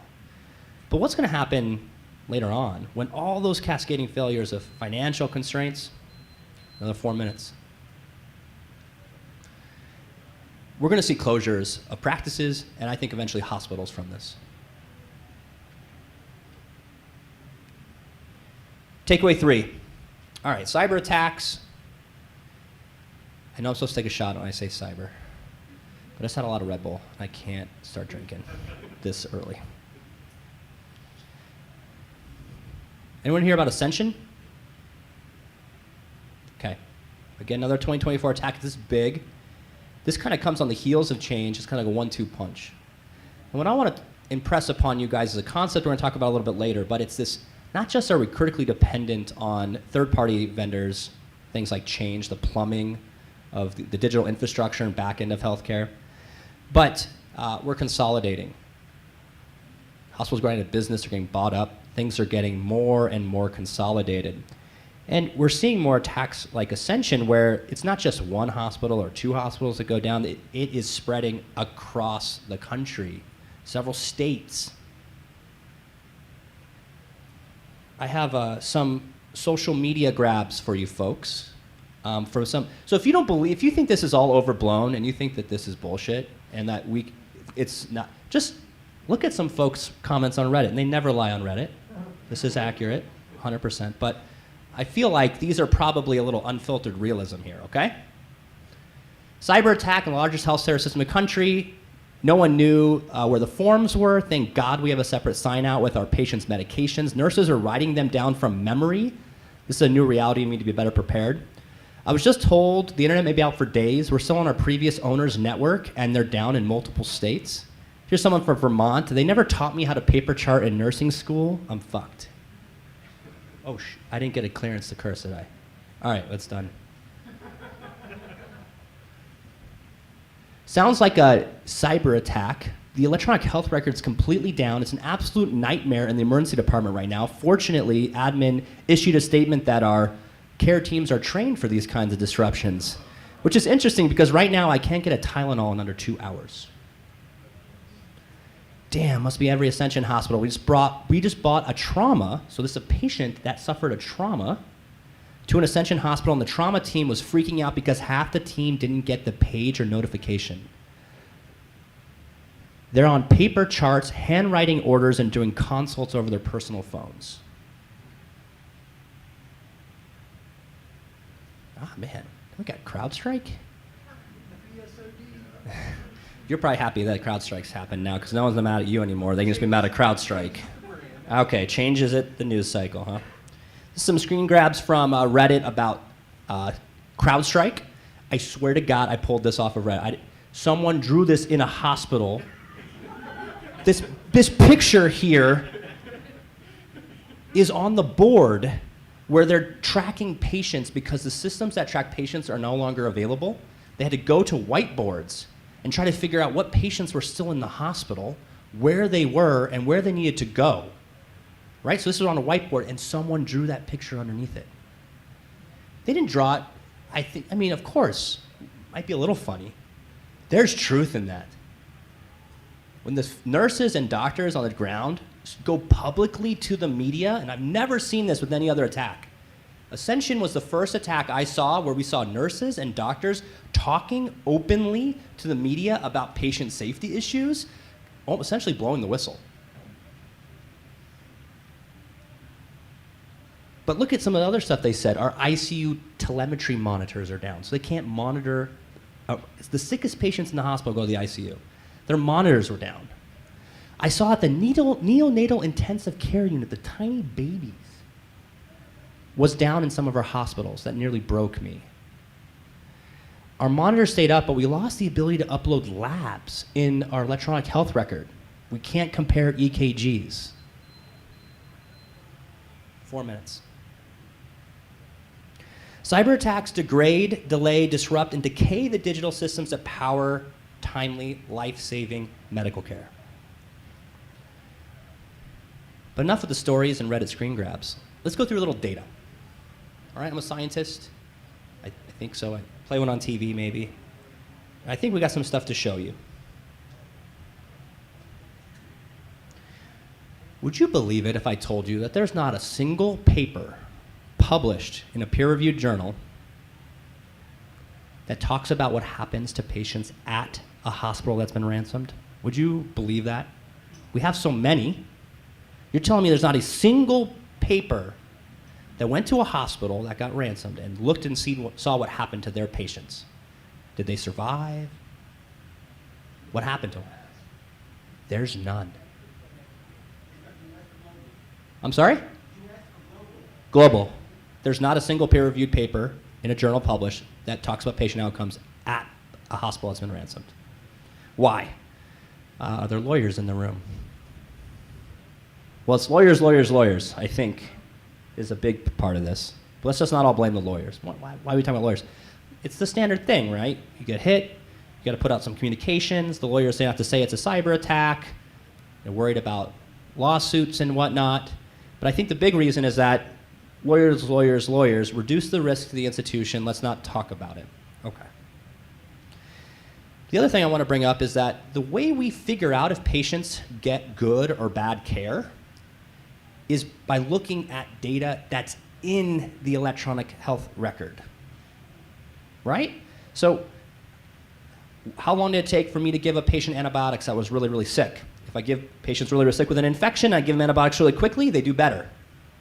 How do I know how long it took me to give them antibiotics? I look at the timestamp in the electronic health record. That's the logs, essentially. Well, logs gone. So we can't even measure, in a lot of sense, what happened to patients. So the only thing that we have is the record that's scrawled on a piece of paper that no one can read, is incomplete, and was written literally in a chaotic event.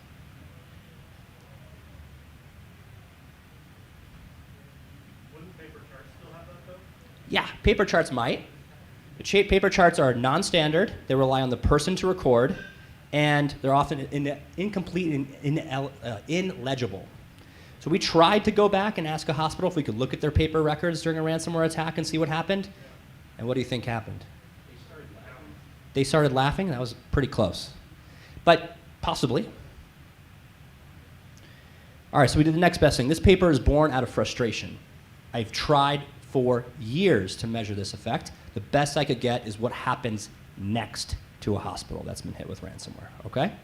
It's a paper we published last year, and it goes like this. In 2021, in San Diego, there was a large ransomware attack. I didn't say it. And it got hit. All their hospitals are in San Diego County. They all got hit. They were down for almost a month. I am employed at a hospital in San Diego County where 2 of our hospitals are literally across the street from those hospitals, okay? So I did the next best thing. If I couldn't see what was going on the other side of the street, I measured what happened at my shop. I measured the ripple blast effect over to us. I'll tell you a story. Walked in on a Sunday to work my shift in the emergency department, walking up, and there's a line of folks outside of the emergency department waiting to check in. That hasn't happened since the throes of COVID where I worked.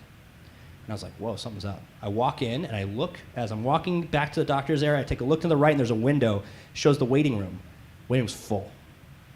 I sit down with the other doctors and what's up? They said there's a ransomware attack in town and all the ambulances are getting diverted to us. All the patients are coming over to us because it's really busy over there. We measured 4 weeks before the attack, 4 minutes. We measured 4 weeks before the attack, 4 weeks during the attack, and 4 weeks after. And I'm not going to kill you guys with this. But what happened to our emergency patients? Number one, we saw way more than them. That's our census. We saw 2,300 ambulances the month of the attack, and we only saw 1,700 the month before. We saw huge amounts of ambulance traffic. We admitted more patients. More patients left without seeing doctors. They came, the wait was too long, and they left. More patients left against medical advice. We said, hey, you probably should stick around, and they said, I'm out, and they left even after seeing a doctor. If you got admitted to the hospital, you waited longer to get a bed, and if you were waiting in the emergency department, you waited about 40% longer than you normally would, just because there was an attack going on across the street. What happened in the ambulances? This is a graph that shows, again, 4 weeks before the attack, 4 weeks during the attack, and 4 weeks after the attack. This is, let me explain this. This is the number of hours that hospitals in San Diego County are on what's called diversion. That means, hey, we are overwhelmed, overrun, out of commission. We cannot take ambulances right now. So this is all hospitals in San Diego. We add up the amount of time per day that they go on diversion, and we represent it in this graph. And I'm, again, not going to kill you with this, but look at that spike.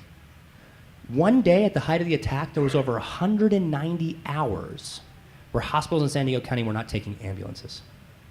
Anecdotally, this is the highest rate of diversion that San Diego has ever seen. Not COVID. Ransomware attack put our hospitals on diversion more than any other event in the history of us collecting this data. And what happened to our stroke patients? 3 out of the 4 hospitals were stroke centers. People don't stop having strokes because the hospital's on diversion, they come to other stroke centers. And we just got hammered with strokes. Ambulance after ambulance after ambulance coming because we're the only stroke center. Well, there's a couple other ones, but there's only a certain number of them left. Conclusion. It's not what just happens at your hospital or your company anymore. It's what happens in the community of the web around it as well. The ecosystem is incredibly vulnerable, and the resiliency is not there. The depth to absorb something like this does not exist. And this was an urban place that has over 10 hospitals in a single city. If this is a rural hospital in the middle of Idaho or New Mexico, and it's the only place that delivers care within 200 miles, and that's the hospital that gets hit, what happens to you when you get sick? Minutes matter. We're almost up on another 4 minutes. You have a cardiac arrest? You think you're going to get effective care in the time needed when there's a ransomware attack going on? The answer is no.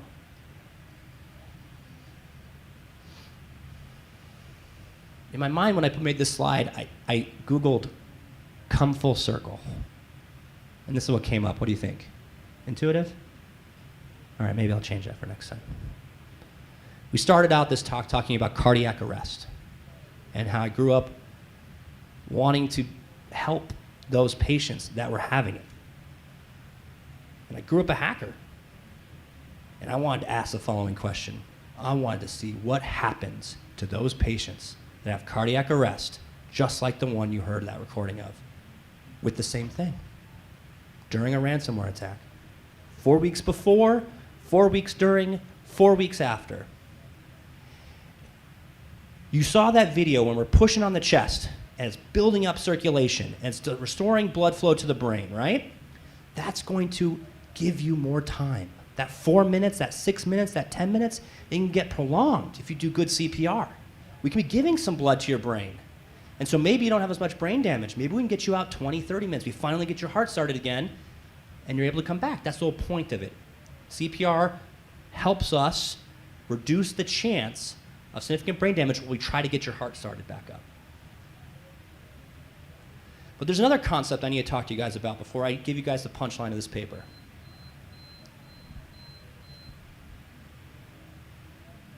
Another 4 minutes. It's that we might get your heart back. We might not get your brain back. There's a concept in cardiac arrest research called survival to favorable neurologic outcome. I'm sorry, I don't come up with these names. I wish they made them more accessible. But it basically means not only do you survive your cardiac arrest, but that you have a favorable neurologic outcome. It might not mean you're normal, but maybe you walk, maybe you talk, maybe you can feed yourself. All right? So that's the goal. If you have cardiac arrest, high quality CPR, We get your heart started back as soon as possible, and hopefully we've saved as much of your brain as we possibly can. I want to ask the audience here before I show. We're going to do a little hand-raising exercise, okay? I want you to raise your hand if you think we can get folks back, we can restart their heart after their heart stops 90% of the time. Raise your hand. Oh, you guys are pessimists like me, aren't you? 80%. 70%. Okay. 60%. 50%. 30? 20? 10? Okay. All right. There's smattering. Starts about 60 and down. In reality, the ability for us to get your heart started back up is probably nationally sub 20%. Okay? It's not like TV. In fact, if you go look at one of my favorite studies is they went and looked at all the TV shows like ER, and they looked at what their arrest rate, when they get them back, like, I got him back, and they shock them, and it's 90%. In the TV shows, they get them back 90% of the time. When you ask the general population, most people think it's 80, 90%. It's because they watch TV. We tell them the real numbers, it's like sub 20. Depends on where you have a cardiac arrest, but it's sub 20. Is that even in hospitals? Or is that just Great question. It's all comers. So if you have a cardiac arrest outside of the hospital or inside the hospital, but your odds of coming back if you have a cardiac arrest in the hospital are much, much higher. Okay? Much more 50, 60%-ish higher. So good question. But all comers, if your heart stops, no matter where you are, you're looking at pretty poor odds. We looked at that in our ransomware scenario we just talked about, and what happened in 2021. And in our patients that we took care of that had cardiac arrest, we had about a 40% chance of getting them heart started with favorable neurologic outcome. It's all comers in San Diego. It's pretty good, right? So if you had a cardiac arrest in San Diego, an average month, we're rocking about 40% or so will get you back, and you're going to have okay neurologic function at least. What was it during the ransomware month? We have guesses? 10? 5? If you look real hard, you can see it in the slide. 4.5% chance. It's normally 40, and just because there's a ransomware attack across the street, your chance goes from 40 to 4. It's this paper. Yep, it's this paper right here. You guys can all look it up if you want.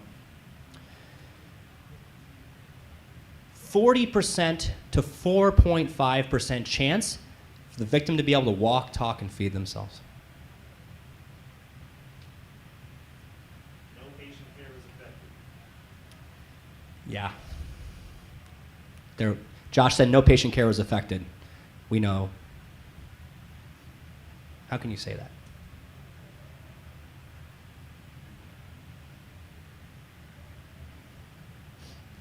Takeaway 4. All right. Critically dependent, and we're seeing more and more attacks. Attacks are harming people. But what's the future look like? I'll tell you right now, you probably shouldn't take what I say without significant salt intake. I know I'm a doctor, I'm not supposed to say that. There's a recent meta-analysis that said salt deprivation diets don't really do anything, so maybe you should take everything I say with a salt shaker instead of a grain of salt, but whatever. Sorry, Dr. Humor. What's the future look like? It looks like shit. The first thing is that rural healthcare is collapsing. Okay, so smaller, rural, critical access hospitals, even some community hospitals in urban settings, it is not looking good.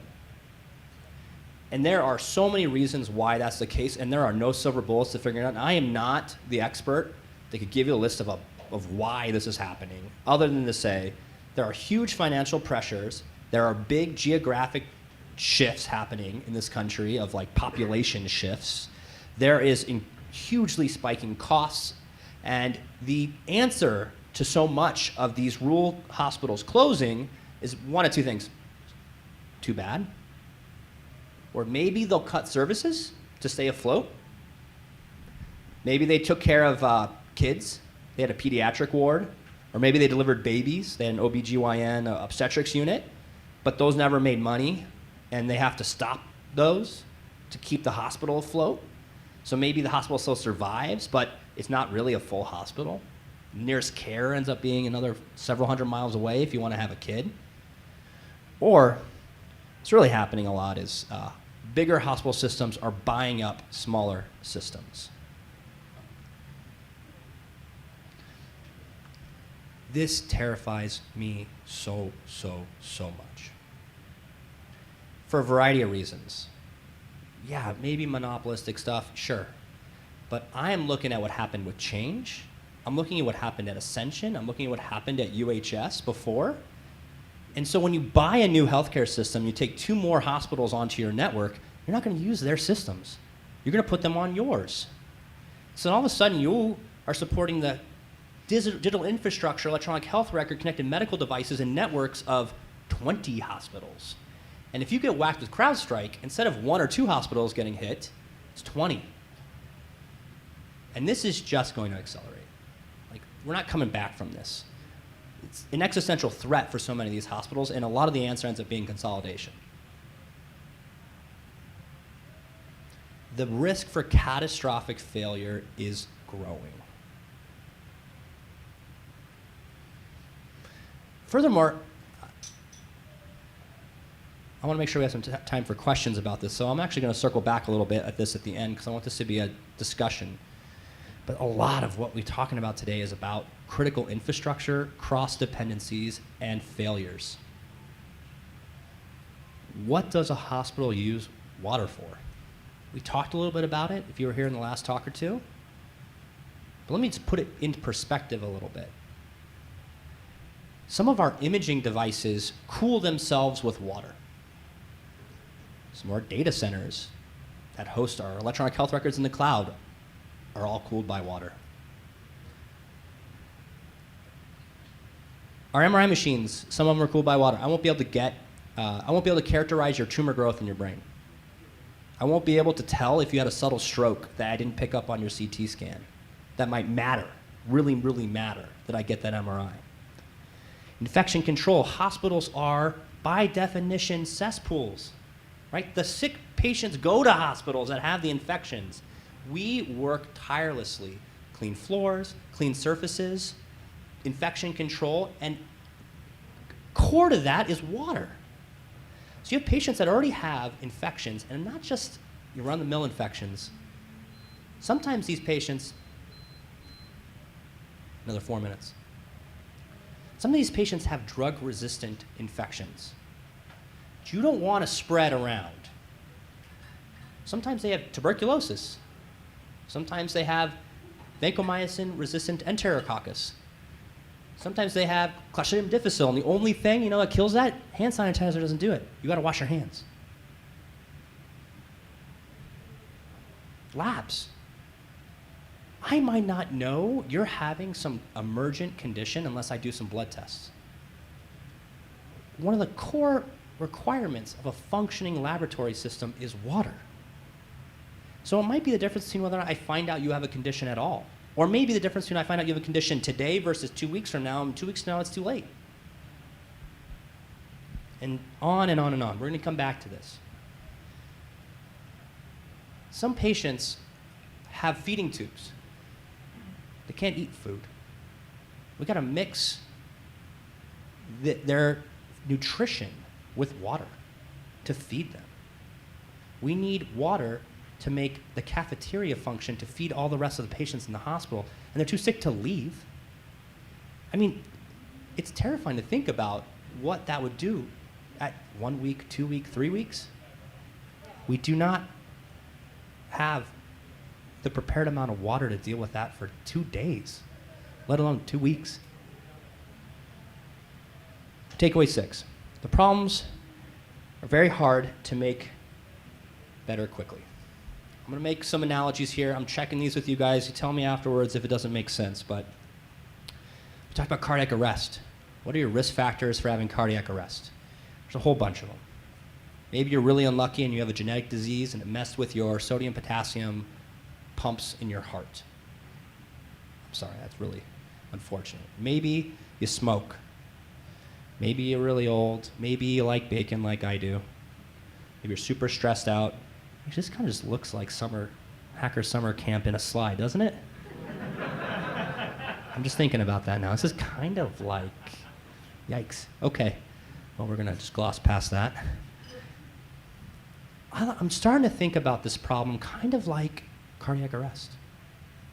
We have so many issues going on with the security of our hospitals, the technical debt, the lack of effective cybersecurity workforce, the amount of money to fix some of these things, and I kind of liken them to risk factors for catastrophic failure, right? Just like having a heart attack and heart disease risk factors,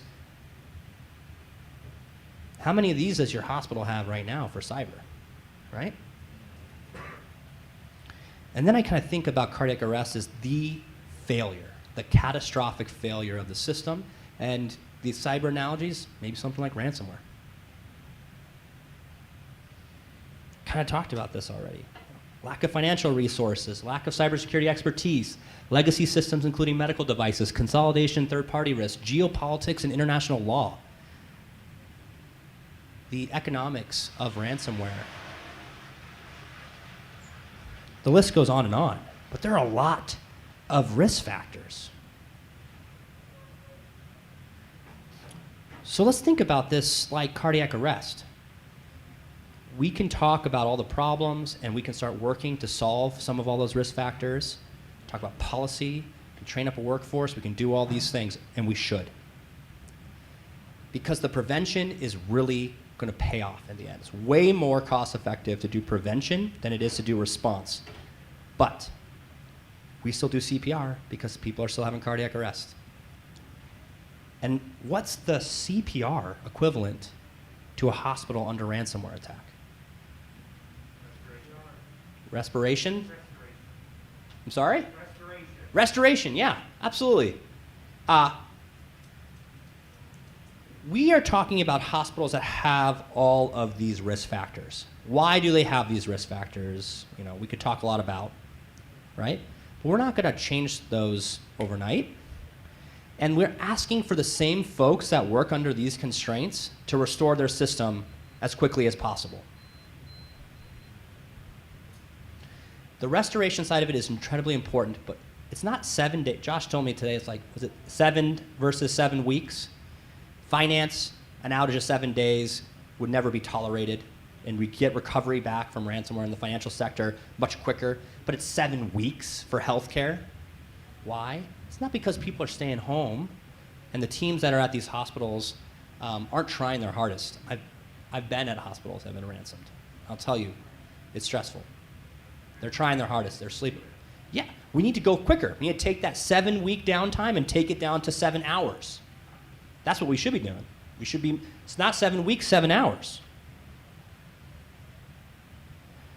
We need to take out the part that's hurting patients.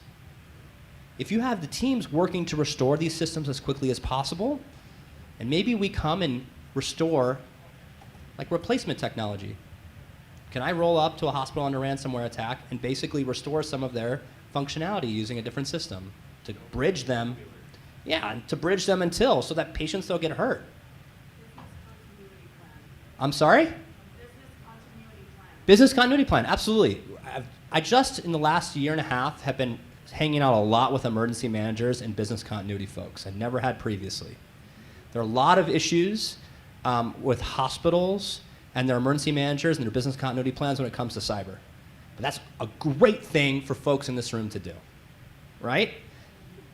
Hospitals are generally pretty good at preparing for things like hurricanes, tornadoes, maybe power outages. At least they have plans. Those are the hazards that they're used to, right? If you have a hospital in Florida, you probably have a pretty good plan for when a hurricane rolls through, right?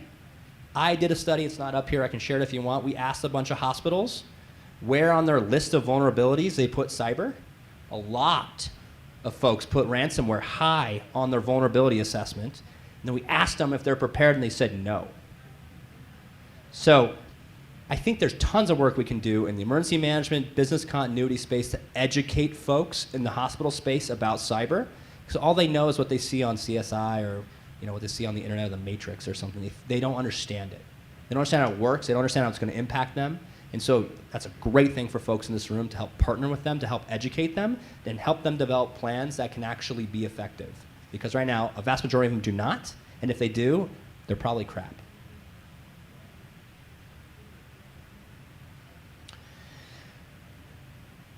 I'm co-directing this new center where we're trying to figure out a lot of that stuff. Like, we're trying to ask these questions. What patients are at highest risk during a ransomware attack? Not just like of their information getting stolen, but like, is it the stroke patients? Is it the cardiac arrest patients? Is it the patients that just got chemotherapy yesterday and we don't know what's going to happen to their white blood cell count in the next 48 hours? Is it the patients in the ICU that just had a heart transplant? Is it the trauma patients? Trying to understand which of these populations are the most vulnerable and what it would take to continue to support them to the same quality and level before the ransomware attack is one of the things we're working on. What are the required technologies and how generalizable are they? Anyone here kind of work in healthcare and wants to raise their hand? Oh, yeah, you guys get this. Keep your hand up if you still use paging. Oh, you guys are lying. Oh, yeah, come on. Does anyone else that's non-healthcare use paging anymore? What's the new paging? Laura. No? Doctors love pagers, and they love faxing stuff still. All right? I don't know the answer. We definitely require faxing. And a lot of people just say, like, fax it to me. But whether or not they like it or not, I don't know. What are the critical required technologies, and how ubiquitous are they? You know, I'll tell you what. Guess what? You have a cardiac arrest in the field, and they get you back. The medics come there, they shock you, they get you back in the field, and they do an electrocardiogram. They put some stickers on your chest, and they take a look at the waveforms of your heart, and they see that you're having a massive heart attack. Guess how they get the doctors from home to get into the hospital to fix your heart? Guess what they use? What? Use pagers. I'm going to repeat that. You have a cardiac arrest. You're having a massive heart attack. The cardiologists that are going to come in and fix your heart are going to know about your issue from a page. Makes you feel like the paging system is pretty important, don't you? These are the types of questions and trying to map these critical technologies and be like, well, the paging system better work. Or we better get off paging and get something better. There are a lot of things we could talk about, but you got to map it first, and you got to see how ubiquitous is it. If it's only in 5% of the hospitals, then why are we worrying about it? We really got to go for the highest yield stuff. Some question over here? No? Yep.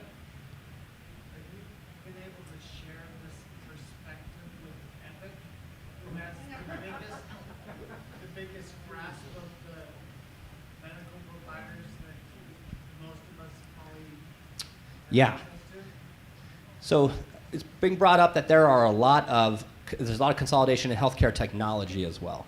And electronic health records are basically the operating system of healthcare. You can't do anything with patients or healthcare without electronic health records, and there are only a handful of vendors. So there are lots of these critical vendors that are highly consolidated that have a huge risk associated with this.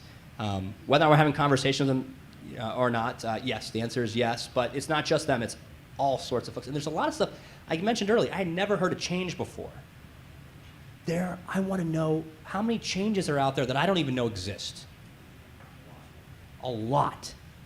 How do I know after I've gone and looked that I got them all? There's no list. There's no process. There's no map. We don't know. Is it feasible to rapidly detect hospital systems getting hit with ransomware without having them tell us? We talked about lawyers. If I can find out that something's happened,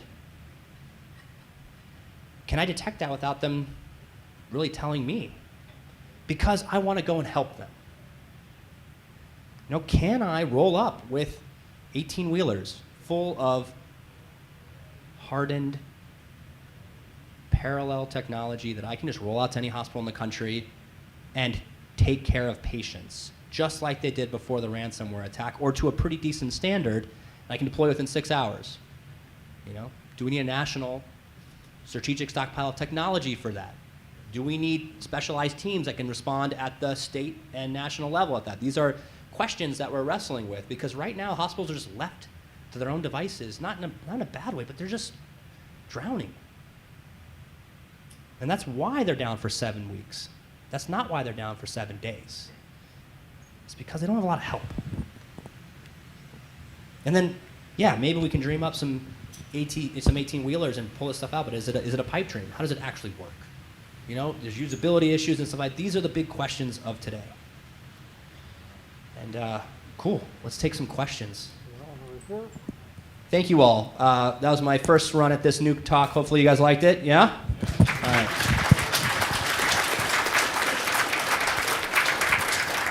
right. Do you have an understanding or an idea, or has somebody done research on what has caused hospitals to get hacked? Is there any data that could be shared with others around the... There's no good data. This is a whole other issue, but basically 200 years ago, if you had a cold and you went to your doctor, they'd say, like, put some leeches on it, and here's some mercury, and, like, here's some foxglove to, like... We, in my opinion, are in the leeches, bloodletting, and mercury phase of evidence when it comes to cybersecurity just broadly. It's all cult of personality, it's all expert opinion, it's all frameworks without actual science. So to your answer, just that's a meta answer to that, is just to say no. But 2, there are going to be a lot of vendors that tell you they have the secret sauce, right? And they're going to have a sweet deck, and they're going to have like, oh, just buy our MFA and look at all these ransomware attacks going down. It's all bullshit. It's phishing. Yeah, phishing. Yes, yeah, phishing is what it is now. There's no good phishing interventions. We can talk a lot about that too. But the answer is no. I don't think we have evidence to say this is why. We have a lot of people like me and other folks that'll give their opinions. Maybe it has to do with the fact that they have a lot of competing technological requirements of them. They have to share data with patients. They have to share data with anyone through certain APIs. They have to have 1,000 different users or more, like sometimes tens of thousands of users accessing the same information in electronic health record. Maybe there's some structural stuff like that, but to be honest, I think it has to come down with economics, right? The reason hospitals and things are getting ransomed a lot, I believe in part, and again, no evidence, is because it pays to do it. And if the market dynamics were different and the economics weren't there, we wouldn't see nearly as many hospitals getting ransomed. So in my experience, it seems like this issue of not having proper cybersecurity precautions in place already is more a matter of financial constraints. And so is there, what have you discovered about getting hospitals to step away from profit and move it towards patient care? And also, as a side note, adequate staffing? The conversation at the top, where the money is, has changed a lot in the last 10 years. I remember this was not an issue at all, and now it's an issue, but I don't think there has been a commensurate investment. We could talk about regulation as a potential mechanism for that. There's a lot of discussion at the federal level here about minimum requirements for hospitals as a condition for Medicaid, stuff like that. I wish I could give you an expert answer to that, because the more and more I look into this problem, the more and more I try to understand it, the more complex it gets. And there are things that I would never even begin to understand, or the financial constraints in some of these places that make me sometimes question something as simple as, well, just put more money into it or just hire more people.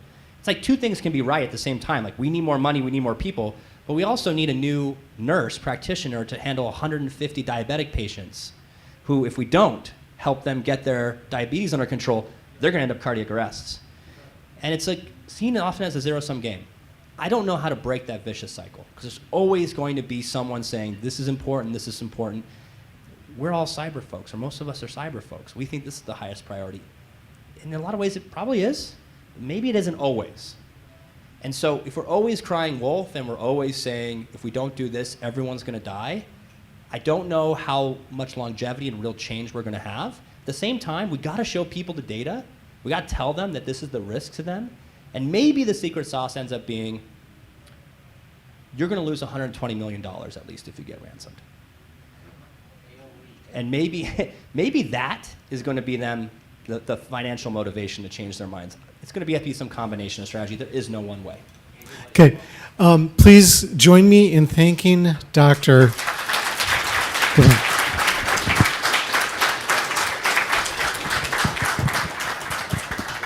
Okay, we're going to have a very quick transition. Come on up, Dr. Stewart.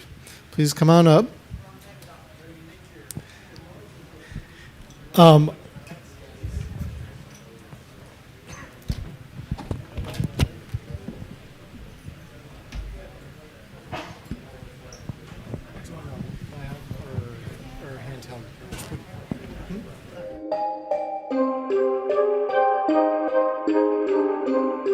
Have a seat. I'm super pleased to announce Dr. Emma Stewart, who joins us from a national laboratory to talk about some really important issues regarding electricity and extreme circumstances associated with electricity and recovering from certain extreme events. So please put your hands together and thank Dr. Emma for joining us.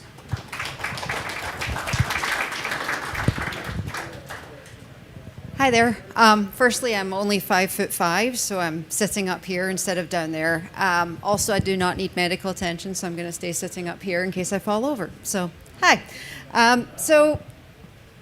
Last year I was here. I gave a talk about where we're at in the power grid, how many utilities we have in the country, various things to do with sort of current state of how our grid is.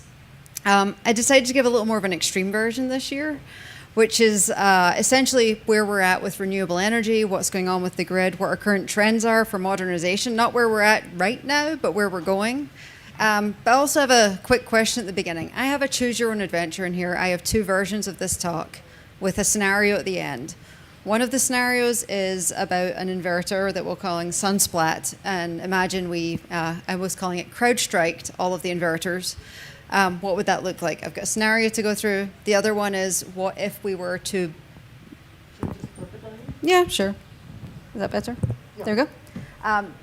Nope. How's that? I'll stop flailing around. Thank you. The other one was essentially if we lost all power in the eastern seaboard entirely and we had to black start our system, which is when we restart generators, we restart load. What does that look like in a modernized grid? So while I'm talking, at some point I'm going to give you a choice because there's not time for both, and people are going to have to put up their hands and tell me which disastrous scenario you're going to have to look at. So while I'm talking also, what I'm really talking about here is what I'm thinking about people can do in this scenario is how do we raise the bar on the technical solutions we're trying to actually provide to the electric grid so we can have all of these futures? How do we get companies to operate within reasonable bounds with these technologies and learn good lessons about how to do this securely and still afford to do it? And how do we moderate how people think or talk? Fear, uncertainty, and doubt in the electric grid is one of the key selling points for most of the technologies you'll see probably at some of the conferences here. We like to say, oh, there's this vulnerability. It could cause the entirety of New York to lose all power. A few weeks ago, someone said that about electric vehicles. They said 3,000 electric vehicles in Manhattan could cause the power grid to go out completely. I don't know where their parking spaces were to begin with. I don't know where these vehicles were. But we have got to stop this kind of fear, uncertainty, and doubt and come up with moderate scenarios where we can actually operate through all of these things.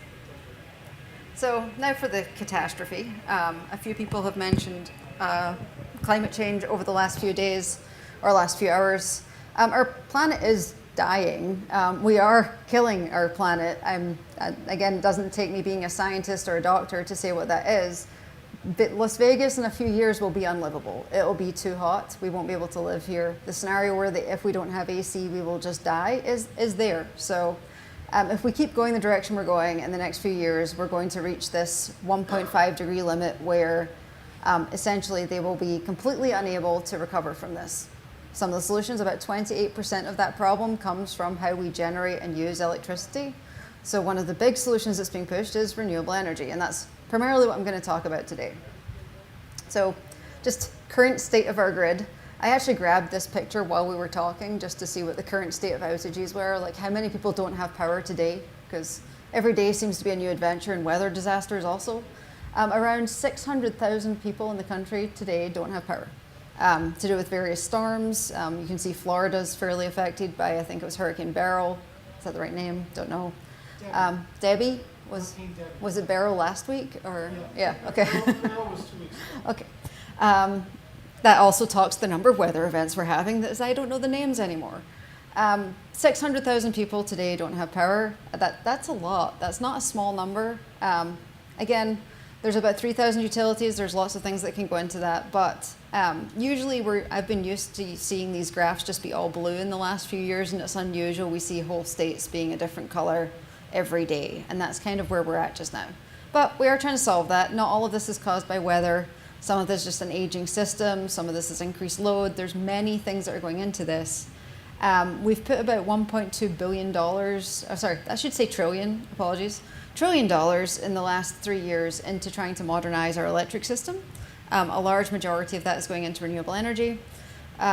Split in the country. Some people hate renewable energy, some people love it. Some people change words like me to try and make people not hate it as much. But there is a split in the country, but no matter what, we're past the point where this isn't going to happen. I've been working in this field for 20 years, mostly actually in renewable energy. It's not going away. There's no amount of foot stomping that's going to do it. There is misinformation everywhere. I've got a running joke here where in Texas, when they had a ramp down in the evening, they referred to it as a surprise sunset, I think, which is strange because they were blaming the solar and wanted to say they wanted their coal back. Weather events are still our biggest threat. No matter what we say about in this presentation, weather events are still going to take out our power more often in the next few years than anything cybersecurity will. We also have insane load growth that I'll talk about in a minute. But we're still pretty reliable. Like, as you look at it in the world, we're still in a room with power lights on. We still rely on our power being on. We're not the least reliable country in the world. We're actually the most reliable country in the world for power delivery. That being said, we have challenges. So we are trying to clean this up. Referring to all of the presentations today, renewable energy is everywhere just now, or clean energy, whatever you want to call it.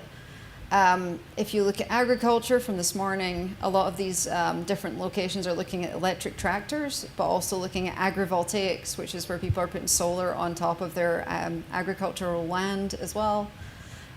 Water plants are looking at using solar and storage for backup generation as well. Again, we're talking about water right here. If you don't have power, you can't necessarily actually pump water. So they use solar and storage as backup.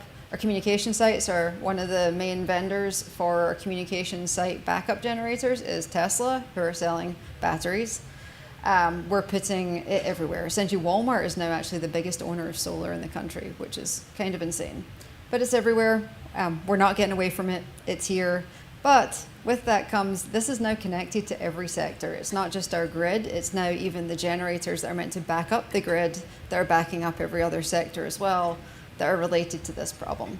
But why am I worried about it? Well, firstly, why is it good? Let's go with that. I'll go with good things first. I'm trying not to be, as much as the previous talk was super interesting, I'm trying not to include as much death in this one. Just, I can talk about death till the cows come home, but trying to keep it a little bit on some of the good things that we're doing with renewable energy. If you live in Texas, you've had about 17 different events in the past couple years that have involved batteries and energy storage ramping up super fast to try and save you from whatever was going on that day that might have been a surprise sunset, a failure of a natural gas generator, failure of wind. There's been a number of failures that batteries have saved a lot of people from. Again, I can talk about death here. The first time ERCOT, Texas had a major failure, multiple people did die for various reasons because of lack of heating, things to do with them sitting in their garages. People do silly things when the power goes out, and people do die because of that. California's also had many heat events. Remember I talked about it when really hot. During those heat events, batteries are giving these emergency discharge signals, meaning, hey, by the way, we've got way too much load. We need you to absolutely discharge all of your generation right now onto the grid. And they're doing it, and it works. At this point, California has reached, I believe they're 100% clean, which includes many other things. But batteries are now becoming the single largest aggregate generator in California. So It's not an imaginary scenario anymore that this is happening. People are doing it. It's useful. It's actually really cool. I like it. I've worked on batteries a long time. Again, there are some challenges. But why is electricity and energy delivery a little different to other sectors? When we talk about energy delivery, when we talk about generation assets, we're also talking about distributed assets. So I don't know how many people have solar in their home or batteries or an electric vehicle. You can show hands or just, cool. You don't necessarily control the water in your house and pump it back into the system. Where the nice person who was talking about water earlier, do you pump water back into the system at all to supply your water? No? I'm hoping you don't. I really hope you don't. Like, It's possible, but nobody, the public wouldn't want to know about it. yeah. So we don't necessarily regularly pump water back into our power or to our water system. In power generation, though, we're trying to put solar and storage on people's houses and then have them respond as a grid asset for the system. That means they're also responsible for that generator sitting on their house. So if there's a vulnerability in their inverter, if there's something wrong, they're the ones that are meant to fix it. So we're putting this on humans, and humans are notoriously unreliable. Why there is a picture of a bridge here, I use water since that's been today. I like to use the bridge analogy of if you were told a bridge was going to fall down and you were told you need to drive your car across it to fix it, would you do that? Like, would a human go out there and go, I'm going to risk my life to drive across this bridge and make sure it stays standing? Most humans are not that stupid to begin with. But we're doing that effectively on people's houses. In California last year, it might be 2 years ago, I'm getting old, they sent out an emergency alert that was similar to, hey, we've got a major problem from the emergency alert system. First time they've done it, everyone's phones it was forced into basically said, you need to turn down your AC, you need to do something, or grid is going to fail. It was a huge emergency at the time. Every other automatic action had failed. I was living in California, got the text message. Everyone's looking at it like, what? Why? This is usually for either lost children or some kind of massive weather event, usually a wildfire actually in California. And basically it did actually work. The humans did do it that one time because they got that emergency alert. Next time they didn't, because every time you send them this, if you send them it 17 times a year, they're going to stop responding. They want their AC. Nobody necessarily wants to sit in 87 degrees for 2 days because they're trying to save the electric grid. In particular, they don't want to sit there when they're in California where their electric rates are the highest in the country and they're wondering what they're paying for at this point because they're sitting in 87 degrees in their house. So it's one of the sectors where we're relying on humans to take an action to save the greater good, and as we've seen in recent years, humans are not necessarily that great as en masse at saving the larger population. Other trends that we're seeing, and this relates to my later talk, my later scenario, is massive load increases everywhere. Just for reference, this will be a big impact on cybersecurity as well, because these new loads are going to be able to impact our system massively, and there have been vulnerabilities in these loads and how they operate. I think I was trying to use an estimate of how much it actually is going to be by the year 2030, and given the accent, I was using 6 times Scotland's load as a whole will be added to our grid, which is huge, or 1.7 Virginia's. I was trying to use it in terms of states. No one called Virginia is involved in this, it's the state of Virginia, but that's the size of the load that's going to be added from just data centers, from needing data, AI, all these cool things we're trying to do. They all need a data center somewhere. And so that's a huge load increase. It's also a huge beginning of vulnerability in our system. It's also kind of a cycle. We're telling people that modernization and cybersecurity now also need AI. That AI needs to go somewhere. That's a data center. Yes, we're using it to create stupid pictures just now, but most of those AI locations need those data centers. We then need that data center to be served by the grid that we're trying to modernize that doesn't have enough power to serve the load, so we're using AI to keep going, and we're in this enormous cycle of I'm not sure where it's going to end if we don't moderate this. Some key facts and figures about this whole new renewable energy supply chain. I'm going to give the spoiler. It's all from China. All of it. Every single piece of it. I was asked a few months ago, and I'll talk about this event, to do an analysis of where one particular battery was across the country. Where is it all? remember looking at them, I'm like, I'm not going to spend $1 million of taxpayer money trying to work out everywhere where this system is in the country. That's ridiculous. I'm going to tell you it's 97% of the systems. I'm like, why are you answering like that? It's like, because it's probably 97% of the systems, and I'd rather spend the money trying to fix this situation than spend the money trying to come up with a number when I know how many there are. It's kind of this look of shock. But even when we look at the number of vendors on this system, meaning the number of people whose vulnerabilities we possibly have to account for, there's at least 73 inverter manufacturers that can be used in the country that have passed all of the safety regulations, all of the requirements we have. 73 inverter manufacturers, and 2% of those are US based. So that's not very many. If you look at the top graph, these are the global inverter manufacturers. Again, we need inverters for almost every renewable energy site. Renewable energy is usually DC. We need to convert it to AC. We need it for almost everything. When you hear inverter-based resources, this is what we're talking about. The number one supplier in the world is still Huawei, so that's good. Followed by a number of other Chinese vendors who are essentially supplying the majority of our market currently. We're in an interesting geopolitical climate right now. That's not necessarily a good solution for our grid in the US currently.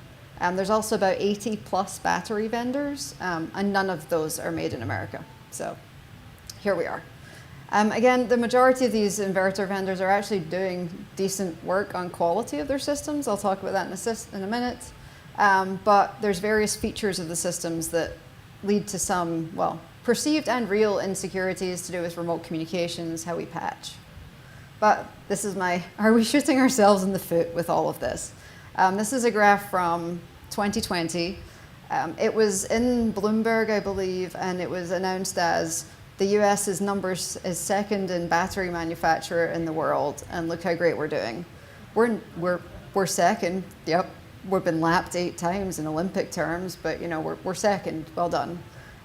This isn't a race we're going to win at this point. Not in the near future. Not tomorrow. Not if we took everything out. We're not going to win right now. We have not put the money into this. This manufacturing race is extremely far gone at this point.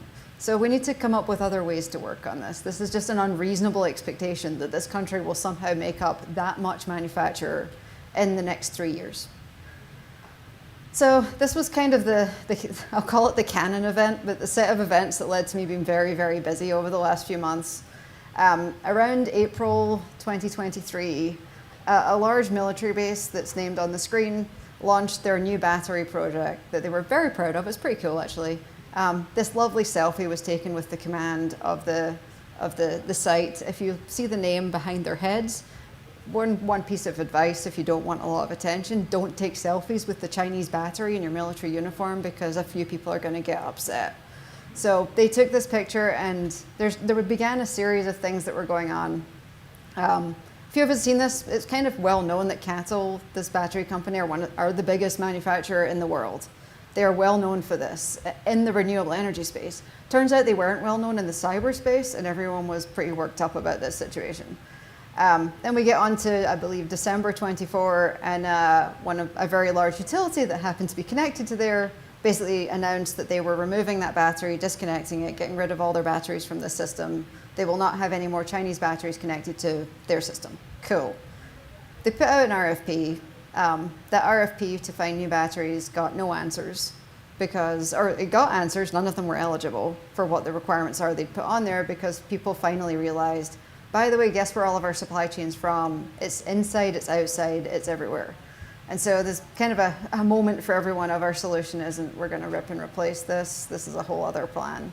Around that time, also in the new National Defense Authorization Act for FY24, there was 10 battery companies that were named. It was in the middle of all of this has happened, and that was part of it being removed. Those 10 battery companies make up our entire supply of batteries at this point. So essentially, if we all followed what was in there, it was going to be a complete stop of the energy transition, the stop of grid modernization, the stop of almost everything that we're working on. Again, DoD gets up and says to various people, no, we don't have any more of these batteries in our system, we're okay. Like 3 weeks later, I think it was Edwards Air Force Base then announced they just got their new large connected battery energy storage system online. They were using BYD batteries. That was another one on that list. Well done, guys. really good at publication here. I do not know who works in comms for these people, but they need to read like what's going on in history. Great, so now everyone's screaming for rip and replace. They're screaming in Congress, they're screaming all over the place. And we've got, in my job, we have utilities come and talk to us and different vendors to say like, can you help us? How do we deal with this? And we're like, well, we're not gonna help you rip and replace it. That's ridiculous. You'll actually lose reliability. So roll on, we get to now. Maybe about a month ago, everyone remembers we did ban Huawei, we did lots of other things. They exited the US inverter market, still became #1 in the world. During that time, essentially, DoD were told that you have to remove it from all of their systems. And about a month ago, they said, hey, can we get a waiver from that rip and replace order? Because we can't actually remove them from all of our systems. So essentially my summary here is rip and replace is a terrible plan from a cybersecurity perspective also because we just can't do it because we'll lose power in various places. So great, let's build a supply chain here. How long is that going to take? We have put $30 billion into this already to build new systems, build power electronics here. It's going relatively well. One of the big things we need is chips. So there's Chips for America that is building just now, but it's not going to be in time for the next few years or for the next 10 years. The battery material was a lot of the focus. Critical Materials Act came in. We then changed that. I think SMA Solar has announced a very large inverter plant to be built in the US, but at the same time, Enphase, who's they kind of make up the 2% of things that are made here. Enphase actually announced they were going to close a plant here, which is the other big inverter manufacturer. And also SunPower, who was like the golden child of solar energy and manufacture for a very long time, they filed for bankruptcy, I believe, yesterday. So we're not gaining traction on this manufacturer. Again, this is not to make everyone sad. We're saying we have options, but we need to actually work out how people are going to apply these because building it here is not necessarily the solution. So just moving on. What are we actually seeing from technical risk on these systems? Like, why do we care that inverters are built in China? Well, we're seeing trends and vulnerability in these that are not great, and they're also very hard to fix, whereas a US inverter company might stand up and say, sure, we'll fix that vulnerability, thank you for disclosing. The Chinese companies are not going to do that. So we're seeing weak credentials, persistent communications to home not being a US base. There's lots of web page vulnerabilities with the applications. Essentially, these things have problems. They're getting better, but they have problems. There have also been ransomware attacks. Again, it's not necessarily shut down any power generation, but again, ransomware doesn't need to do that. It's caused massive financial challenges with these. Remote monitoring has been lost in a number of cases. Again, we're seeing challenges. There's been about 17 different events that we've seen in the past that are reported in the past 4 years, I believe. And they're not getting better, they're speeding up. The FBI just released an announcement about, hey, by the way, people are targeting renewable energy. People finally have worked out it's there. So technically though, some of what makes these devices a bit of a risk is also a benefit to the system. We can't necessarily update firmware on these remotely. You can't go to millions and millions of devices and plug something in unless you're CrowdStrike.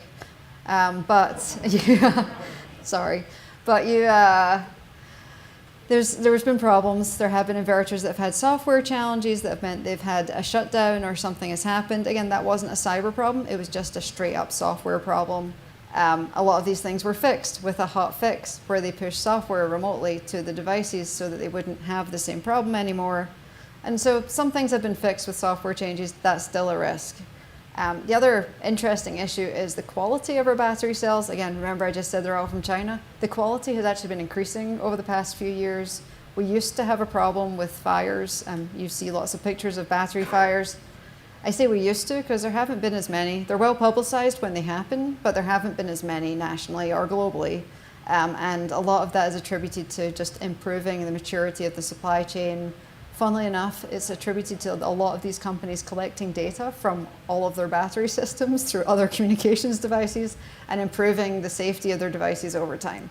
So we're kind of stuck. If we ban these 10 companies or we ban other companies, we end up just going to another 10 that are popping up and they probably have a worse fire risk. We do have data that some of them do. So we're kind of damned if we do, damned if we don't at this point because fire risk will be higher.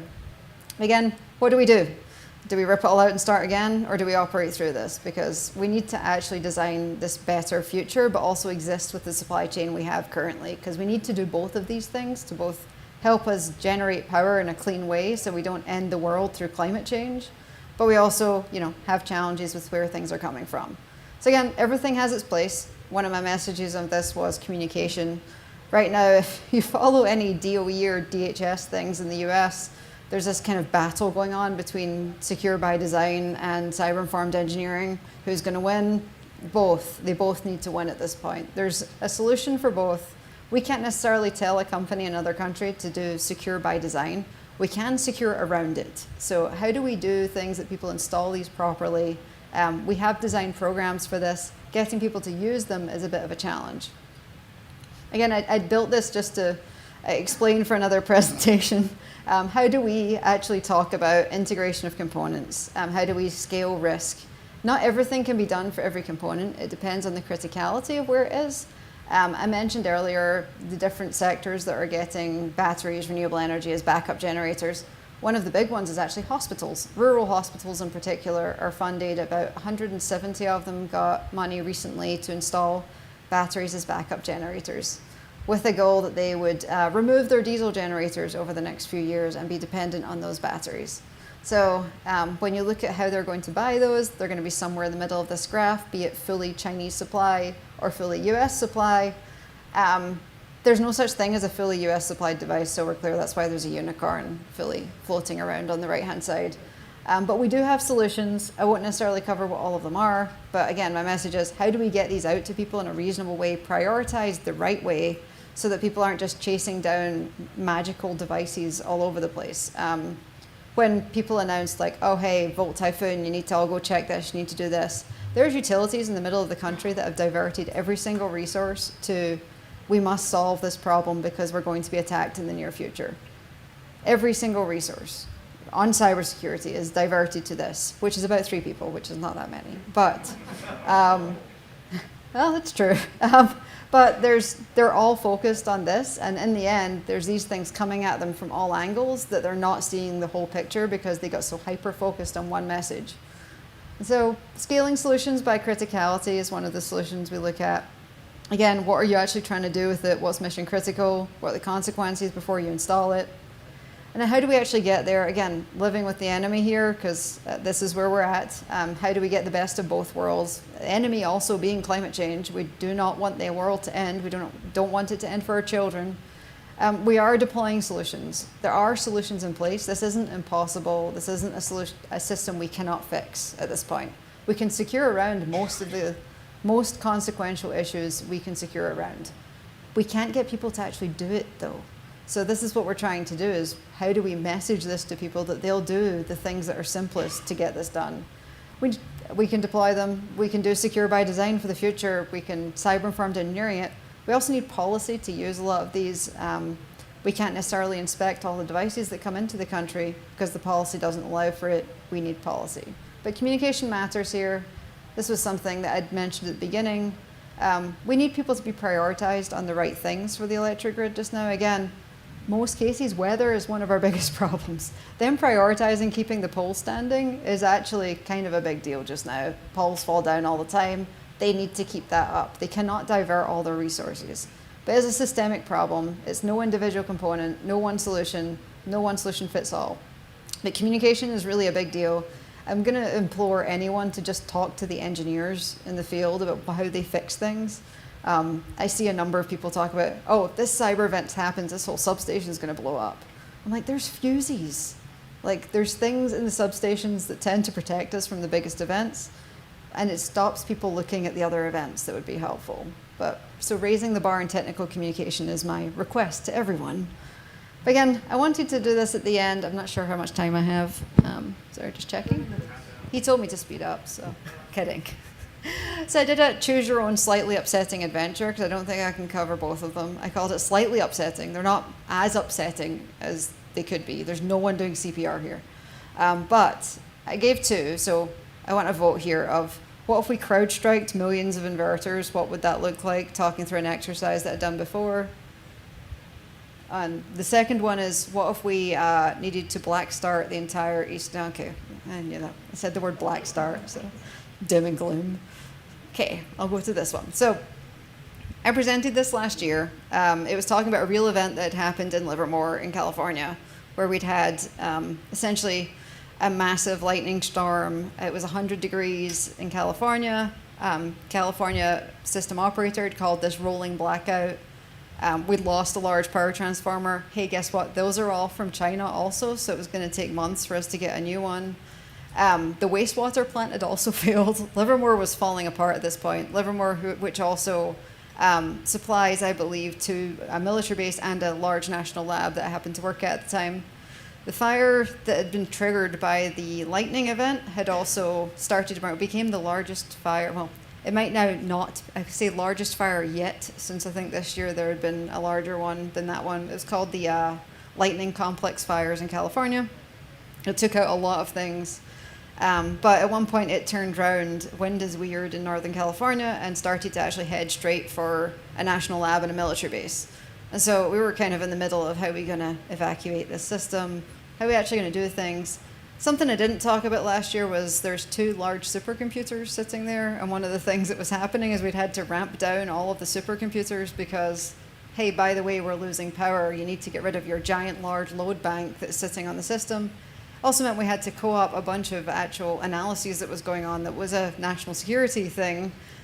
Everything had to be moved because we had to ramp down analyses that was going on for other things because the computer was needing to be turned off. So yeah, it was impacting other things again. And then my running joke was, though, at some point in that summer, they also announced we're going to get rid of all gas vehicles in California. You're going to only have electric vehicles. People in this town that were evacuating hadn't had power for 3 days. And they're like, what, we're going to evacuate a town from a fire when we've got all electric vehicles that haven't had power for 3 days? Like, you're going to bring us a school bus? Like, what's happening? So it was a really kind of strange event that was happening, but it made me think about what I'm talking about here. Like, what if we add cyber? So from a black start scenario, it's one of my favorite things to talk about, so I'm happy. Black start is when everything is black. We've lost power in large sections of the grid. We've lost large major generators. Effectively, when we talk about, we're usually talking about the whole country, but let's consider just sort of one large section of the country to make it less dramatic. What happens when it has happened? We have had to do black start scenarios. We do plan for it in the electric system. We don't necessarily plan normally for cyber to be part of that scenario, so we're all there. We ran exercises in the last few years. One's called Liberty Eclipse. There's GridX. We now do plan for cyber to be there, but it's still not necessarily as embedded in the field crews and people that will be doing the work. When we ran an exercise in, I believe, Plum Island a few years ago for it's not called Liberty Eclipse anymore, but we ran an exercise. One of the first things that happened is one of the field crew that was out there trying to simulate this black start happening with cybersecurity. We told them the hospital, funnily enough, was not generating. Their goal was they had to get power back on for the hospital in this exercise. This field crew guy runs out and he's just basically screaming at everyone because he was angry. They tend to get that way sometimes. But he was determined that his one mission was that hospital needs to come on. So he started to do the things to make sure that would happen because he wanted to win the exercise also. So he was doing those things. And there was a vulnerability embedded in one of the relays that was basically triggered by him turning it back on to brick everything that was related to it. So essentially he bricked half the system by doing this. And we're trying to explain, you need to bring a cyber person with you to do this now. If we think it was a cyber attack, you should probably bring someone with you. Okay, don't let them touch the wires, but like, they can come with you. It's okay. Like, they can be trained. Don't worry about them. But that was one of the big lessons learned, is they need people to come with them to do that if we do suspect there's anything to do with cybersecurity involved here, because people are mean. And so when we have a black start normally, I say normally, but it's a pretty bad event, a field crew will have to go out and assess damage. It's probably caused by some form of damage at this point. The people in the bucket trucks are staged. If anyone works with David, he does a lot of this on helping stage for large weather events. They'll be staged outside. Outside the weather event, they will go out and they will determine how much is damaged, what they need to fix, what they need to do, and do an instant response plan to get things back online. They then go back through, they reconnect the big lines and generators, they go through any major load blocks, and then they start restoring and resynchronizing all of these big things together. Just imagine resynchronizing lots of things in little islands until they all talk to each other and match up properly. It takes up quite a while. It can take days for them to pull this back up depending on the size, so it's a big deal. When they need equipment, there's usually these large yards of transformers sitting there. We like to think of transformers as this kind of mysterious thing. There's yards of them sitting around. You can find them. They're just sitting everywhere. You'll find transformer yards, pole yards. They have equipment staged. They know how to do this. This isn't a mystery. It's not a problem. We know how to do it now. So my scenario I wanted to bring it all together with is our future of all the things I've talked about, of everything that's now integrated into the system and what that means. At one point, we will not be able to go back to this being a manual system. There will be no option for us to manually restart all of these things. We'll be stuck. I say stuck. It will be good, but we'll have a more digitized, automated system. So I had a picture at the beginning of the robot in the substation, one of those robot dogs. That is a real thing now. They're sending robot dogs into substations. It's kind of weird. But it's for safety as well. They can go in and be less likely to be hurt by something in that substation. So they also can collect more data. They can do a lot more things. They can assess what's going on quickly, automatically. Okay, so imagine our robot dogs are running around collecting all this data of, we've had the power outage, assume it's happened. We don't know necessarily all what's caused it. There have been a number of cyber events linked with weather events, so we have to deal with both. So they're running around, their robot dogs. Okay, where are they going to send their data to actually do the assessment? If they don't have power in that whole area, have they worked out a plan that data is going to go to some other data center somewhere across the country? We do plan with that in different ways. What if the whole country wasn't there? Okay, how do they even communicate that data out to do this AI assessment of what's actually damaged and come up with a solution? Again, I'm not clear right now, but imagine also, in a very practical way, the batteries on that robot need to be charged for at least 3 days. Does everyone plan their robot dogs are charged for 3 days so that we can actually get the data to restore the system? Again, we then need cyber assessments and root cause analysis. Great. Again, still needs data to do that. So how do we get those teams together? We again need the data centers for processing and damage. We need them for the remediation tools. We also need communication systems with throughput capability that can actually take that data and do something with it. And those need backup generators on them also, which might also be those batteries and those solar plants that we're talking about that may have cyber risk on them. So who goes out and checks those are okay? Again, we need to determine where the load is from a locational priority. Depending on the size of this national outage we're talking about, did that data center that we need to use have backup generations that's actually working, that wasn't that battery that we're worried about, that we're now talking about? Maybe, maybe not. We can start going through other things at this point. There's things also like, okay, we need an additional yard for power electronics and technicians that are going to work on all of these things because we need digital systems to be installed.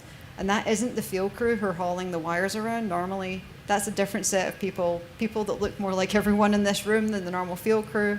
Again, field crew can look like anything. I have been field crew, but normally they're a set type of people working on big wires. So do they have an additional yard for those things? Again, we've got the physical equipment needs, and then we can go out to things like actually dispatching these cyber and physical teams together. So are those cyber people trained to be going into substations, going to work together on these things?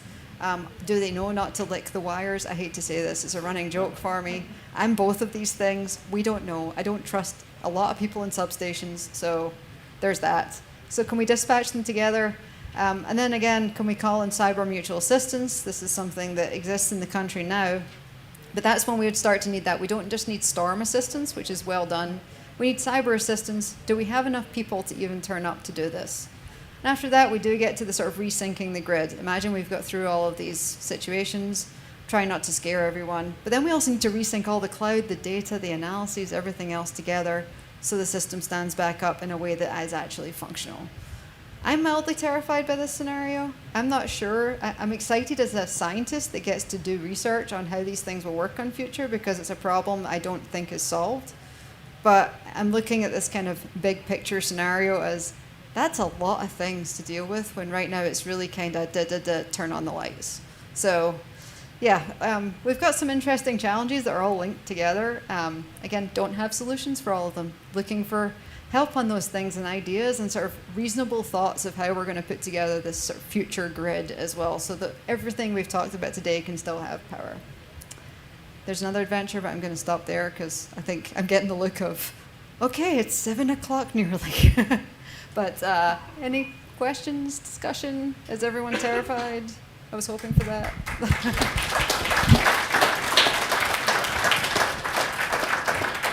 Okay, I see some questions and I will run to you carefully without tripping.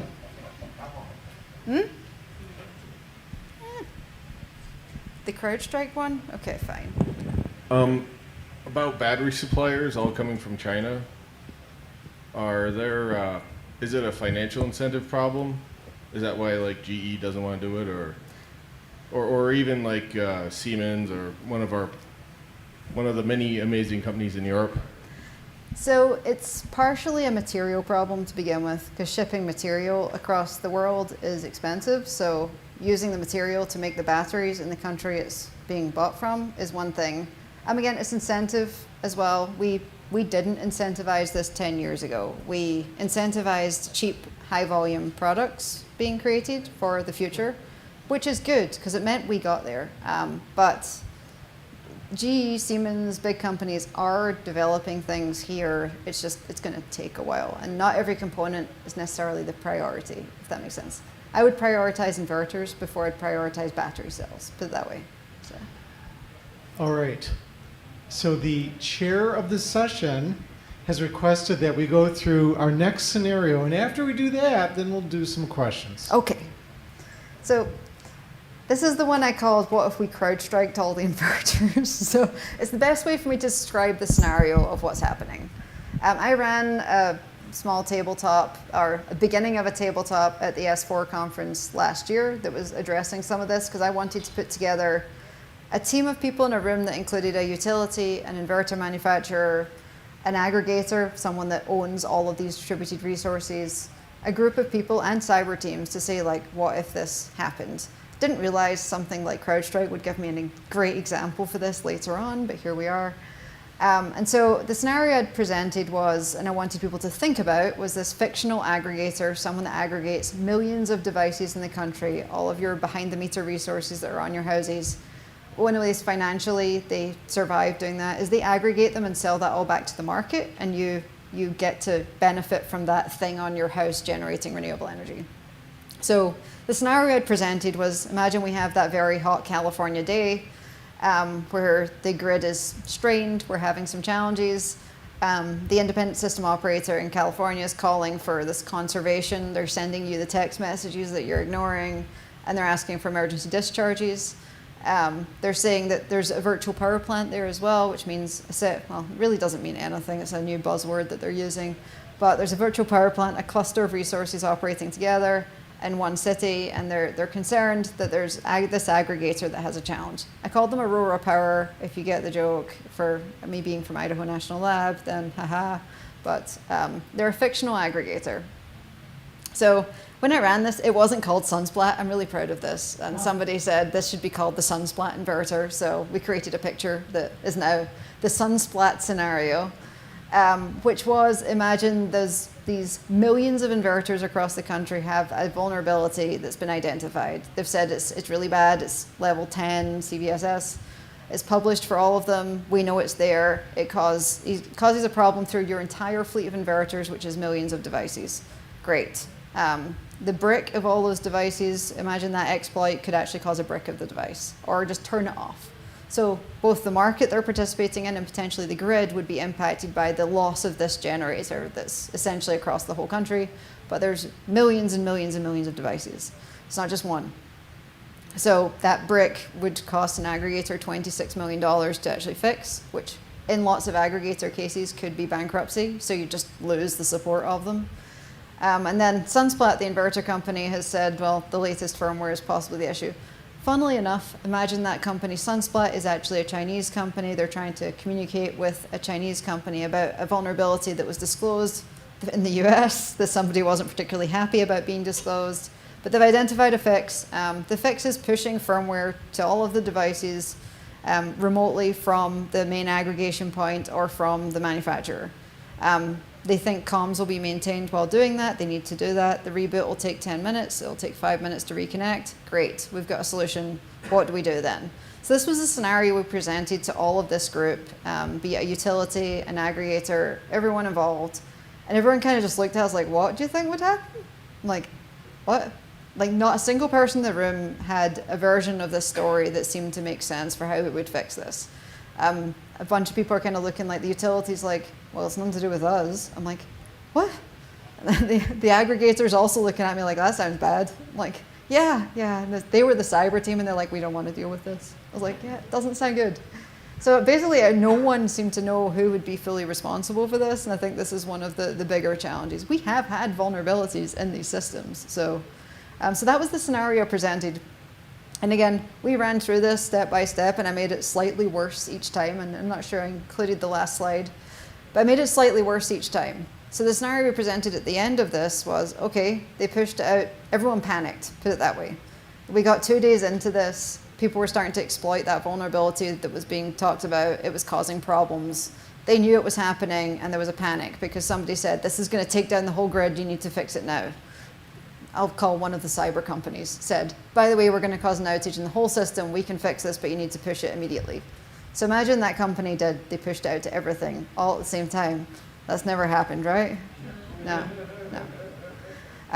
Yes, that's why I'm calling this the CrowdStrike scenario. So imagine it then bricked everything.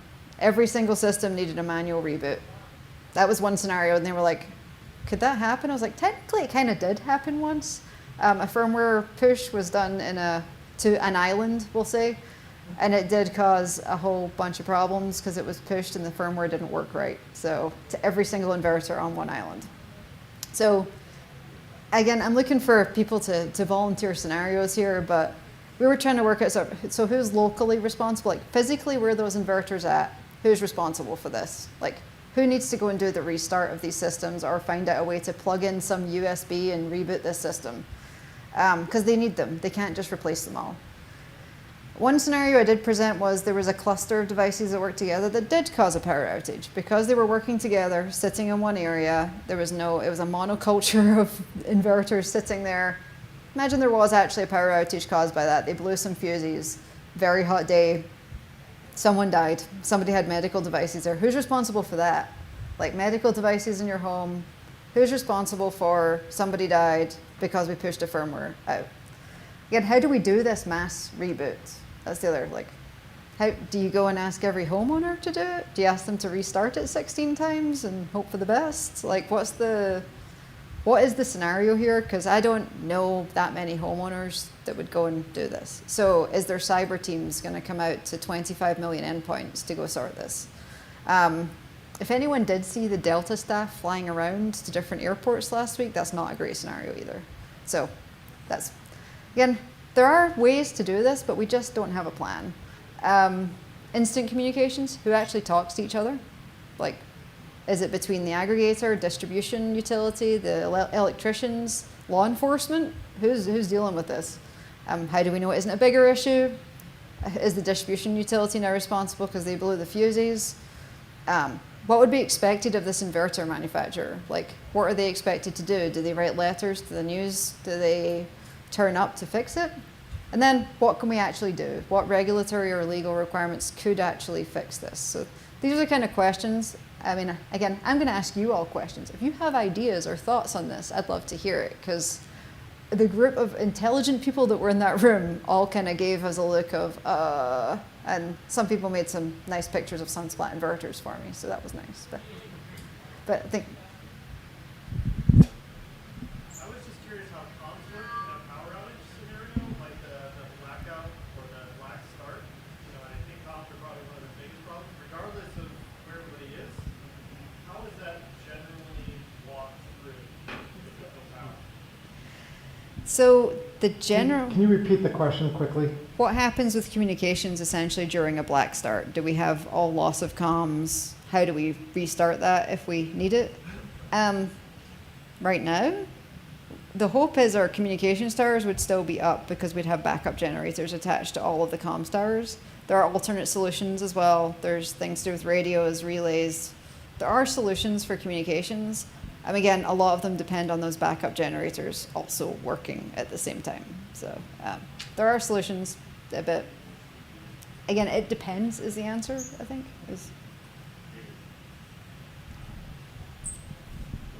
And I will say, if I stare at you, I am slightly deaf, so masks make it really hard for me. So you don't need to take off your mask. If I stare at you, it's. So my question is, why isn't this more common? I mean, I'm thinking, for instance, let's say, the heat event. Let's say, I'm going to throw out names. Let's say every Ecobee or every Nest all of a sudden glitched and turned on the heat pumps, or something like that. That could cause this kind of thing. It's not just the inverters that have this problem, right? There's many other things at the load end that have this.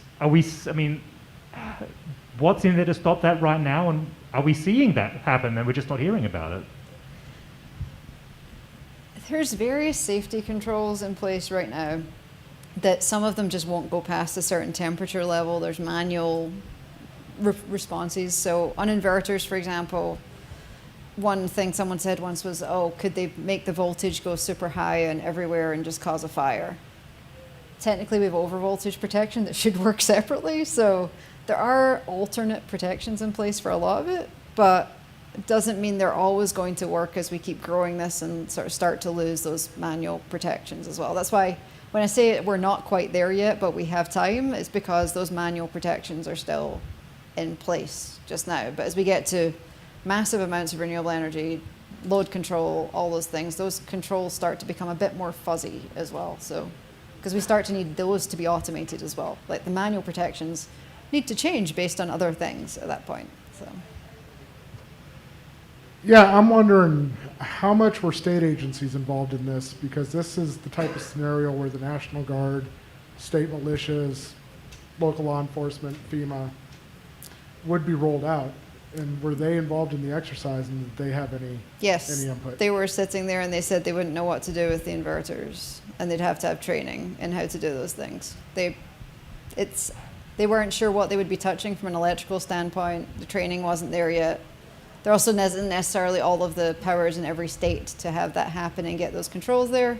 The other thing from small utilities in particular, the person that is National Guard or state and local responsible is often the single cyber person also sitting in that utility. So there's, in the very small ones. So there's kind of a weird catch-22 for them in a lot of this as well. So yes, there are people that know those things exist and can know how to make them action, but they were still, actually when we ran the Plum Island exercises as well, we had a lot of National Guard members there.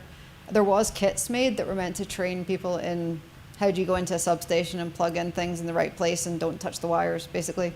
That still needs to happen nationally. It's not there yet, so. Can get there, that's a good solution, but we need the training to be there, I think, so. Just want to make a comment on some of the conversation we've been talking about right now. Sorry, it's right here. Oh. Yeah, and there is vast lack of understanding with some of the process, right? In this room, if I bring out like DR, BIA, ECP, right? So, business, impact assessment or analysis or, business continuity plan, right? All those exist, right? How many people are actually, from a cyber perspective, put into, focus on those areas? Having those organizations, done the BIA, having a solid, DR, disaster recovery plan being established and really put on the focus, and looking at this change as a non-technical problem, but also a business problem. How can we get the business side come in to work together? And because it's very difficult if we just deploying solutions and just turn that into a technology problem rather than a process and a policy change, right? No, I agree that should be in people's business continuity and in their plans. That's one of the I don't say simple, but that's one of the solutions I hope to try and communicate to people. It should be there for future, so. So now that they know that they have a problem, do you know if these companies have started to work on a solution? At least 2 or 3 have that came to talk to us afterwards. There are plans, there are things that are changing. They're trying, but there's ones that will never, like 10 of those inverter companies are never going to come to work with a US national laboratory on how to fix their inverter vulnerabilities. So there's choices of how we're going to do this, I think, is the... Oh. So this will be our last question, and then we're going to talk a little bit about tomorrow. Yeah, thanks. I really kind of hesitate to bring this up as a potential solution because... That sounds like a great question. But, all right, so I believe Underwriters Laboratories has requirements for testing. You know, they have requirements on inverter safety.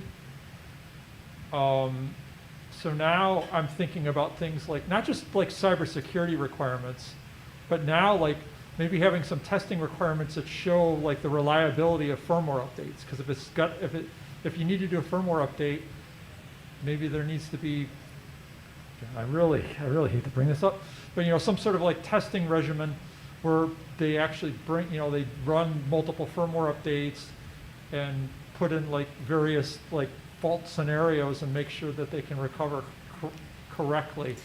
I know this is something that we've kind of like foisted on the private sector to, you know, we want the device manufacturer to do all that stuff, but in the lieu of the fact that they're not, I don't know, it's just a thought.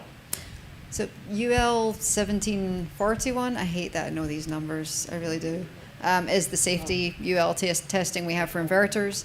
Interestingly, right now, we can certify Chinese companies and other companies to do that testing. So from a safety standpoint, that's great. Testing their things in situ is a good idea, like doing this that right way. From a cyber perspective, given geopolitical concerns, we do have something being developed called UL 2941 that is it's the beginning of a requirement. Whether I believe in it right now or whether I believe it's reasonable, that's a whole other personal opinion. It's in development. It will be something that could do that. My personal opinion right now is we need to make sure that's tested in the right places where we can certify the testing itself as opposed to just certify the device, if that makes sense. But that is testing these things. Again, how do you persuade some of these companies to test it without, we need a regulatory requirement to do that as well, which will increase costs, which will, is a cycle of things. So. I bring this up because the IoT world is kind of like stuck in this. Mm-hmm. Yep. Okay, please join me in thanking Dr. Emma. Thank you, Doctor. And now Josh is going to talk a little bit about what is happening tomorrow. All right, so first off, we started the day saying we are over-dependent on undependable things affecting public safety, economic, and national security. Sorry. You have also now heard about cascading failures in the last 12 months since we were here for the water you drink, the food you put on your table, the power and utilities that supply energy to the communities, and timely access to patient care. We also know it could get worse if we see hybrid conflict as early as 2027. And whether it's malware we find and evict from a water facility or just the people we depend upon to keep it running or give us updates, hopefully you can understand the gravity we're trying to put to this technical community of protectors and puzzlers, because you're going to play a role. So if today was about giving you updates, tomorrow is 3 two-hour blocks of difficult conversations led by some people who are capable of doing so. So the first thing I want you to do is give yourself a round of applause for simmering in your discomfort today, because it was a hard day.